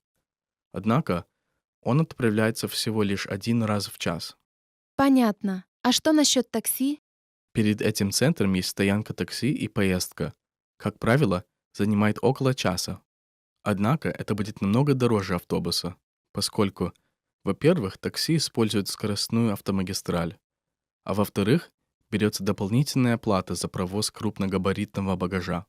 О, я не ожидала этого. Это слишком дорого для меня. Кстати, вы покупали что-нибудь в шоппинг-плаза во время вашей поездки? Они предлагают бесплатный трансфер от их торгового центра в аэропорт для клиентов, которые сделали у них покупку. О, я и не знала. Нет, я ничего не покупала, но я все равно собиралась купить сувениры. Ну, тогда вы можете пойти этим путем. Куда она пойдет дальше?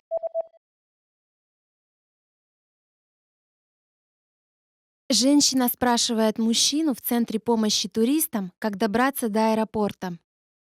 Куда она пойдет дальше? Простите, мне нужно в аэропорт. Вы не подскажете, как туда добраться? Есть несколько способов. Вы можете сесть на автобус номер 1. Дорога займет примерно 1,5 часа, но плата за проезд очень дешевая. Автобус номер 2 подороже, но вы приедете в аэропорт через 50 минут, так как автобус курсирует без остановок. Однако он отправляется всего лишь 1 раз в час. Понятно. А что насчет такси? Перед этим центром есть стоянка такси и поездка. Как правило, занимает около часа. Однако это будет намного дороже автобуса, поскольку, во-первых, такси использует скоростную автомагистраль, а во-вторых, берется дополнительная плата за провоз крупногабаритного багажа. О, я не ожидала этого. Это слишком дорого для меня. Кстати, вы покупали что-нибудь в шоппинг-плаза во время вашей поездки? Они предлагают бесплатный трансфер от их торгового центра в аэропорт для клиентов, которые сделали у них покупку. О, я и не знала. Нет, я ничего не покупала, но я все равно собиралась купить сувениры. Ну, тогда вы можете пойти этим путем. Женщина разговаривает с поставщиком по телефону.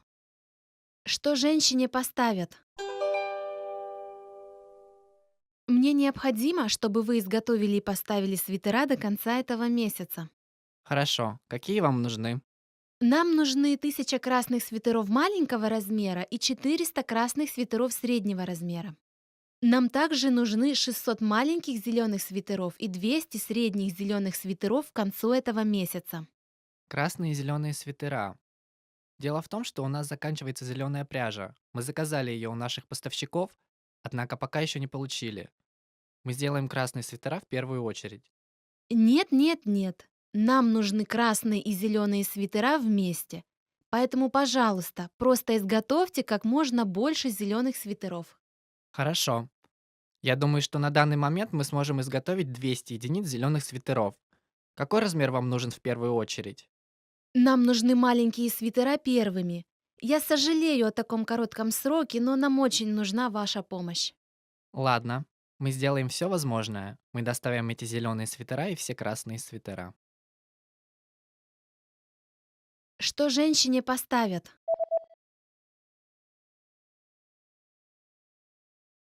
Женщина разговаривает с поставщиком по телефону. Что женщине поставят? Мне необходимо, чтобы вы изготовили и поставили свитера до конца этого месяца. Хорошо. Какие вам нужны? Нам нужны 1000 красных свитеров маленького размера и 400 красных свитеров среднего размера. Нам также нужны 600 маленьких зеленых свитеров и 200 средних зеленых свитеров к концу этого месяца. Красные и зеленые свитера. Дело в том, что у нас заканчивается зеленая пряжа. Мы заказали ее у наших поставщиков, однако пока еще не получили. Мы сделаем красные свитера в первую очередь. Нет, нет, нет. Нам нужны красные и зеленые свитера вместе. Поэтому, пожалуйста, просто изготовьте как можно больше зеленых свитеров. Хорошо. Я думаю, что на данный момент мы сможем изготовить 200 единиц зеленых свитеров. Какой размер вам нужен в первую очередь? Нам нужны маленькие свитера первыми. Я сожалею о таком коротком сроке, но нам очень нужна ваша помощь. Ладно, мы сделаем все возможное. Мы доставим эти зеленые свитера и все красные свитера. Hi everyone, I'm Gabriella. How are your Russian listening skills? In this video, you'll have a chance to test them out with a quiz. First, you'll see an image and hear a question. Next comes a short dialogue. Listen carefully and see if you can answer correctly. We'll show you the answer at the end. Are you ready? Женщина расспрашивает о порядке обслуживания читателей в библиотеке. Сколько материалов можно одновременно взять в библиотеке? Простите, не могли бы вы мне подсказать, сколько книг можно взять домой и на какой срок? Вы первый раз в нашей библиотеке? Да. Ну что ж, тогда я объясню вам правила пользования нашей библиотекой. В нашей библиотеке вы можете взять на дом до 6 книг и до 5 CD или DVD-дисков на одного человека, но в любом случае не более 10 экземпляров на срок до 2 недель. Если вы хотите оставить у себя книги на более длительный срок, вы должны продлить его до истечения этих 2 недель. Могу ли я брать на дом журналы и газеты? Газеты нет, а журналы можете, кроме последних номеров. Могу ли я вернуть все по почте? Мы не можем принять возврат по почте. Вы должны вернуть все непосредственно в библиотеке и заполнить соответствующие бланки. Понятно. Спасибо большое. Сколько материалов можно одновременно взять в библиотеке?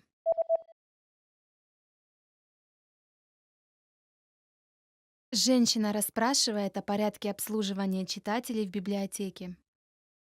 Сколько материалов можно одновременно взять в библиотеке?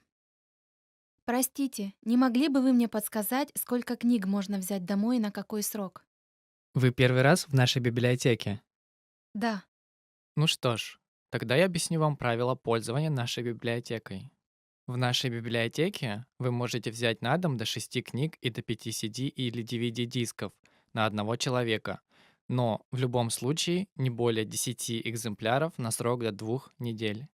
Если вы хотите оставить у себя книги на более длительный срок, вы должны продлить его до истечения этих 2 недель. Могу ли я брать на дом журналы и газеты? Газеты нет, а журналы можете, кроме последних номеров. Могу ли я вернуть все по почте? Мы не можем принять возврат по почте. Вы должны вернуть все непосредственно в библиотеке и заполнить соответствующие бланки. Понятно. Спасибо большое. Мужчина выбирает программу страхования туристов. Какую программу он выберет? Какая это будет поездка на этот раз? Основная цель — это подводное плавание. Так как я собираюсь взять с собой свое оборудование, то я очень волнуюсь, чтобы его не украли во время поездки. Понятно. Страхование имущества от кражи уже включено во все наши страховые программы. Однако, поскольку оборудование для подводного плавания является особым видом имущества, то его покрывает только страховая программа А. Или же, если вы выберете другие страховые программы, вы можете дополнительно к ним также подписать договор страхования вашего оборудования. Программа А ведь самая дорогая, верно? А какая разница между программами Б и С? Ну, например, если вы за границей попали в больницу, то план Б покроет стоимость авиабилетов для вашей семьи, чтобы они смогли вас навестить, а план С нет. Понятно. А если я добавлю к страховому плану Б или С договор страхования моего оборудования, будет ли это дороже плана А? План Б станет немного дороже, а план С немного дешевле. Хорошо. Кстати, у вас есть какая-нибудь страховая программа дешевле, чем С? Да, у нас есть страховая программа Д, но она не покрывает расходы на проживание в случае задержки или отмены вашего рейса. Поэтому я бы вам не рекомендовала ее брать. Ясно. Я согласен, что это важно. Но я не думаю, что мне нужно покрытие авиабилетов для моей семьи. Поэтому я возьму этот план плюс договор страхования моего оборудования. Какую программу он выберет?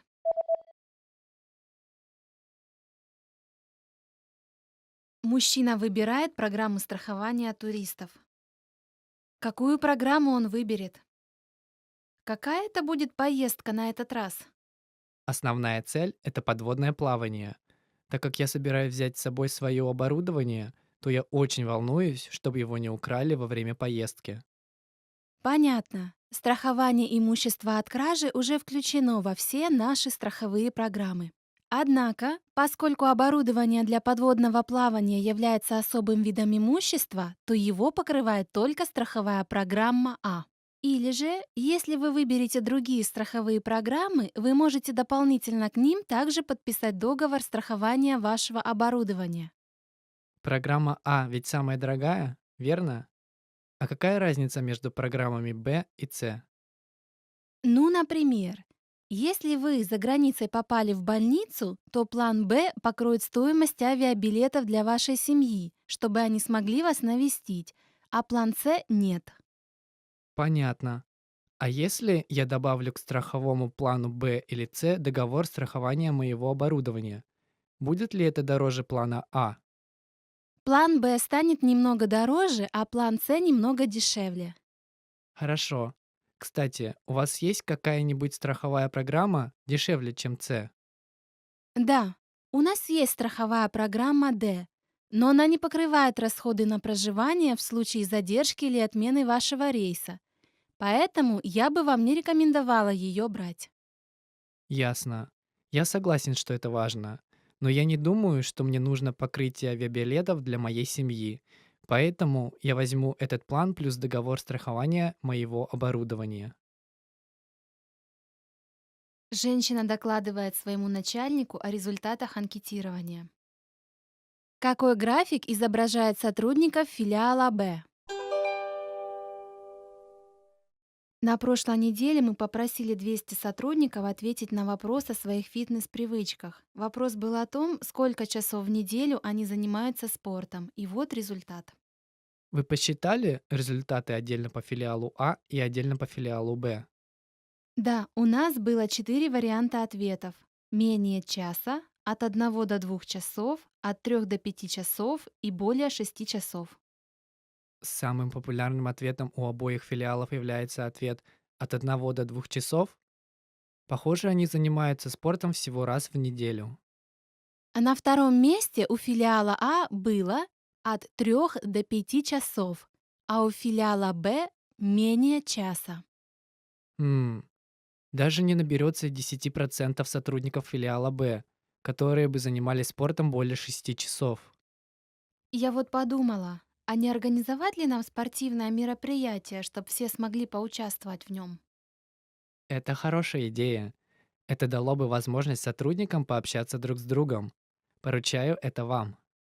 Хорошо, я сделаю все возможное. Какой график изображает сотрудников филиала Б?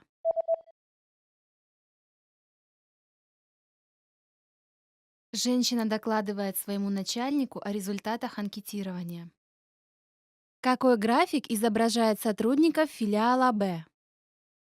На прошлой неделе мы попросили 200 сотрудников ответить на вопрос о своих фитнес-привычках. Вопрос был о том, сколько часов в неделю они занимаются спортом. И вот результат.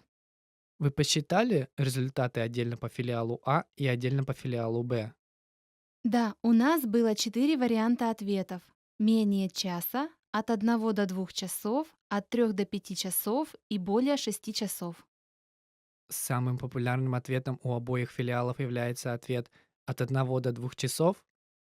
Похоже, они занимаются спортом всего раз в неделю. А на втором месте у филиала А было от 3 до 5 часов, а у филиала Б менее часа. Хм, даже не наберется 10% сотрудников филиала Б, которые бы занимались спортом более 6 часов. Я вот подумала, а не организовать ли нам спортивное мероприятие, чтобы все смогли поучаствовать в нем? Это хорошая идея. Это дало бы возможность сотрудникам пообщаться друг с другом. Поручаю это вам. Хорошо, я сделаю все возможное.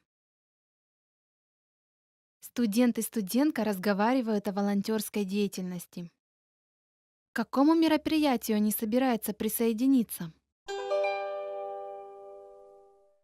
Я слышала, что мы должны заняться какой-нибудь волонтерской деятельностью, а потом написать об этом доклад. Мы же можем выбрать любое направление. Ты чем займешься? Я еще не решила. Мне нравятся социальные работы, и в то же время мне интересно общаться с другими людьми. А ты уже что-то подобрал себе? Пока нет. Я интересуюсь проблемами экологии, поэтому хочу присоединиться к группам, которые занимаются вопросами охраны окружающей среды. А, понятно. Я слышала, что есть группы волонтеров, которые собирают мусор. Ну, это тоже ничего, но я бы предпочел какие-нибудь групповые мероприятия. Может быть, что-то, где я смогу получить опыт лидерства. Ясно. Я знаю человека, который участвует в волонтерской группе, которая садит с детками деревья. Тебе интересно? Да, звучит заманчиво. Кроме того, это замечательная возможность пообщаться с детьми. Ты хочешь со мной? Может быть, но я все же хочу попробовать что-то, что связано с социальными работами. Хочу помогать пожилым людям или инвалидам. О, моя мама ухаживает за пожилыми соседями. Ты хочешь помочь? Да, очень.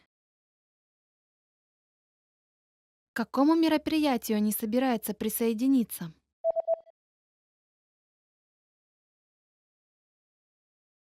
Студент и студентка разговаривают о волонтерской деятельности. К какому мероприятию они собираются присоединиться? Я слышала, что мы должны заняться какой-нибудь волонтерской деятельностью, а потом написать об этом доклад. Мы же можем выбрать любое направление. Ты чем займешься? Я еще не решила. Мне нравятся социальные работы, и в то же время мне интересно общаться с другими людьми. А ты уже что-то подобрал себе? Пока нет. Я интересуюсь проблемами экологии, поэтому хочу присоединиться к группам, которые занимаются вопросами охраны окружающей среды. А, понятно. Я слышала, что есть группы волонтеров, которые собирают мусор. Ну, это тоже ничего, но я бы предпочел какие-нибудь групповые мероприятия. Может быть, что-то, где я смогу получить опыт лидерства. Ясно. Я знаю человека, который участвует в волонтерской группе, которая садит с детками деревья. Тебе интересно? Да, звучит заманчиво. Кроме того, это замечательная возможность пообщаться с детьми. Ты хочешь со мной? Может быть, но я все же хочу попробовать что-то, что связано с социальными работами. Хочу помогать пожилым людям или инвалидам. О, моя мама ухаживает за пожилыми соседями. Ты хочешь помочь? Да, очень. Менеджер булочной разговаривает со своим подчиненным. Как они собираются разложить хлеб? Наш новый сырный хлеб не очень хорошо продается, да? Да, наверное, потому что он на верхней полке. Наверное, слишком высоко для пожилых людей. Думаю, они его даже не видят. Тогда как насчет того, чтобы переложить его на средние полки? Звучит неплохо. Как только они зайдут в магазин, они сразу смогут его увидеть. Кстати, почему бы нам не положить его на красную ткань? Тогда они поймут, что это наш новый товар. Хорошо, но нам придется переложить круассаны куда-то в другое место. Наверх или вниз? Думаю, что лучше переложить наш самый популярный товар на самый верх. Он все равно будет хорошо продаваться, даже если его плохо видно. Тогда это должны быть французские багеты. Может, поместим их в корзину? Хорошая идея. Давайте так и сделаем. Тогда круассаны должны быть в самом низу. Ты положишь их туда? Ну как? Смотрится хорошо. Посмотрим, повлияет ли это на объем продаж на следующей неделе. Как они собираются разложить хлеб?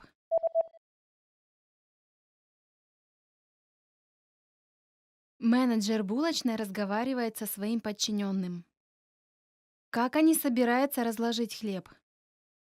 Наш новый сырный хлеб не очень хорошо продается, да? Да, наверное, потому что он на верхней полке. Наверное, слишком высоко для пожилых людей. Думаю, они его даже не видят. Тогда как насчет того, чтобы переложить его на средние полки? Звучит неплохо. Как только они зайдут в магазин, они сразу смогут его увидеть. Кстати, почему бы нам не положить его на красную ткань? Тогда они поймут, что это наш новый товар. Хорошо, но нам придется переложить круассаны куда-то в другое место. Наверх или вниз? Думаю, что лучше переложить наш самый популярный товар на самый верх. Он все равно будет хорошо продаваться, даже если его плохо видно. Тогда это должны быть французские багеты. Может, поместим их в корзину? Хорошая идея. Давайте так и сделаем. Тогда круассаны должны быть в самом низу. Ты положишь их туда? Ну как? Смотрится хорошо. Посмотрим, повлияет ли это на объем продаж на следующей неделе. Did you get it right? I hope you learned something from this quiz. Let us know if you have any questions. See you next time. Hi everyone, I'm Gabriella. How are your Russian listening skills? In this video, you'll have a chance to test them out with a quiz. First, you'll see an image and hear a question. Next comes a short dialogue. Listen carefully and see if you can answer correctly. We'll show you the answer at the end. Are you ready? Мужчина ищет подарок на день рождения своей жены в ювелирном магазине. Какое ожерелье он собирается купить? Могу я вам помочь? Я ищу подарок на день рождения своей жены. Что бы вы посоветовали? Так, как насчет этого ожерелья? Оно выглядит немного длинным. А что насчет вон тех? У нас есть одно с подвеской в виде цветка и другое с сердцем. Я ищу что-нибудь более изысканное. Сколько стоит вот это жемчужное ожерелье? Оно стоит 300 тысяч рублей. Это слишком дорого. Хорошо, я возьму первое. Конечно. Вот, пожалуйста. Какое ожерелье он собирается купить?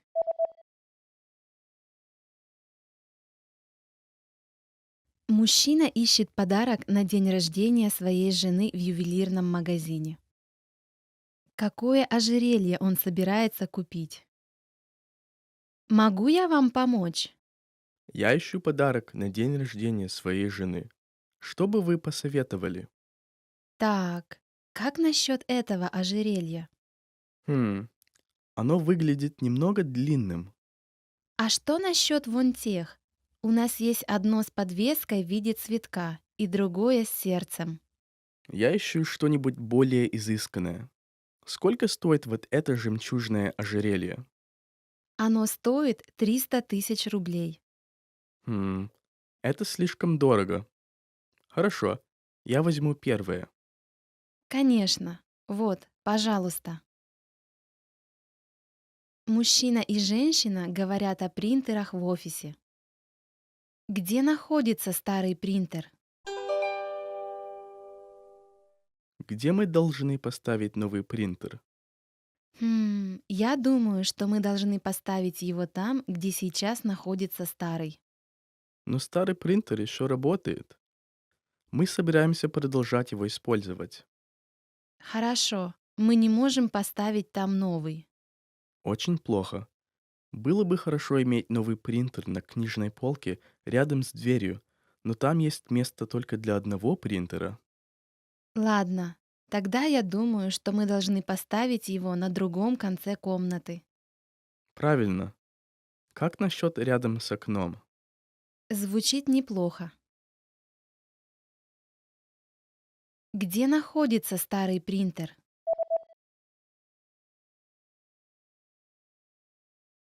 Мужчина и женщина говорят о принтерах в офисе. Где находится старый принтер? Где мы должны поставить новый принтер? Я думаю, что мы должны поставить его там, где сейчас находится старый. Но старый принтер еще работает. Мы собираемся продолжать его использовать. Хорошо, мы не можем поставить там новый. Очень плохо. Было бы хорошо иметь новый принтер на книжной полке рядом с дверью, но там есть место только для одного принтера.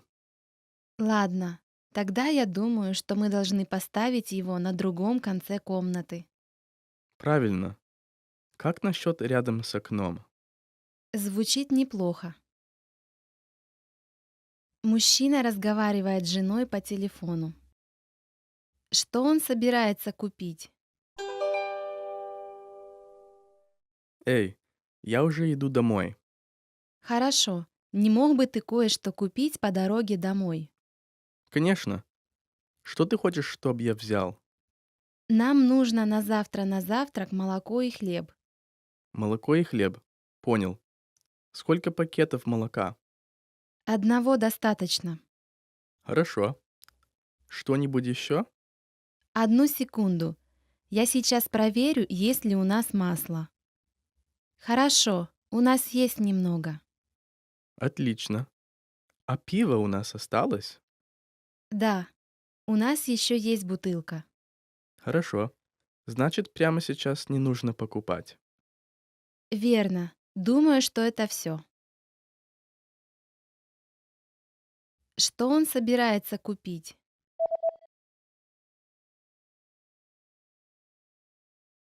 Мужчина разговаривает с женой по телефону. Что он собирается купить? Эй, я уже иду домой. Хорошо, не мог бы ты кое-что купить по дороге домой? Конечно. Что ты хочешь, чтобы я взял? Нам нужно на завтрак молоко и хлеб. Молоко и хлеб. Понял.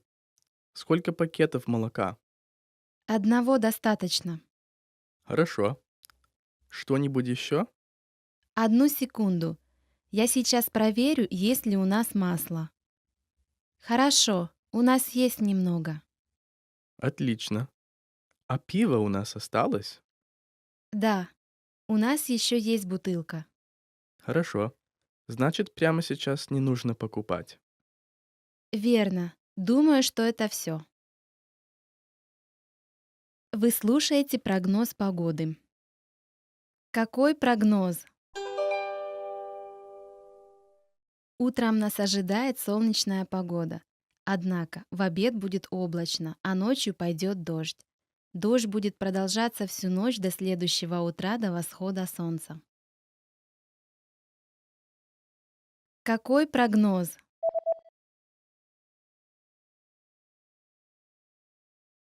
Вы слушаете прогноз погоды. Какой прогноз? Утром нас ожидает солнечная погода. Однако в обед будет облачно, а ночью пойдет дождь. Дождь будет продолжаться всю ночь до следующего утра до восхода солнца. Мужчина и женщина разговаривают о дизайне визитной карточки своей компании. Какой дизайн они выбрали? У нас есть несколько новых дизайнов для визитной карточки компании. Какой из них вы считаете лучшим? Давайте посмотрим. Я думаю, что название компании должно быть больше. Хорошо. Тогда это должен быть один из этих. Верно. Они мне нравятся, потому что название компании большое и в самом верху. Один из дизайнов предусматривает место для фотографии. Что вы думаете об этом? Я думаю, что это делает текст слишком маленьким. Да, возможно, текст будет немного трудно читать с фотографией. Хорошо, тогда давайте предыдущий. Какой дизайн они выбрали?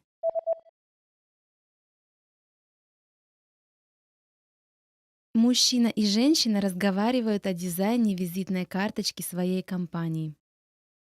Какой дизайн они выбрали? У нас есть несколько новых дизайнов для визитной карточки компании. Какой из них вы считаете лучшим? Давайте посмотрим. Я думаю, что название компании должно быть больше. Хорошо. Тогда это должен быть один из этих. Верно. Они мне нравятся, потому что название компании большое и в самом верху. Один из дизайнов предусматривает место для фотографии. Что вы думаете об этом? Я думаю, что это делает текст слишком маленьким. Да, возможно, текст будет немного трудно читать с фотографией. Хорошо, тогда давайте предыдущий. Hi everyone, I'm Gabriella. How are your Russian listening skills? In this video, you'll have a chance to test them out with a quiz. First, you'll see an image and hear a question. Next comes a short dialogue. Listen carefully and see if you can answer correctly. We'll show you the answer at the end. Are you ready? Женщина спрашивает мужчину, где находится автобусная остановка. Где находится автобусная остановка? Простите, вы не знаете, здесь рядом есть автобусная остановка? Да, идите прямо и на втором светофоре поверните направо. Затем на углу книжного магазина поверните налево, и вы увидите банк. Автобусная остановка находится перед банком. Поняла. Большое спасибо. Где находится автобусная остановка?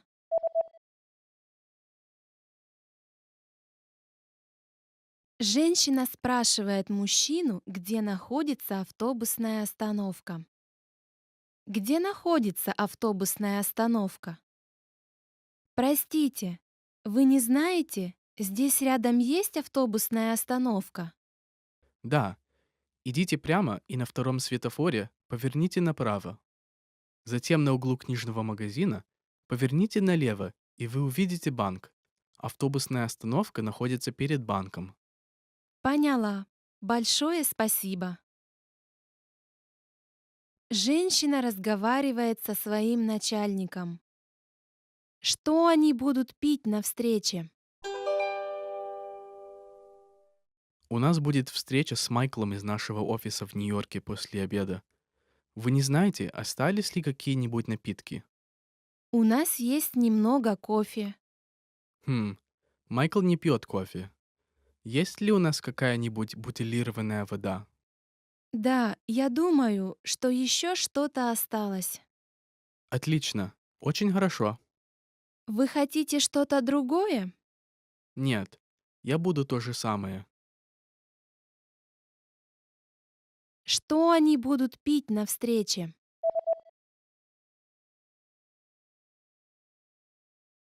Женщина разговаривает со своим начальником. Что они будут пить на встрече?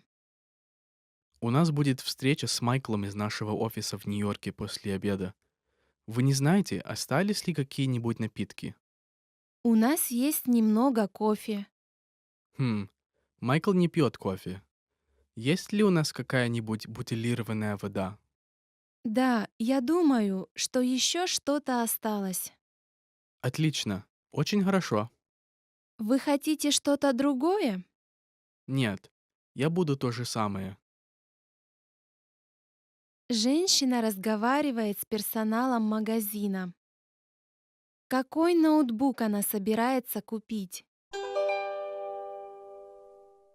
Простите, я ищу очень легкий ноутбук.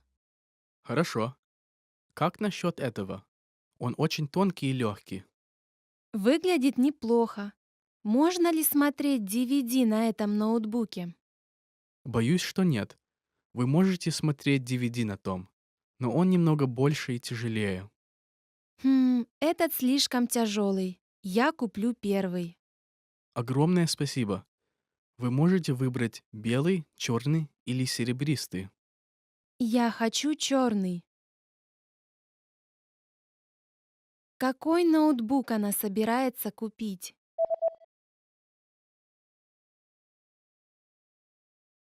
Женщина разговаривает с персоналом магазина. Какой ноутбук она собирается купить? Простите, я ищу очень легкий ноутбук. Хорошо. Как насчет этого? Он очень тонкий и легкий. Выглядит неплохо. Можно ли смотреть DVD на этом ноутбуке? Боюсь, что нет. Вы можете смотреть DVD на том, но он немного больше и тяжелее. Этот слишком тяжелый. Я куплю первый. Огромное спасибо. Вы можете выбрать белый, черный или серебристый. Я хочу черный. Мужчина разговаривает с женщиной о плане своей поездки. Когда он вернется домой? Ты ведь уезжаешь на следующей неделе? Да, во вторник я уезжаю в Лондон. Я буду там 2 дня. Потом ты поедешь в Париж? Да, я собираюсь в Париж в четверг и останусь там на ночь. А потом я вернусь домой. Значит, ты можешь присоединиться к встрече в субботу, верно? Да, могу. Когда он вернется домой?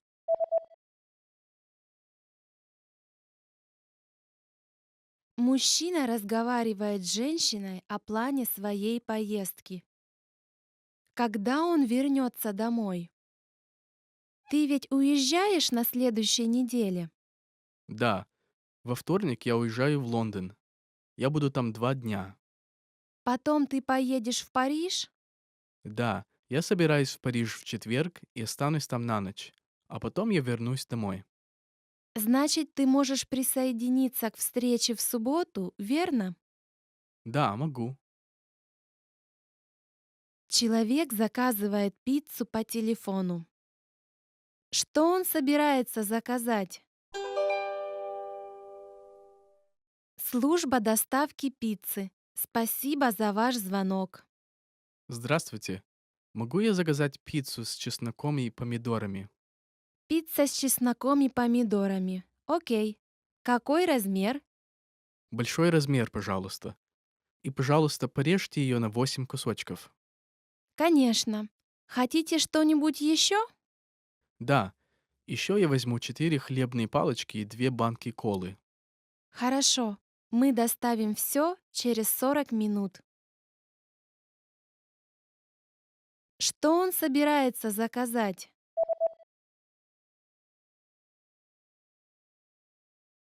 Человек заказывает пиццу по телефону.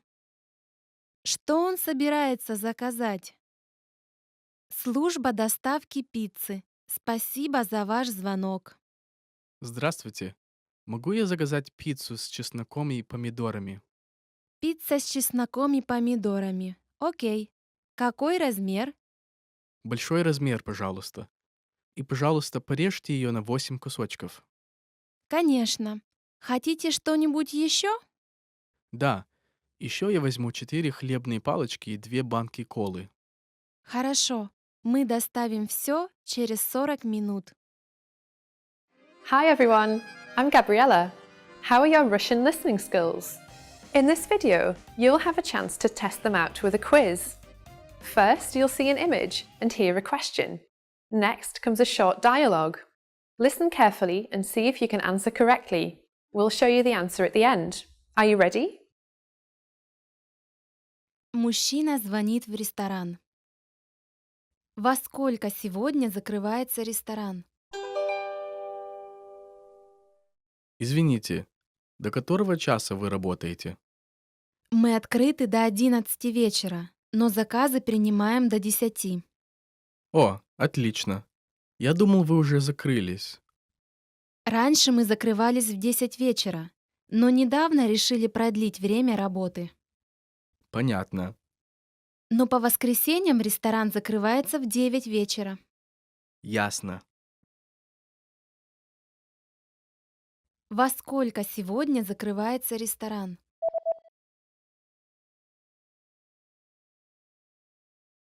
Мужчина звонит в ресторан. Во сколько сегодня закрывается ресторан? Извините, до которого часа вы работаете? Мы открыты до 11 вечера, но заказы принимаем до 10. О, отлично. Я думал, вы уже закрылись. Раньше мы закрывались в 10 вечера, но недавно решили продлить время работы. Понятно. Но по воскресеньям ресторан закрывается в 9 вечера. Ясно. Муж и жена хотят заказать пылесос по интернету. В какой день доставят пылесос? Как тебе этот пылесос? Выглядит неплохо. Ты хочешь его заказать? Да, его доставят через 3-4 дня. Нам нужно указать конкретную дату. Как насчет следующей субботы? Мы же собирались в субботу рано утром поиграть в теннис. О, точно. Тогда в воскресенье лучше. Хорошо, тогда я заказываю. И не забудь в пятницу прийти домой пораньше, потому что в субботу нам надо будет очень рано вставать. В какой день доставят пылесос?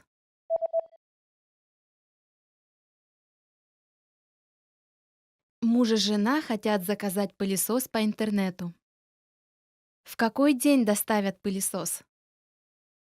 Как тебе этот пылесос? Выглядит неплохо. Ты хочешь его заказать? Да, его доставят через 3-4 дня. Нам нужно указать конкретную дату. Как насчет следующей субботы? Мы же собирались в субботу рано утром поиграть в теннис. О, точно. Тогда в воскресенье лучше. Хорошо, тогда я заказываю. И не забудь в пятницу прийти домой пораньше, потому что в субботу нам надо будет очень рано вставать. Женщина и врач разговаривают. Какие лекарства ей нужно принимать каждый день и поскольку? Так, я дам вам 3 вида лекарств. Пожалуйста, принимайте их после ужина каждый день. Хорошо, Вы должны принять 2 круглые таблетки, 1 капсулу и 1 дозу порошкового лекарства за раз. понятно. Принимайте лекарства в течение 3 дней. Если через 3 дня вам не станет лучше, придите ко мне снова на прием. Хорошо, большое спасибо. Поскорее выздоравливайте. Какие лекарства ей нужно принимать каждый день и поскольку?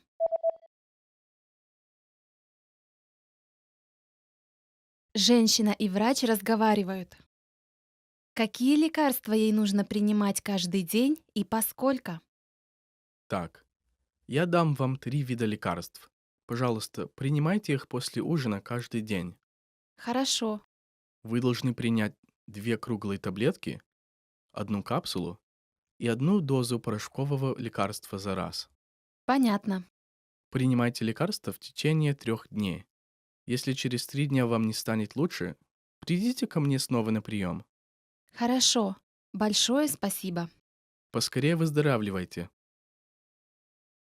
Мужчина в оптике. Какие очки он собирается выбрать? Здравствуйте, вы ищете очки? Да, у меня в последнее время упало зрение. Я поняла. Вы хотите очки той же модели, что на вас сейчас?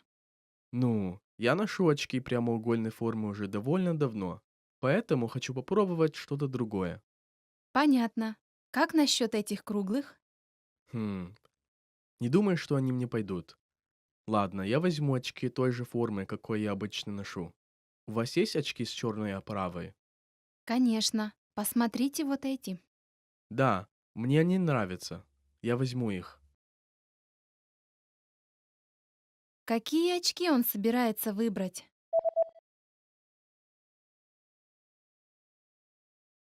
Мужчина в оптике. Какие очки он собирается выбрать? Здравствуйте, вы ищете очки? Да, у меня в последнее время упало зрение. Я поняла. Вы хотите очки той же модели, что на вас сейчас? Ну, я ношу очки прямоугольной формы уже довольно давно, поэтому хочу попробовать что-то другое. Понятно. Как насчет этих круглых? Хм, не думаю, что они мне пойдут. Ладно, я возьму очки той же формы, какой я обычно ношу. У вас есть очки с черной оправой? Конечно. Посмотрите вот эти. Да, мне они нравятся. Я возьму их. Hi everyone, I'm Gabriella. How are your Russian listening skills? In this video, you'll have a chance to test them out with a quiz. First, you'll see an image and hear a question. Next comes a short dialogue. Listen carefully and see if you can answer correctly. We'll show you the answer at the end. Are you ready? Мужчина разговаривает по телефону со своим стоматологом. Когда он собирается посетить стоматолога в следующий раз? Извините, могу я отменить запись на прием на сегодня? Конечно. Вы хотите перенести прием на другой день? Да, можно на субботу? Мне удобно утром. Я боюсь, что в субботу уже все занято. Если вы хотите, я могу записать вас на следующую субботу. Нет, это долго. Может, можно в четверг после обеда? Можно. Свободно на 5 и на 6 вечера. Отлично. Давайте на 6 вечера. Хорошо. Когда он собирается посетить стоматолога в следующий раз?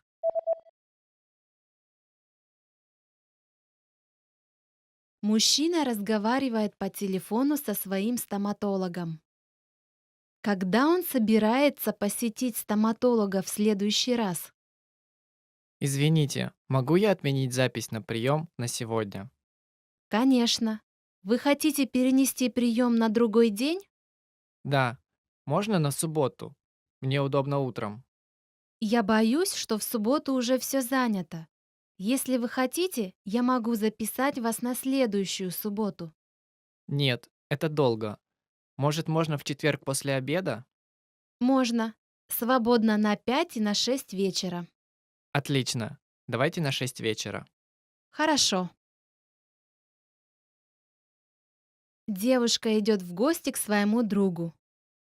Какой у ее друга номер квартиры? Я с нетерпением жду вечеринки в воскресенье. Я тоже. Приходи в 12. Хорошо. Номер твоей квартиры 1018? Да, правильно. В моем доме 2 корпуса. Западный и восточный. Моя квартира находится в восточном корпусе. Понятно. Если у тебя будут какие-нибудь вопросы, звони. Хорошо, спасибо. Какой у ее друга номер квартиры?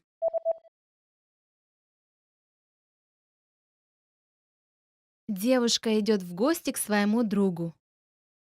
Какой у ее друга номер квартиры? Я с нетерпением жду вечеринки в воскресенье. Я тоже. Приходи в 12. Хорошо. Номер твоей квартиры 1018? Да, правильно. В моем доме 2 корпуса. Западный и восточный. Моя квартира находится в восточном корпусе. Понятно. Если у тебя будут какие-нибудь вопросы, звони. Хорошо, спасибо. Мужчина хочет взять на прокат несколько DVD-дисков. Сколько DVD-дисков он возьмет? Добрый день. Могу я вам помочь? Я хочу взять на прокат вот эти диски. Всего 3 диска. Если вы возьмете 5 дисков, мы дадим вам скидку. Да? Жаль, но у меня не будет времени посмотреть все 5 дисков, поэтому я возьму 3.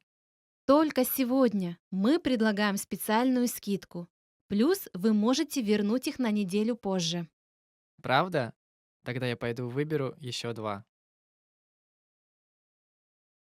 Сколько DVD-дисков он возьмет?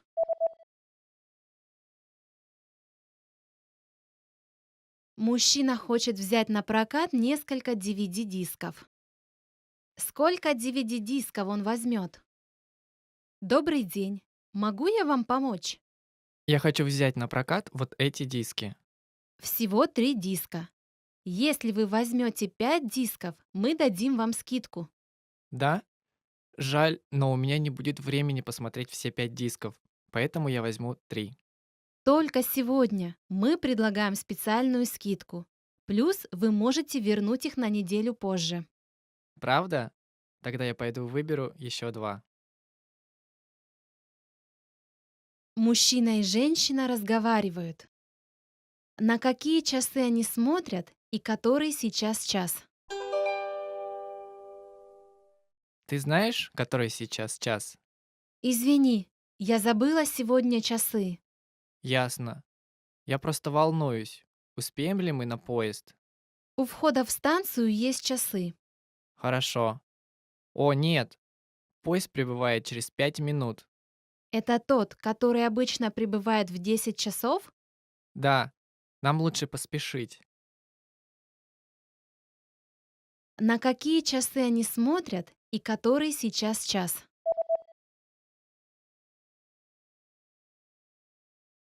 Мужчина и женщина разговаривают.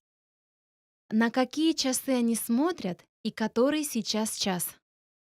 Ты знаешь, который сейчас час? Извини, я забыла сегодня часы. Ясно. Я просто волнуюсь. Успеем ли мы на поезд?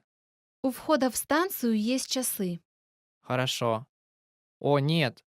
Поезд прибывает через 5 минут. Это тот, который обычно прибывает в 10 часов? Да, нам лучше поспешить.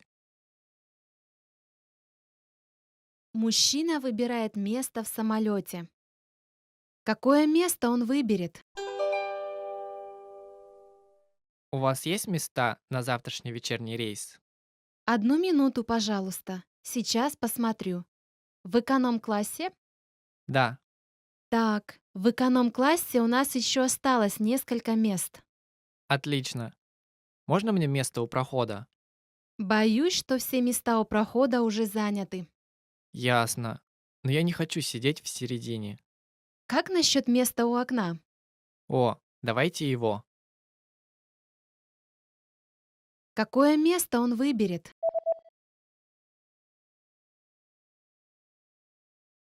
Мужчина выбирает место в самолете. Какое место он выберет? У вас есть места на завтрашний вечерний рейс? 1 минуту, пожалуйста. Сейчас посмотрю. В эконом-классе? Да.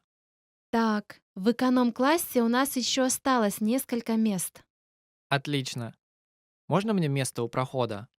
Боюсь, что все места у прохода уже заняты. Ясно. Но я не хочу сидеть в середине. Как насчет места у окна? О, давайте его. Did you get it right?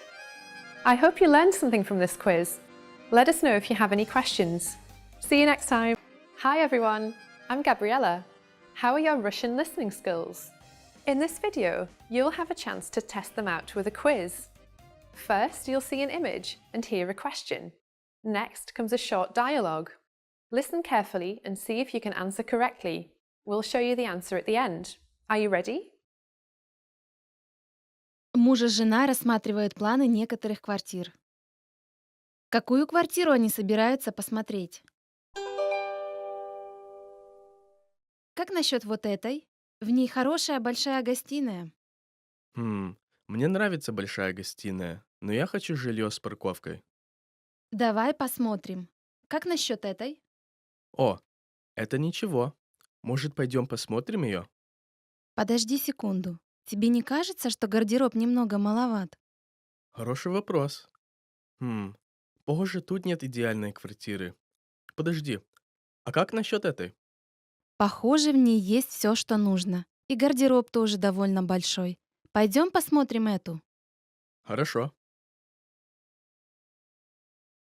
Какую квартиру они собираются посмотреть?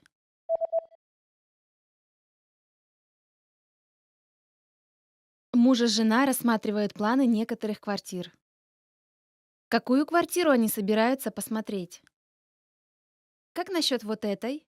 В ней хорошая большая гостиная. Мне нравится большая гостиная, но я хочу жилье с парковкой. Давай посмотрим. Как насчет этой? О, это ничего. Может, пойдем посмотрим ее? Подожди секунду. Тебе не кажется, что гардероб немного маловат? Хороший вопрос.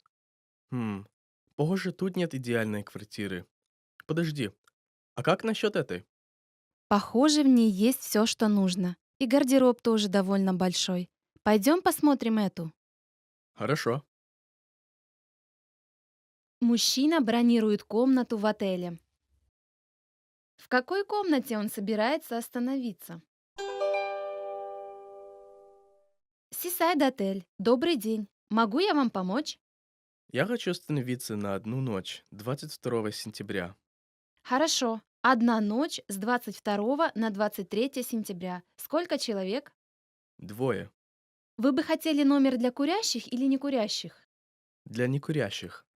Единственный номер для некурящих, доступный в этот день, это комната с видом на горы. Вам подойдет? Хотелось бы комнату с видом на океан. Мне очень жаль, но единственный свободный номер с видом на океан – это номер для курящих. Понятно. А есть номер для некурящих с видом на океан на 23 сентября? Есть. Хорошо. Тогда мы остановимся 23 сентября. В какой комнате он собирается остановиться?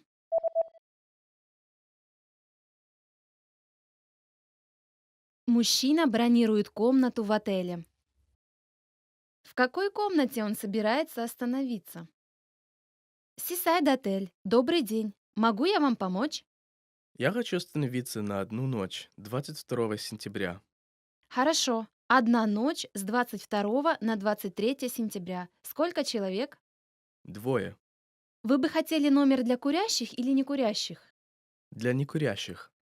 Единственный номер для некурящих, доступный в этот день, это комната с видом на горы. Вам подойдет? Хотелось бы комнату с видом на океан. Мне очень жаль, но единственный свободный номер с видом на океан – это номер для курящих. Понятно. А есть номер для некурящих с видом на океан на 23 сентября? Есть. Хорошо. Тогда мы остановимся 23 сентября. Женщина разговаривает со своим парикмахером. Как бы она хотела изменить свою прическу?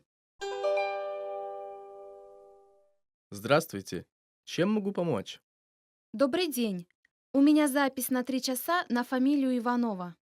А, да. Добро пожаловать, госпожа Иванова. Пожалуйста, проходите сюда. Что сегодня будем делать? Я бы хотела немного изменить свою прическу. Хорошо. Какую длину волос вы хотите? Примерно до плеч. Понял. А что насчет вашей челки? Оставьте ее, пожалуйста. Зачесать ее на бок или пусть будет прямо вниз? Думаю, лучше немного в сторону. Какую сторону? Наверное, немного влево. Ясно. Так, сначала будем мыть голову, поэтому проходите сюда, пожалуйста. Как бы она хотела изменить свою прическу?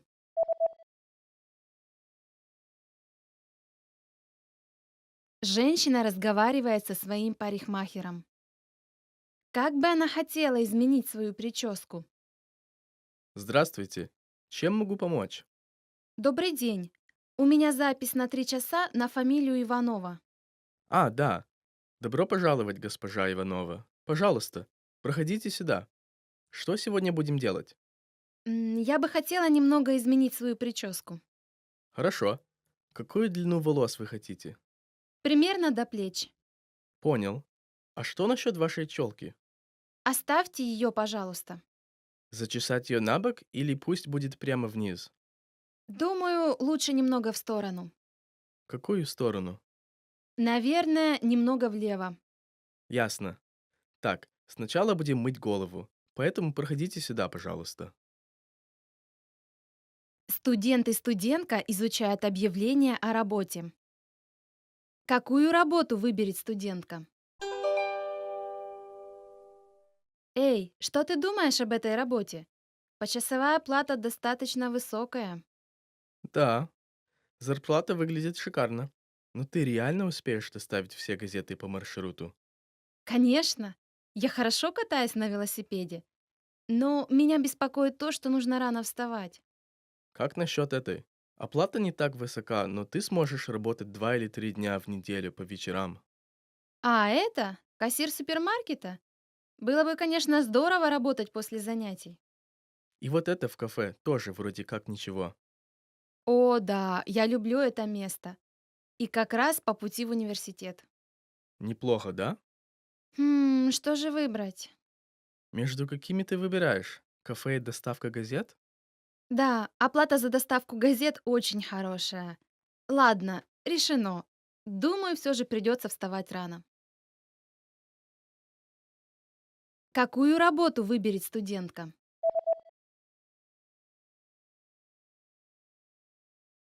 Студент и студентка изучают объявления о работе.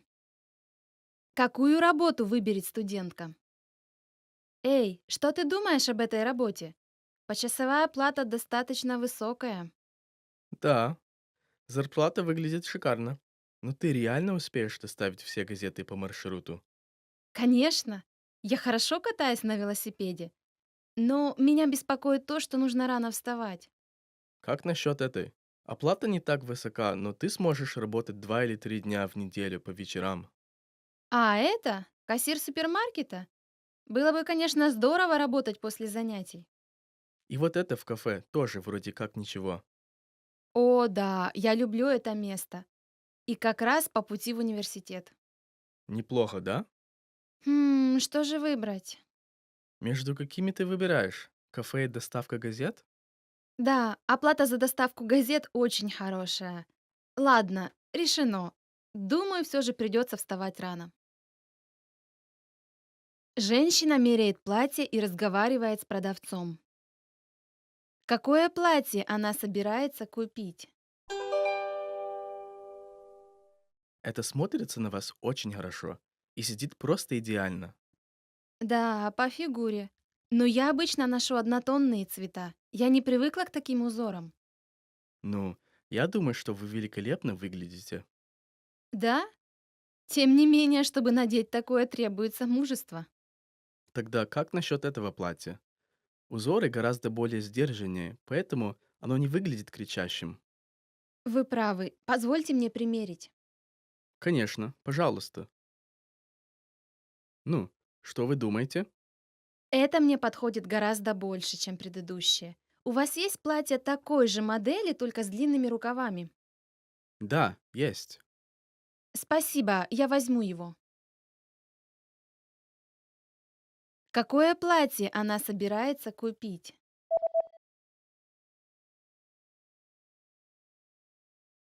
Женщина меряет платье и разговаривает с продавцом. Какое платье она собирается купить? Это смотрится на вас очень хорошо и сидит просто идеально. Да, по фигуре. Но я обычно ношу однотонные цвета. Я не привыкла к таким узорам. Ну, я думаю, что вы великолепно выглядите. Да? Тем не менее, чтобы надеть такое, требуется мужество. Тогда как насчет этого платья? Узоры гораздо более сдержаннее, поэтому оно не выглядит кричащим. Вы правы. Позвольте мне примерить. Конечно, пожалуйста. Ну, что вы думаете? Это мне подходит гораздо больше, чем предыдущее. У вас есть платье такой же модели, только с длинными рукавами? Да, есть. Спасибо, я возьму его. Hi everyone, I'm Gabriella. How are your Russian listening skills? In this video, you'll have a chance to test them out with a quiz. First, you'll see an image and hear a question. Next comes a short dialogue. Listen carefully and see if you can answer correctly. We'll show you the answer at the end. Are you ready? Президент компании и его секретарь разговаривают по телефону. Какой документ секретарь должен передать в отдел продаж? Привет. Ты можешь сделать мне одолжение? У меня на рабочем столе лежит документ, и я хочу, чтобы ты отнесла его в отдел продаж. Конечно. Какой это документ? Я думаю, что он в синем конверте. Синий конверт. На вашем столе 2 синих конверта. А, да. Тот, который с красной печатью, в правом верхнем углу. В конверте с зеленой печатью находится документ, который нужно передать в отдел кадров. Тот, который с красной печатью. Хорошо, он у меня. Отлично. Итак, пожалуйста, отнеси его в отдел продаж до часу дня и убедись, что отдашь его непосредственно менеджеру. Ты ведь его знаешь, не так ли? Да, мы встречались и беседовали пару раз. Хорошо. Да. И ты можешь занести заодно другой конверт в отдел кадров? Конечно. Какой документ секретарь должен передать в отдел продаж?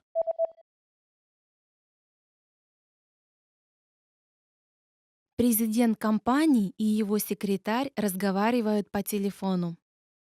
Какой документ секретарь должен передать в отдел продаж? Привет, ты можешь сделать мне одолжение? У меня на рабочем столе лежит документ, и я хочу, чтобы ты отнесла его в отдел продаж. Конечно. Какой это документ? Я думаю, что он в синем конверте. Синий конверт. На вашем столе 2 синих конверта. А, да, тот, который с красной печатью, в правом верхнем углу. В конверте с зеленой печатью находится документ, который нужно передать в отдел кадров. Тот, который с красной печатью. Хорошо, он у меня. Отлично. Итак, пожалуйста, отнеси его в отдел продаж до часу дня и убедись, что отдашь его непосредственно менеджеру. Ты ведь его знаешь, не так ли? Да, мы встречались и беседовали пару раз. Хорошо. Да, и ты можешь занести заодно другой конверт в отдел кадров? Конечно. Женщина звонит в ресторан по телефону. За каким столиком она обедала? Здравствуйте. Чем я могу вам помочь? Здравствуйте. Я у вас сегодня обедала и думаю, что забыла свой шарф. Вы оставили свой шарф на столике? Вы помните, где вы сидели? Я пойду посмотрю. Ну, это было в глубине ресторана, Вы были в зале для курящих или не курящих? в зале для некурящих. Вы сидели за столиком или за стойкой? Я была за столиком на 4. Ладно, тогда я пойду проверю. Пожалуйста, подождите минутку. Огромное спасибо. За каким столиком она обедала?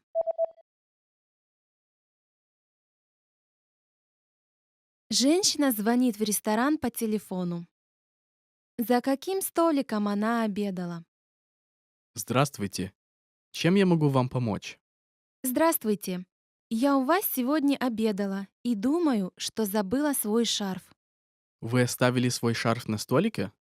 Вы помните, где вы сидели? Я пойду посмотрю. Ну, это было в глубине ресторана, Вы были в зале для курящих или не курящих? в зале для некурящих. Вы сидели за столиком или за стойкой? Я была за столиком на 4. Ладно, тогда я пойду проверю. Пожалуйста, подождите минутку. Огромное спасибо. Человек ищет квартиру. Какую квартиру он собирается выбрать? Простите, я ищу квартиры в этом районе. Вы можете показать мне некоторые планы квартир? Конечно. Вы ищете для одного человека? Нет, я собираюсь жить со своей женой. Мне нужна гостиная, спальня и кабинет. Хорошо. Как насчет этой? Здесь есть 2 комнаты плюс гостиная. Хотя, возможно, в ней может быть немного шумно, так как она находится рядом с большой дорогой. Ясно. Обычно я работаю на дому, так что мне нужно тихое место. И я бы предпочел, чтобы гостиная была квадратной формы. Но как насчет этой? Она находится немного далеко от станции, но в тихом жилом районе. Есть 2 комнаты и гостиная, но одна комната немного тесновата. Хм, у нас не так много вещей, так что она должна быть нам в самый раз. Мы можем показать вам другую квартиру, в которой 2 широкие комнаты, но она расположена гораздо дальше от станции. Нет, спасибо. Я хотел бы посмотреть вторую квартиру, которую вы мне показали.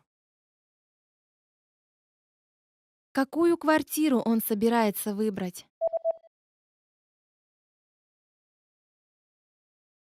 Человек ищет квартиру. Какую квартиру он собирается выбрать? Простите, я ищу квартиры в этом районе. Вы можете показать мне некоторые планы квартир? Конечно. Вы ищете для одного человека? Нет, я собираюсь жить со своей женой. Мне нужна гостиная, спальня и кабинет. Хорошо. Как насчет этой? Здесь есть 2 комнаты плюс гостиная. Хотя, возможно, в ней может быть немного шумно, так как она находится рядом с большой дорогой. Ясно. Обычно я работаю на дому, так что мне нужно тихое место. И я бы предпочел, чтобы гостиная была квадратной формы. Но как насчет этой? Она находится немного далеко от станции, но в тихом жилом районе. Есть 2 комнаты и гостиная, но одна комната немного тесновата. Хм, у нас не так много вещей, так что она должна быть нам в самый раз. Мы можем показать вам другую квартиру, в которой 2 широкие комнаты, но она расположена гораздо дальше от станции. Нет, спасибо. Я хотел бы посмотреть вторую квартиру, которую вы мне показали. Женщина заказывает торт ко дню рождения. Какой торт она собирается заказать? Простите, я хотела бы заказать торт ко дню рождения своей дочери. Отлично. Не могли бы вы сказать мне, какой торт вы ищете? Моя дочь любит шоколад, поэтому я думаю, что подойдет шоколадный торт. И вы можете положить на него сверху клубнику. Конечно, у нас есть круглые и квадратные торты. Какой из них вы бы предпочли? Круглый, пожалуйста. Хорошо. Сколько лет исполнится вашей дочери? 12. Хорошо. Тогда мы приготовим 12 свечей. Вы хотите сделать надпись на торте? Да, пожалуйста, напишите «С днем рождения». Хорошо. Вы хотите, чтобы надпись была розовая? Если да, то мы разместим ее на белой табличке. Или же мы можем написать белым на розовой табличке. Пожалуйста, сделайте розовую надпись на белой табличке. Какой торт она собирается заказать?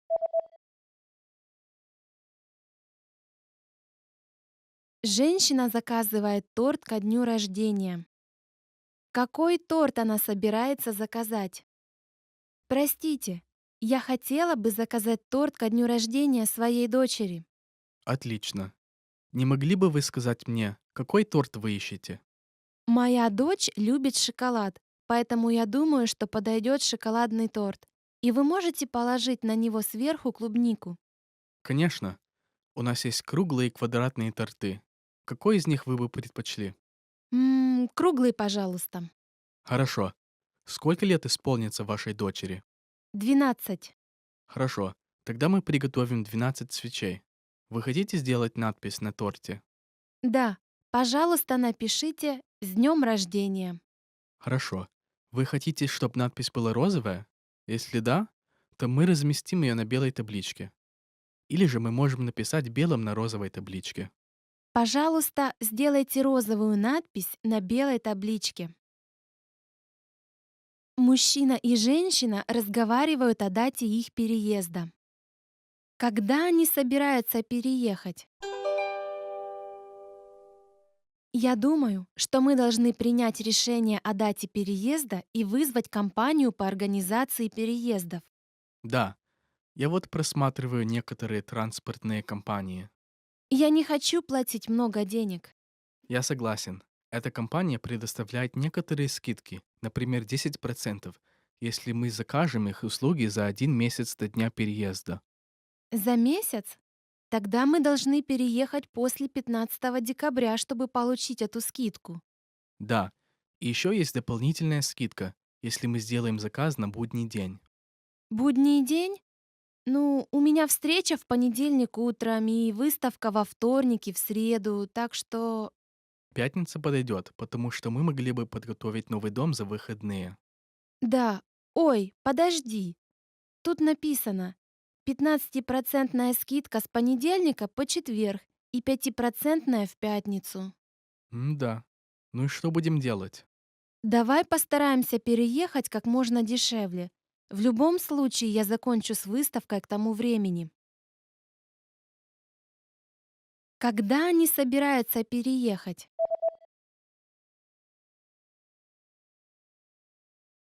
Мужчина и женщина разговаривают о дате их переезда. Когда они собираются переехать? Я думаю, что мы должны принять решение о дате переезда и вызвать компанию по организации переездов. Да, я вот просматриваю некоторые транспортные компании. Я не хочу платить много денег. Я согласен. Эта компания предоставляет некоторые скидки, например, 10%, если мы закажем их услуги за 1 месяц до дня переезда. За месяц? Тогда мы должны переехать после 15 декабря, чтобы получить эту скидку. Да, и еще есть дополнительная скидка, если мы сделаем заказ на будний день. Будний день? Ну, у меня встреча в понедельник утром и выставка во вторник и в среду, так что... Пятница подойдет, потому что мы могли бы подготовить новый дом за выходные. Да. Ой, подожди. Тут написано 15% скидка с понедельника по четверг и 5% в пятницу. Да. Ну и что будем делать? Давай постараемся переехать как можно дешевле. В любом случае я закончу с выставкой к тому времени. Hi everyone, I'm Gabriella. How are your Russian listening skills? In this video, you'll have a chance to test them out with a quiz. First, you'll see an image and hear a question. Next comes a short dialogue. Listen carefully and see if you can answer correctly. We'll show you the answer at the end. Are you ready? Мужчина покупает одежду на распродаже. Что и в каком количестве он собирается купить? Простите, эта рубашка продается только в наборе из 3 рубашек? Мы можем продать отдельно, но тогда одна рубашка будет стоить дороже. Ясно. Но мне не нужны 3 одинаковых рубашки. Что же делать? Если вы купите набор из 3 галстуков, мы сделаем вам скидку на рубашки, и вы сможете купить 3 по цене одной. Понятно. То есть набор из 3 галстуков плюс набор из 3 рубашек по цене одной. Правильно? Ладно, 2 рубашки потом кому-нибудь подарю. Я думаю, это хороший выбор. Что и в каком количестве он собирается купить?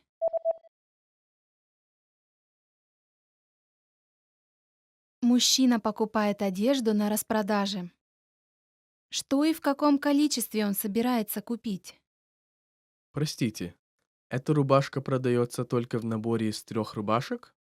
Мы можем продать отдельно, но тогда одна рубашка будет стоить дороже. Ясно.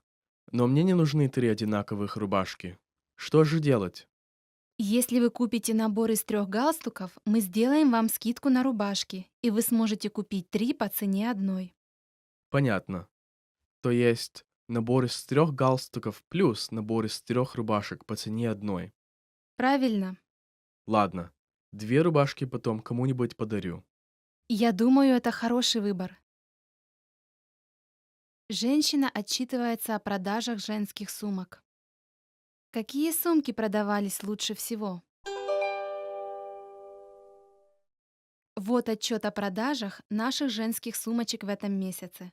Ну, во-первых, если говорить о цвете, то бесспорным лидером продаж являются, конечно же, сумочки черного цвета. За ними идут белые и голубые. Желтые, к сожалению, продавались не очень хорошо. Желтые не очень хорошо продавались. Понятно. Что насчет формы? Сумок большого размера было продано гораздо больше, чем маленького. Сумки, в которые можно положить документы формата А4 или журналы, были самыми популярными. Ясно. Если говорить о ручках, то сумки с кожаными ручками продавались лучше, чем на цепочках. Хорошо. Похоже, что сумки более классического стиля продаются лучше. Верно. Я думаю, что для нашей новой коллекции лучше использовать более спокойные цвета, такие как бежевый или коричневый. Ну ладно, пусть бежевый будет следующим цветом нашей коллекции. Да, и ты можешь остановить производство желтых сумок. Хорошо. Какие сумки продавались лучше всего?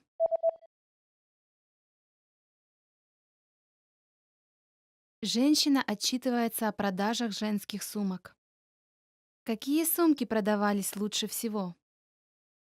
Вот отчет о продажах наших женских сумочек в этом месяце. Ну, во-первых, если говорить о цвете, то бесспорным лидером продаж являются, конечно же, сумочки черного цвета. За ними идут белые и голубые. Желтые, к сожалению, продавались не очень хорошо. Желтые не очень хорошо продавались. Понятно. Что насчет формы? Сумок большого размера было продано гораздо больше, чем маленького. Сумки, в которые можно положить документы формата А4 или журналы, были самыми популярными. Ясно. Если говорить о ручках, то сумки с кожаными ручками продавались лучше, чем на цепочках. Хорошо. Похоже, что сумки более классического стиля продаются лучше. Верно. Я думаю, что для нашей новой коллекции лучше использовать более спокойные цвета, такие как бежевый или коричневый. Ну ладно, пусть бежевый будет следующим цветом нашей коллекции. Да, и ты можешь остановить производство желтых сумок. Хорошо. Мужчина звонит в больницу. Когда в больнице можно пройти медицинский осмотр? Простите, я могу записаться на медицинский осмотр?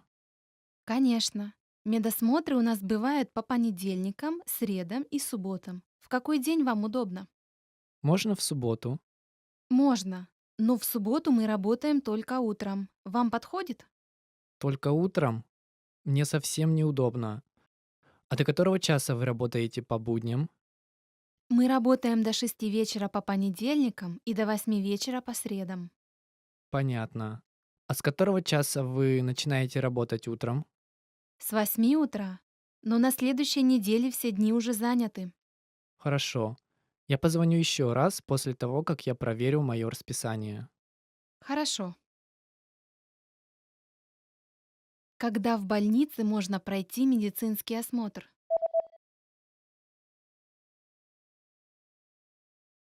Мужчина звонит в больницу. Когда в больнице можно пройти медицинский осмотр? Простите, я могу записаться на медицинский осмотр? Конечно. Медосмотры у нас бывают по понедельникам, средам и субботам. В какой день вам удобно? Можно в субботу?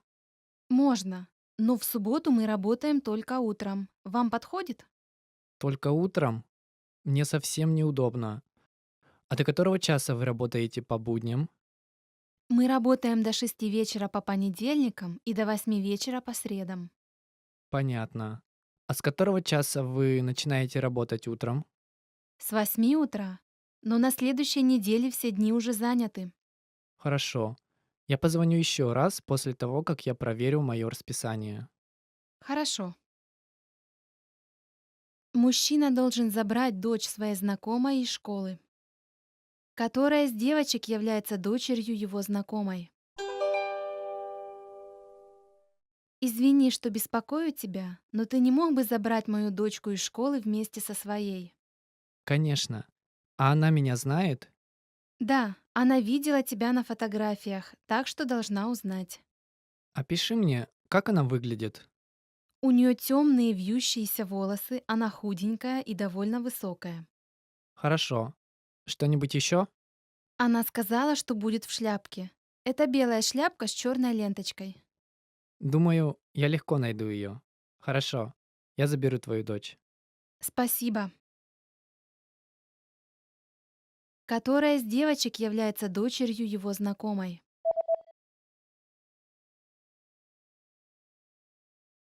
Мужчина должен забрать дочь своей знакомой из школы. Которая из девочек является дочерью его знакомой? Извини, что беспокою тебя, но ты не мог бы забрать мою дочку из школы вместе со своей? Конечно. А она меня знает? Да, она видела тебя на фотографиях, так что должна узнать. Опиши мне, как она выглядит. У нее темные вьющиеся волосы, она худенькая и довольно высокая. Хорошо. Что-нибудь еще? Она сказала, что будет в шляпке. Это белая шляпка с черной ленточкой. Думаю, я легко найду ее. Хорошо. Я заберу твою дочь. Спасибо. Мужчина разговаривает с женщиной о своем бумажнике. Где он собирается искать свой бумажник? О нет, я не могу найти свой бумажник. Я, наверное, его где-то оставил.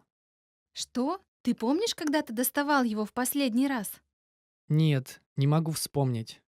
Ну тогда давай вместе попробуем вспомнить, где ты сегодня был. Хорошо. Сначала я ходил в кинотеатр с друзьями. После этого мы пошли в кафе, и мой друг заплатил за меня. Так что я не трогал свой бумажник. Но когда ты покупал билеты, ты доставал из него деньги? Да, после кафе мы пошли в спортзал. И после спортзала я заметил, что у меня нет с собой бумажника. Ты платил за что-то в спортзале? Нет, плата за абонемент автоматически снимается с моего банковского счета каждый месяц. Ой, я вспомнил. Я купил сок в торговом автомате в спортзале. Ясно. Тогда давай пойдем туда и поищем твой бумажник. Где он собирается искать свой бумажник?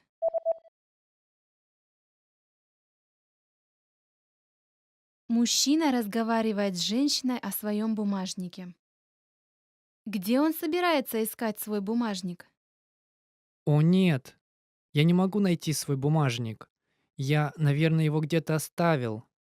Что? Ты помнишь, когда ты доставал его в последний раз?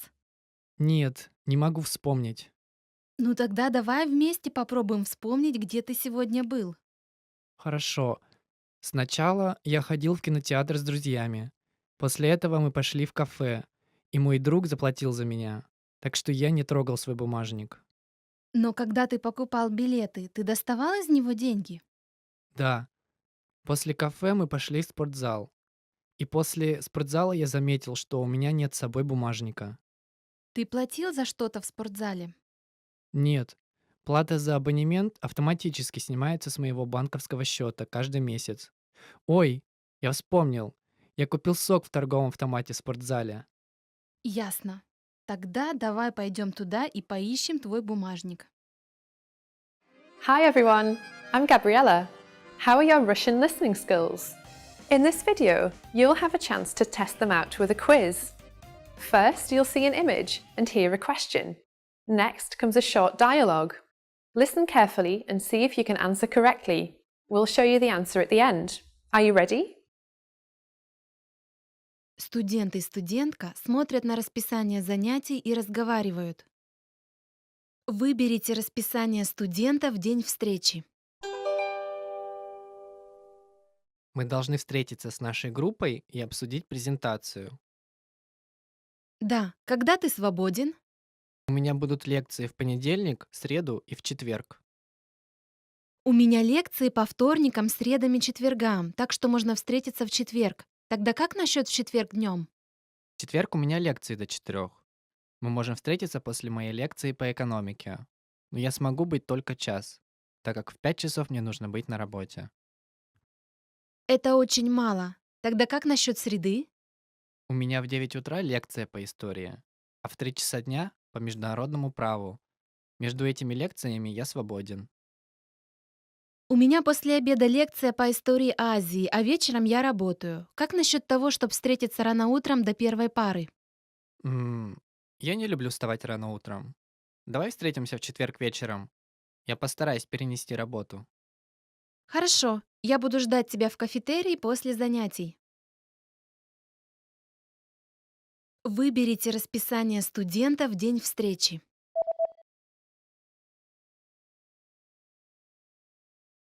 Студент и студентка смотрят на расписание занятий и разговаривают.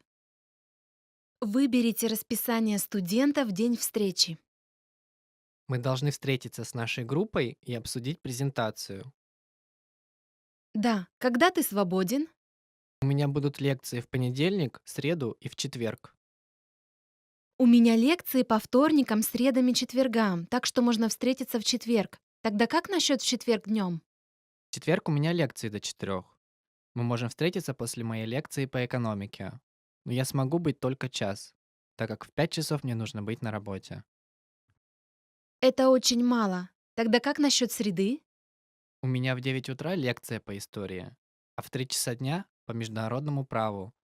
Между этими лекциями я свободен. У меня после обеда лекция по истории Азии, а вечером я работаю. Как насчет того, чтобы встретиться рано утром до первой пары? М, Я не люблю вставать рано утром. Давай встретимся в четверг вечером. Я постараюсь перенести работу. Хорошо, я буду ждать тебя в кафетерии после занятий.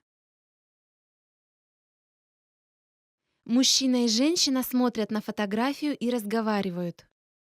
Кто на фотографии является младшим братом женщины? Я слышал, что у тебя есть брат-близнец, а я и не знал. Да, но люди говорят, что мы не похожи. Смотри, вот фотография. Ты можешь найти моего брата на этой фотографии? Ну, я не вижу никого, кто бы был на тебя похож. Может, этот? В кепке? Нет, не этот. У него темные волосы, как у меня. Тогда вот этот, который высокий. Нет, он не такой высокий. Я до сих пор не могу его найти. Вы действительно не похожи друг на друга. Я знаю. Может, это из-за очков? Очков? Тогда вот этот, второй слева. Правильно. Ну что, я похожа на него? Нет, совсем не похоже. Кто на фотографии является младшим братом женщины?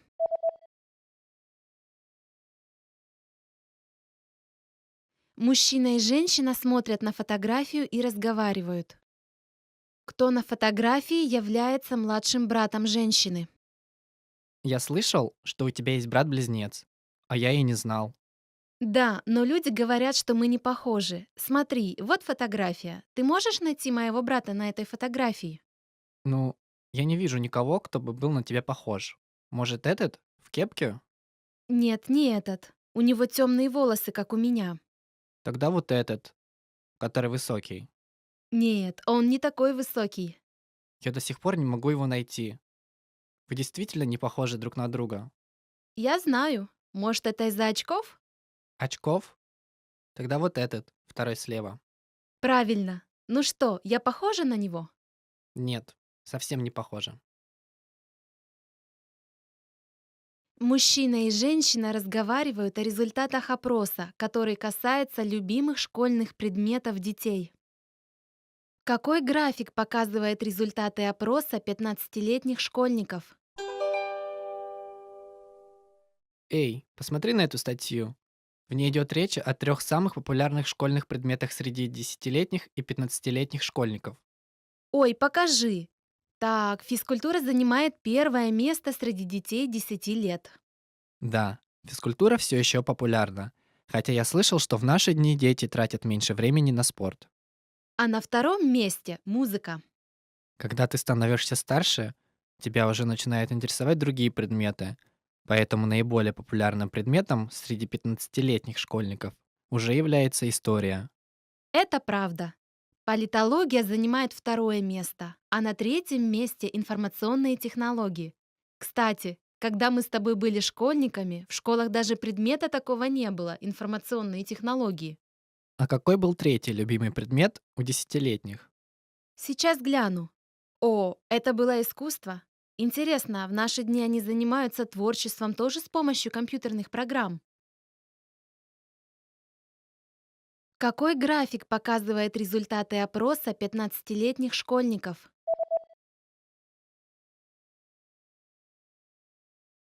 Мужчина и женщина разговаривают о результатах опроса, который касается любимых школьных предметов детей.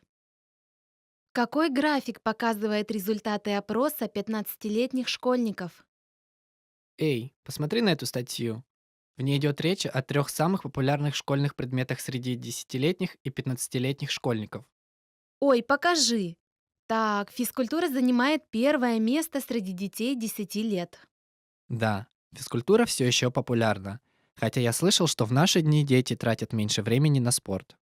А на втором месте музыка. Когда ты становишься старше, тебя уже начинают интересовать другие предметы. Поэтому наиболее популярным предметом среди 15-летних школьников уже является история. Это правда. Политология занимает второе место, а на третьем месте информационные технологии. Кстати, когда мы с тобой были школьниками, в школах даже предмета такого не было — информационные технологии. А какой был третий любимый предмет у 10-летних? Сейчас гляну. О, это было искусство. Интересно, а в наши дни они занимаются творчеством тоже с помощью компьютерных программ? По телевидению передают прогноз погоды. Какой прогноз погоды на следующую неделю? А сейчас прогноз погоды на следующую неделю. В первой половине недели нас ожидают солнечные дни, хотя время от времени будет облачно. В середине недели погода начнет портиться. Во второй половине недели будет преимущественно облачно, а в некоторых местах ожидаются дожди с грозами. Температура воздуха днем в среднем составит 20 градусов тепла. Однако в конце недели температура упадет до 15 градусов тепла. Минимальная температура воздуха составит 7-8 градусов, что намного ниже обычного. Завтра, в воскресенье, будет отличная солнечная погода. Какой прогноз погоды на следующую неделю?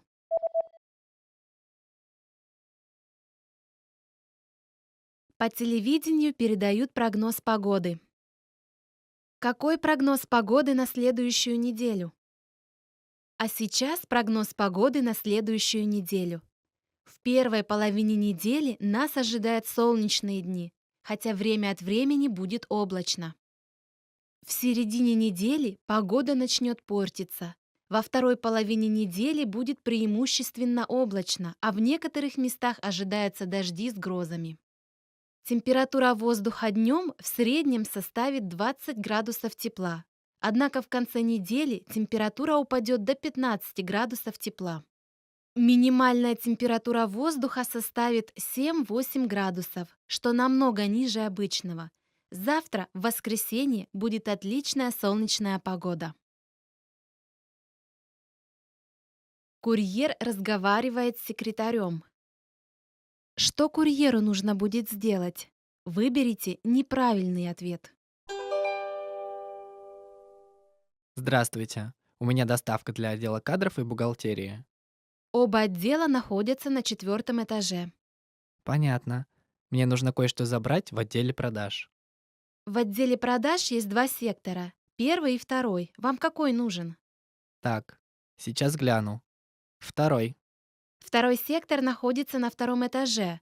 Там на входе есть домофон. Вы позвоните и спросите человека, который вам нужен. Хорошо. Лифт справа? Извините, лифт сейчас не работает. Воспользуйтесь, пожалуйста, лестницей. Хорошо. Что курьеру нужно будет сделать? Выберите неправильный ответ.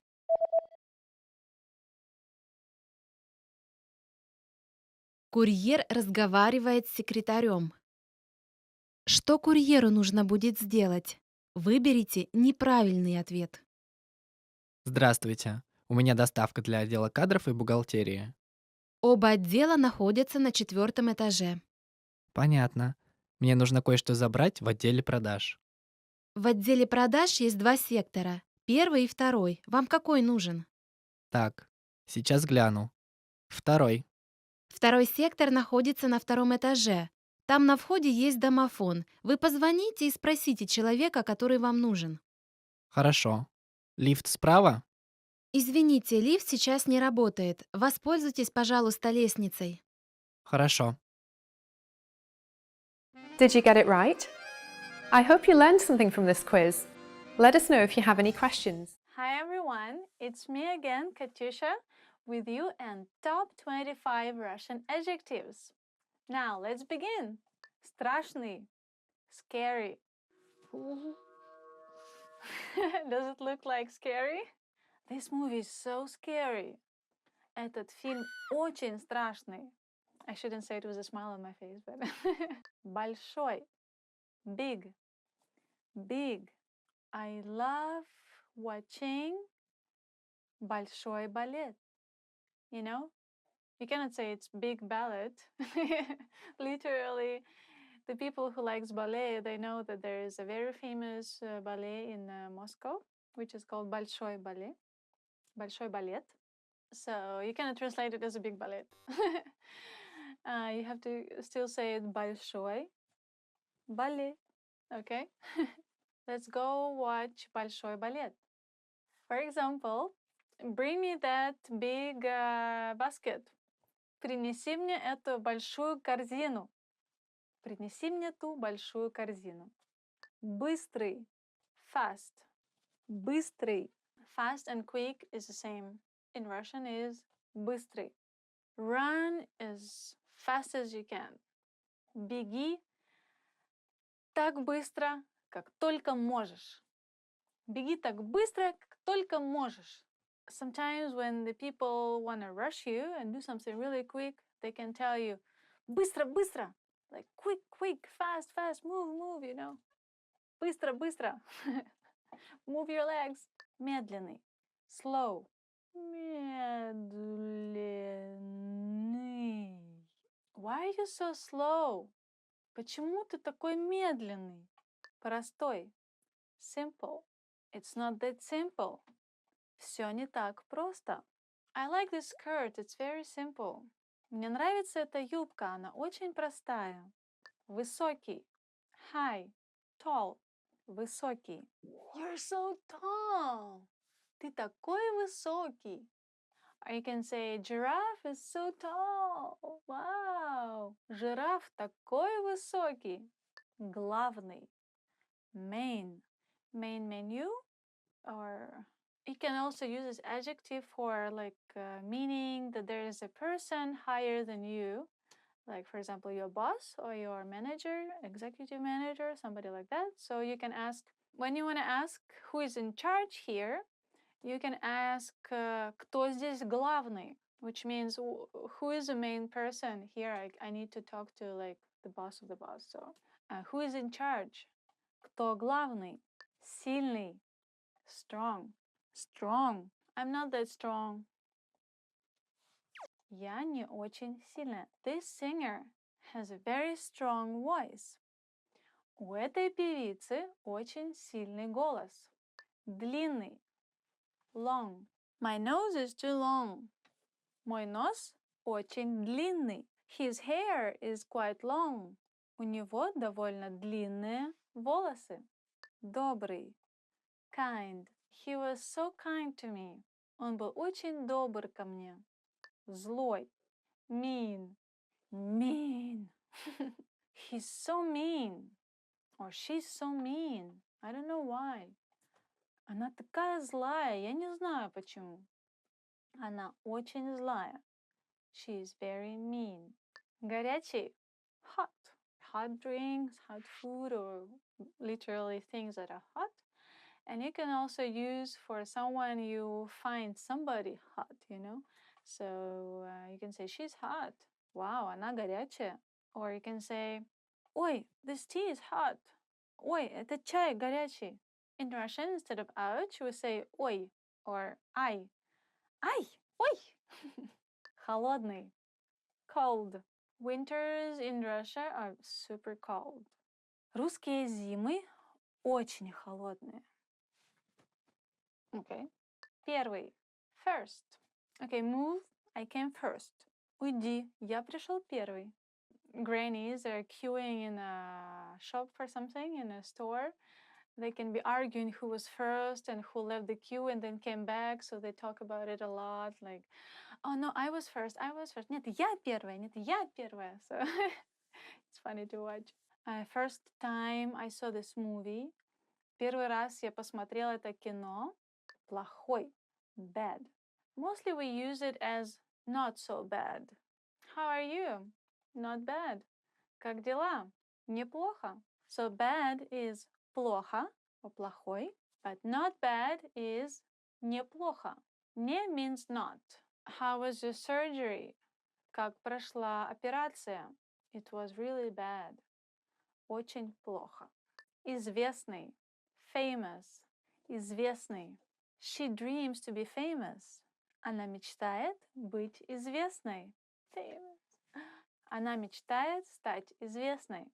Her dream is to become famous. Последний. Latest. Literally, последний means last. Something that comes last. For example, you can use it when you haven't seen your friend for a while. Последний раз я тебя видел было зимой. Last time I saw you, it was in winter. Your mom can tell you, last time I talked to you, it was 2 weeks ago. Последний раз, когда я с тобой говорила, это было 2 недели назад. So she's kind of complaining. Короткий. Short. I have short hair. У меня короткие волосы. My holiday was too short. Мои выходные были очень короткие. Of course you want your holidays to last longer. Красивый. Beautiful. This picture is so beautiful. Эта фотография такая красивая. Сложный. Difficult. This task is very difficult. Это задание очень сложное. For example, you can say you're reading a book and it's too difficult for your understanding. So you can say, this is so difficult. Это очень сложно. Or this book is too difficult. Эта книжка очень сложная. Легкий. The next adjective is light. This conversation is really light. Этот разговор очень легкий. Literally means that somebody or something is really light, like weight. So, for example, this computer is really light. So, этот компьютер очень легкий. Or you can use it as a meaning that somebody, it's easy to talk to someone or easy to communicate. So you can also say light, легкий. Our conversation started easily, which means наш разговор начался легко. So it's without any thinking, just, natural. Хороший, good. As you hear Russian people communicating, they say it a lot. When somebody asks them, how are you? They say хорошо. And then as okay, they can also use хорошо. So every time I want to confirm that, yes, I listened to you, I heard what you said, and okay. So I can say хорошо. Хорошо, хорошо, хорошо. So we use it a lot. This movie was really good. Этот фильм был очень хороший. Очень хороший фильм. Or очень хорошая книга. Or очень хороший кофе. Coffee, very good coffee. Right? So which means it's really good. Хороший. Отдаленный. Far. As many other Russian adjectives, they are easily transformed into adverbs. So, for example, the far in English doesn't change, but in Russian, the adjective отдаленный can change into adverb. The Russian adjective far can change into adverb, which sounds a bit different. Далеко. So, if I use an adjective, I can say, this shop is a bit far from my home. Этот магазин отдален от моего дома. But if I want to say an adverb, I should say, in English, it doesn't really change. But in Russian, it would sound a bit different. This shop is a bit far from my home. So, магазин далеко от моего дома. Этот магазин немного далеко от моего дома. For this adjective, we mostly use it in the adverb. I can see really far.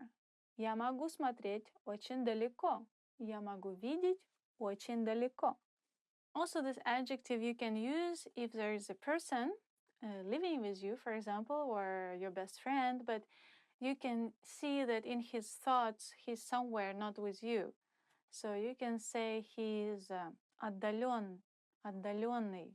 He's somewhere away from me, So you can say, I don't know why, he's really far in his thoughts. Я не знаю почему, но он очень отдаленный от меня. So, which means he doesn't pay attention to who is next to this person. Маленький, small, small. For example, this world is really small. Наш мир очень мал. Наш мир очень маленький. Скучный. Boring.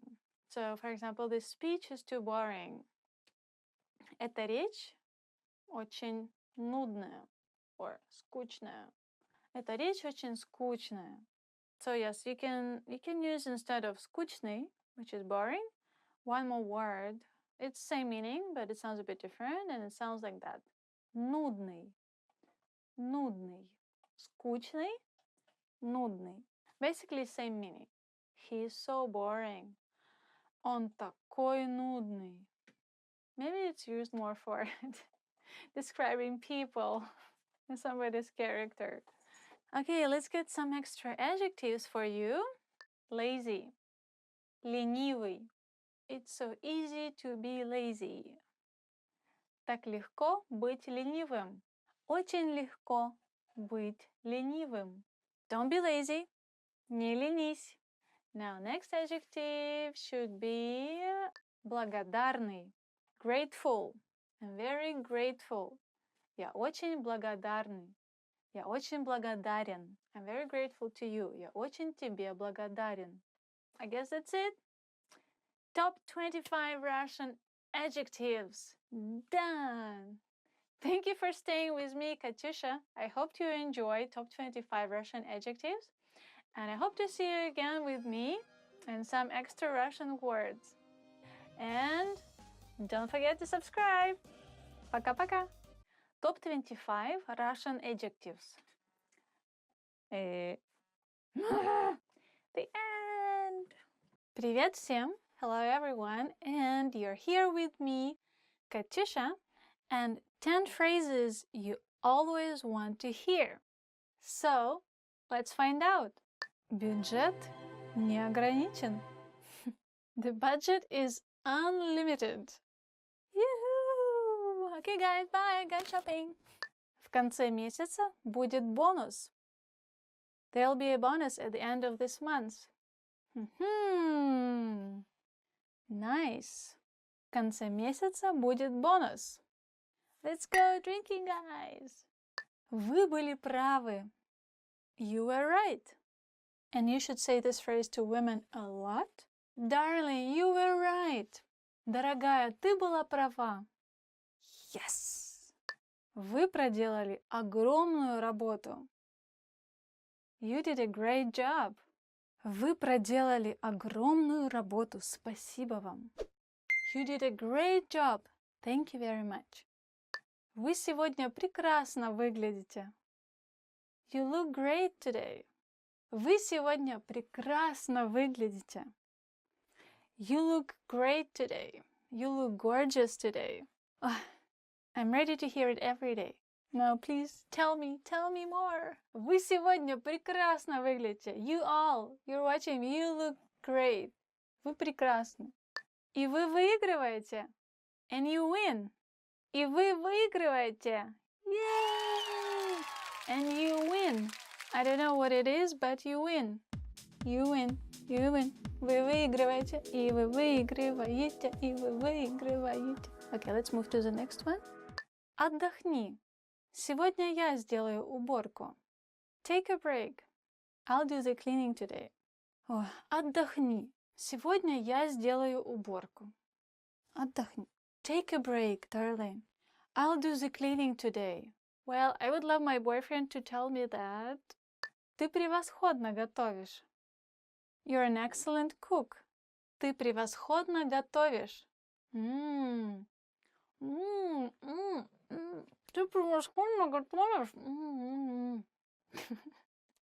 You're a great cook. You're an excellent cook. Okay, I'm not gonna speak while I'm eating anymore. So, you're an excellent cook. Okay, I love your cooking. You should cook for me more. Я принес вам кое-что особенное. I brought you something special. Я принес вам что-то особенное.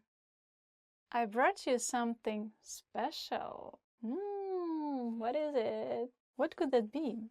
Something special. Some cake? Я скучаю по тебе. I miss you. Я скучаю по тебе. I miss you. Or you can say, I miss my country. Я скучаю по родине. This is it. I'm gonna go shopping now, and I hope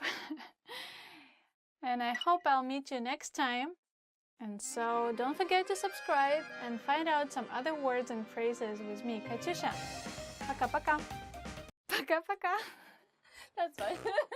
Want to speak real Russian from your first lesson? Sign up for your free lifetime account at RussianPod101.com. Hi everybody, my name is Katyusha and I'm here with you for top 25 Russian nouns. Now let's begin. Человек. Man. Человек. The tricky thing with this word is that in plural it changes completely. So one man is человек and many men is люди. Have you seen this man? Вы видели этого человека? Вы видели этого человека? Год. Year. The year has passed so quickly. Год пролетел так быстро. Год пролетел так быстро. Время. Time. This noun we're gonna use a lot of times. Every time you want to know what time it is now. So, excuse me, what time is it now? Извините, который сейчас час? Которое сейчас время? Again, when you ask for time, you can use two synonym words, nouns in Russian, which is время, as we just learned, and час, literally means hour. Рука, hand. Рука, hand. One hand, two hands, руки. Give me your hand. Дай мне свою руку. Дай мне свою руку. Имя, name. What's your name? Как тебя зовут? Как тебя зовут? How people call you literally, which means by name. I hope it's not confusing for you. Раз, time, when counted. When we're counting something, one time, two times, three times. Сколько раз ты ходишь в зал? How many times do you go to a gym? Деньги, money. In Russia, we show this for money, деньги. So if you see somebody showing you this sign, it means they want some money from you. Give me some money. Дай мне деньги. Дай мне деньги. Жизнь, life. Life is so good. Жизнь прекрасна. You can use that when you feel good, when you feel happy. So you can say, жизнь прекрасна. Life is good. День, day. What a great day. Какой прекрасный день. What day is it today? Какой сегодня день? Голова, head. Голова. One head is good, but two is better. Одна голова хорошо, а две лучше. Одна голова хорошо, а две лучше. Друг, friend. Hello, my friend. Здравствуй, мой дорогой друг. Дом, home. Welcome to my home. Добро пожаловать в мой дом. Добро пожаловать в мой дом. Слово, word. Pay attention to which word you're using. Смотри за словами. Смотри за словами.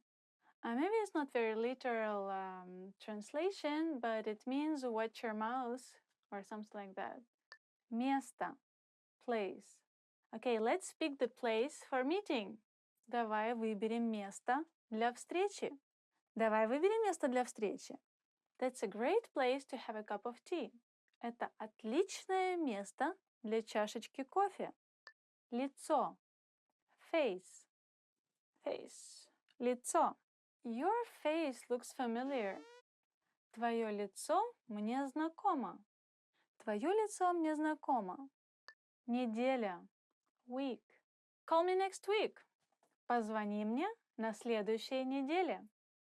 Позвони мне на следующей неделе. Нога, leg, or legs, ноги. Now you have nice legs. У тебя красивые ноги. You have nice legs. У тебя красивые ноги. Мать, мама, mother. I really like talking to your mother. Мне очень нравится общаться с твоей мамой. Okay, мать is more like official way of saying it when you don't know whose mother we're talking about. But mama is more like friendly and personally if you really know your friend's mother in person. So you can say your mother, твоя мама. Отец, папа, father. Basically the same with the mother. You can say in the official way отец, your father, твой отец. Or you can say in more friendly way, твой папа, your father, твой папа. Твой папа любит рыбалку? Does your father like fishing? Твой папа любит рыбалку? Месяц, month.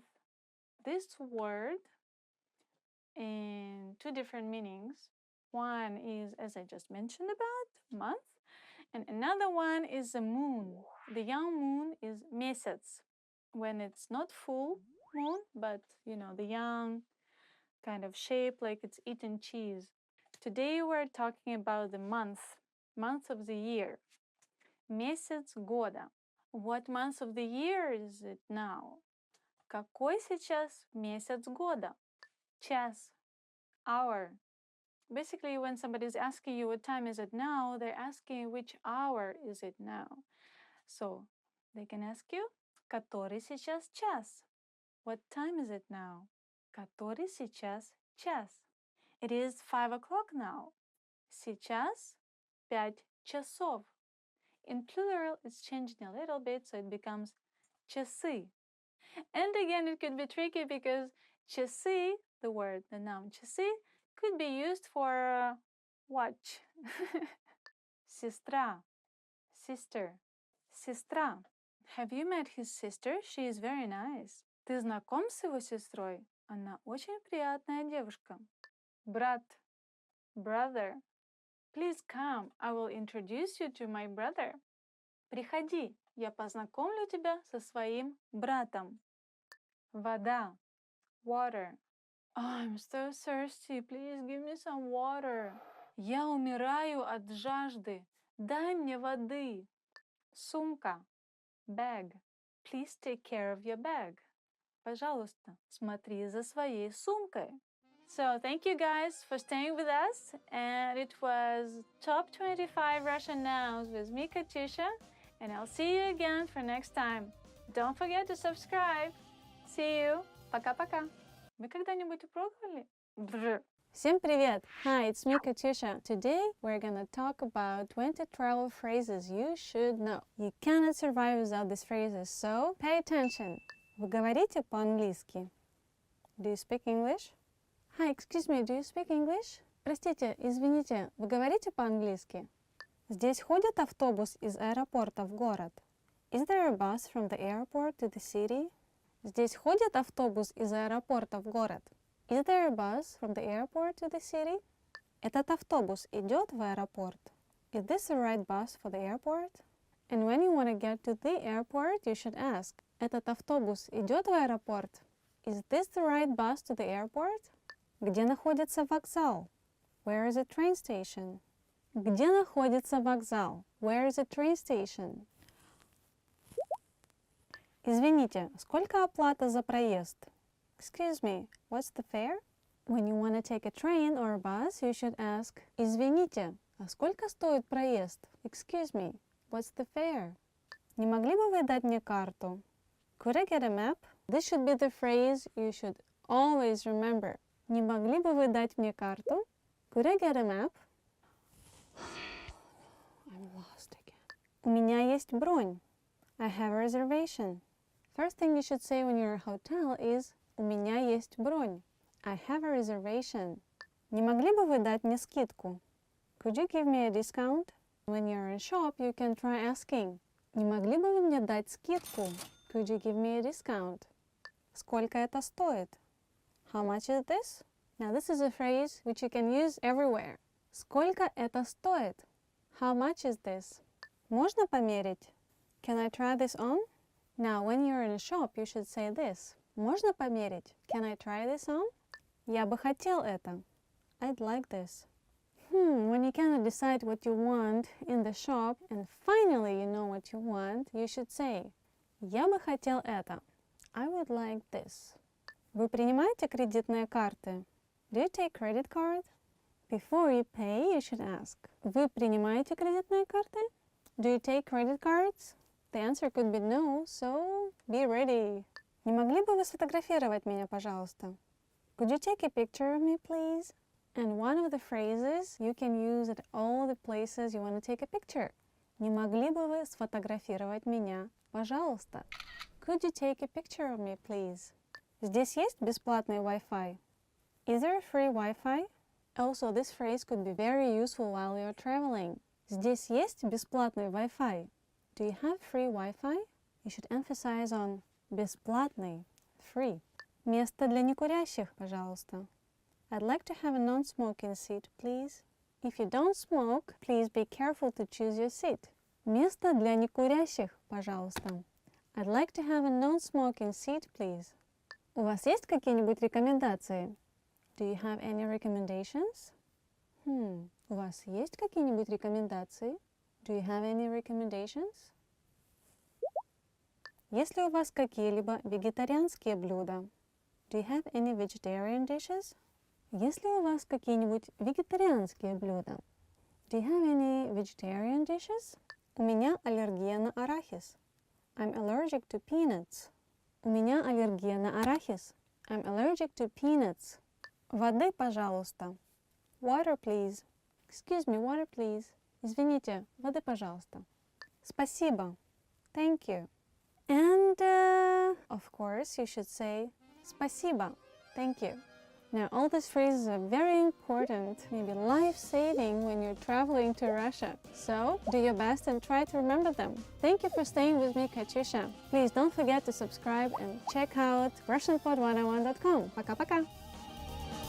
Want to speak real Russian from your first lesson? Sign up for your free lifetime account at RussianPod101.com. Hi everyone, my name is Katyusha and today we're gonna be doing top 25 Russian phrases. Let's start! Начнем! Здравствуйте! Hello! Здравствуйте! Hello! For example, здравствуйте! Не подскажете, как пройти в библиотеку? Hello! Could you tell me how to get to the library? We also have another phrase for hello, which is informal and sounds like привет! Привет! Привет! Hello! Доброе утро! Good morning! Доброе утро! Good morning! Whenever you wake up, you just go Доброе утро or Доброе утро. Доброе утро. Sounds like that, okay? Добрый день. Good afternoon. Добрый день. Good afternoon. Добрый means that something is good. So people are wishing you something good in the day when you wake up, when they meet you at school at the daytime or like in the evening. But usually you say привет, which is hello. Добрый вечер. Good evening. Добрый вечер. Good evening. I guess you can switch it to привет if you talk to your friends, but yeah. If you talk to strangers, you better say polite way and say добрый вечер. Good evening. Добро пожаловать. Welcome. Добро пожаловать. Welcome. You're welcome to come, right? Same with Russian, it's good that you came. Добро пожаловать. Добро пожаловать в Россию. Welcome to Russia. Как вас зовут? What's your name? Как вас зовут? What's your name? So first, when you see a stranger, you have to say Здравствуйте. Как вас зовут? Меня зовут. My name is. Меня зовут and your name. My name is. Ding, ding, ding, ding, ding. Let's practice. Здравствуйте. Как вас зовут? Меня зовут Катя. How was it? Am I talking to myself? Приятно познакомиться. Nice to meet you. Приятно познакомиться. It was nice to meet you. Здравствуйте, как вас зовут? Меня зовут Катя. О, приятно познакомиться. Got it? Как дела? How are you? When you meet anyone, you know, you want to ask what? You want to ask, how are you, right? So sometimes instead of hello, you just go, how are you? Как дела? Привет, как дела? Literally, how are your things going? So now you can make a conversation. А у тебя? How about yourself? Привет, как дела? Хорошо. А у тебя? And how are you doing? Which makes sense. So they care about you. They want to know how you're doing. It's nice. Спасибо. Thank you. Спасибо. Thank you. Привет, как дела? Хорошо, спасибо. А у тебя? Пожалуйста. Please. You're welcome. Пожалуйста. Please. Or you're welcome. The difference in please and you're welcome is just the way you say it. For example, Mom, please, I don't want to go to school. Пожалуйста, мама, я не хочу идти в школу. Which we can hear every morning. Or you can say, present, an iPad from my friend is like, спасибо. And they go like, пожалуйста. Like, you're welcome. Что нового? What's new? Что нового? What's new? Basically, it's same as как дела. Just you want to know more details of how things are going. So, привет, как дела? Что нового? Hi, how are you? What's new? До встречи. See you later. До встречи. Usually we don't wave hands. See you later, see you soon. Means literally, till next time I see you. До свидания. Goodbye. Or you can say пока-пока, which means bye-bye. Где находится туалет? Where is the bathroom? Где находится туалет? Where is the bathroom? You can make it shorter because the word находится literally means located or to be, can be just cut out. So you can just say где туалет? Where is the toilet? Or you can ask где здесь туалет? Where is a toilet around here? It's a very important phrase because it's not easy to find free toilets. Remember that one. Сколько это стоит? How much does it cost? Сколько это стоит? How much is it? How much does it cost? So try next time when you're shop. Я хочу заказать. I would like to order. Я хочу заказать. I would like to order something. Я хочу заказать салат. I would like to order salad. You made up your mind, so you want to order this. So я хочу. If you want to say it in a more polite way, for example, you're in a very high-end restaurant, and so you want to be polite with the waiter, so you could say я бы хотел заказать. I would like to order. Я бы хотела заказать чашечку кофе. I would like to order a cup of coffee. That would sound much nicer. Счет, пожалуйста. Check, please. Счет, пожалуйста. The check, please. Oh, официант. Счет, пожалуйста. Now you can have a dinner or lunch in the restaurant. That's nice. Который час? What time is it? Который час? What time is it? Excuse me, what time is it now? Извините, который час? Извините. I'm sorry. Excuse me. Извините. I'm sorry and excuse me.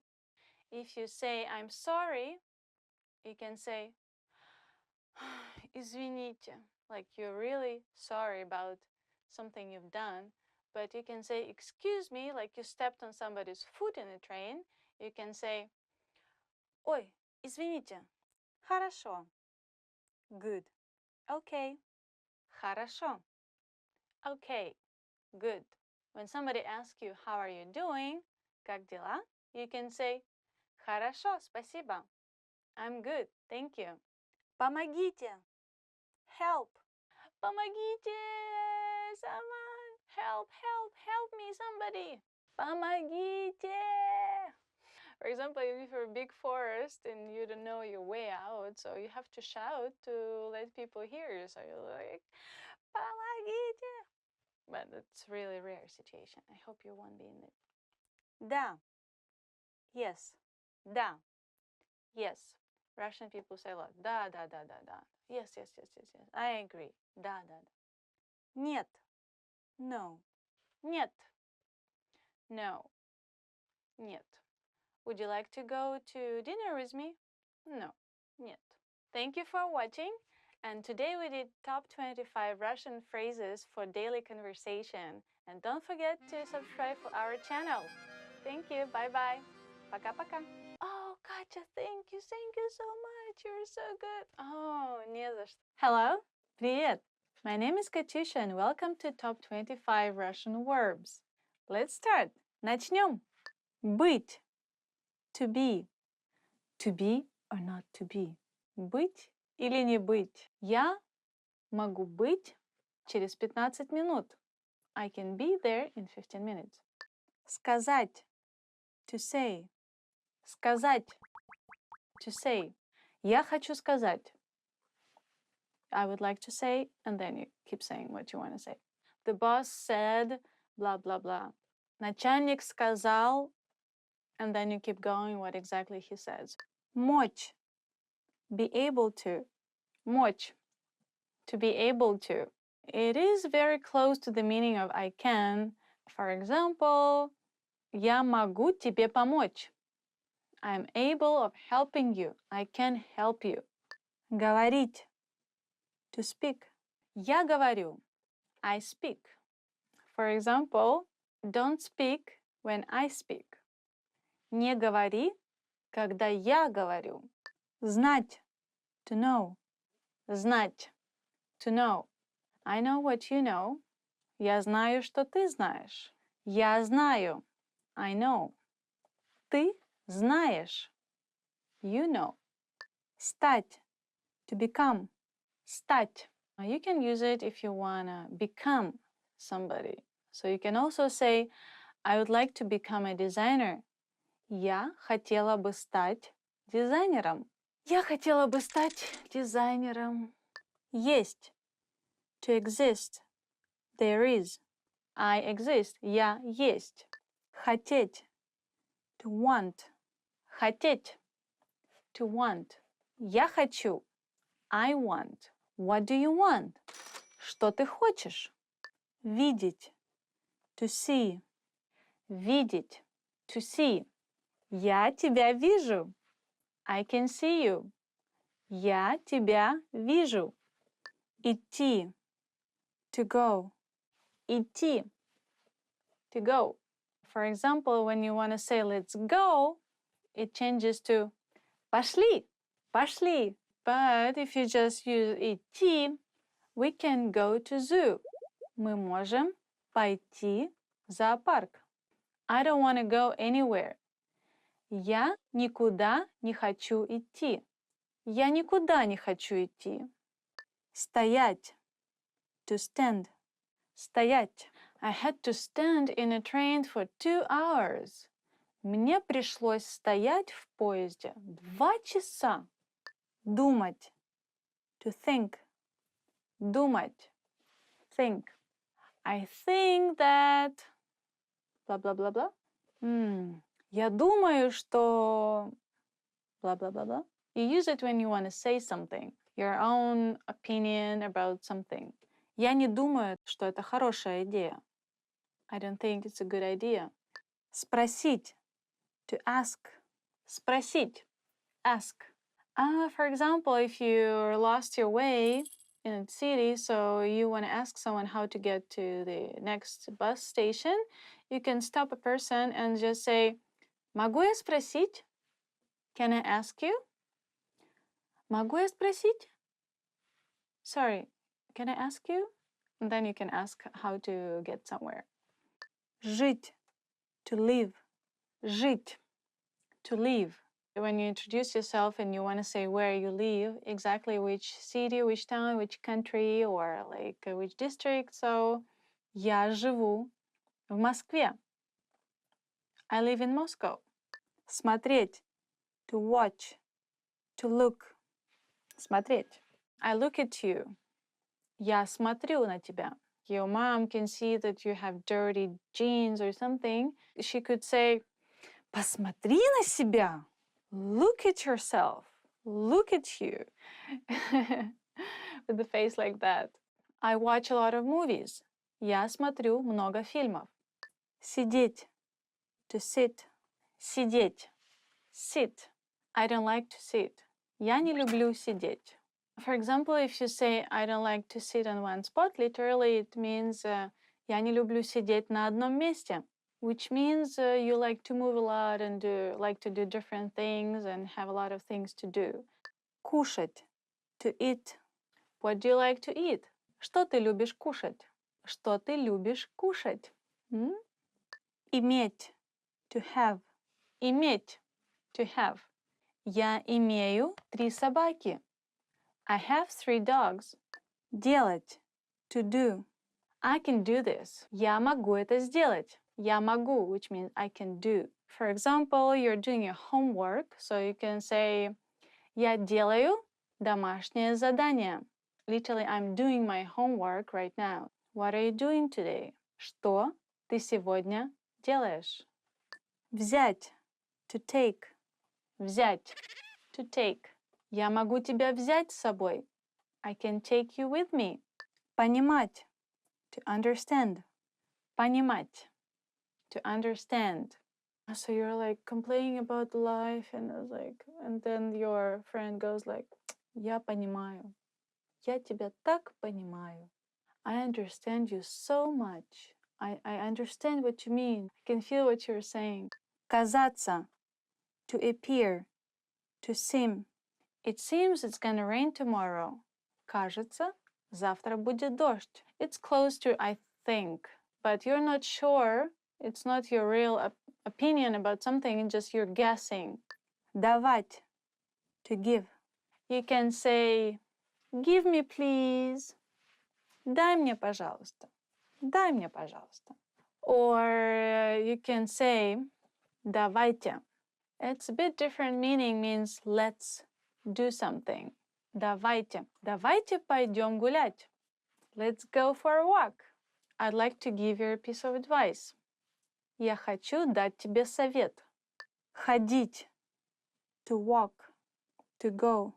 Ходить. To walk, to go. So it's similar to идти, which means go somewhere, like visiting some classes. For example, you can say, I want to go to ballet classes. Я хочу ходить на занятия балета. Я хочу ходить на занятия балета. I like walking. Я люблю ходить. Спать. To sleep. Спать. To sleep. I don't want to sleep right now. Я не хочу сейчас спать. I really want to sleep. Я очень хочу спать. Don't sleep, don't sleep. Не спи, не спи. You can see somebody is falling asleep. You're like, don't sleep, don't sleep. Не спи, не спи. This is it, our 25 top Russian verbs. Now, don't forget to subscribe to our channel. See you later. Пока-пока. Subscribe. Subscribe. Expand your vocabulary with our core 2,000 words ebook. It's free and packed with essential expressions that you'll use on a daily basis. Start building your vocabulary today. Click the link in the description below to download your free Russian ebook before it's gone.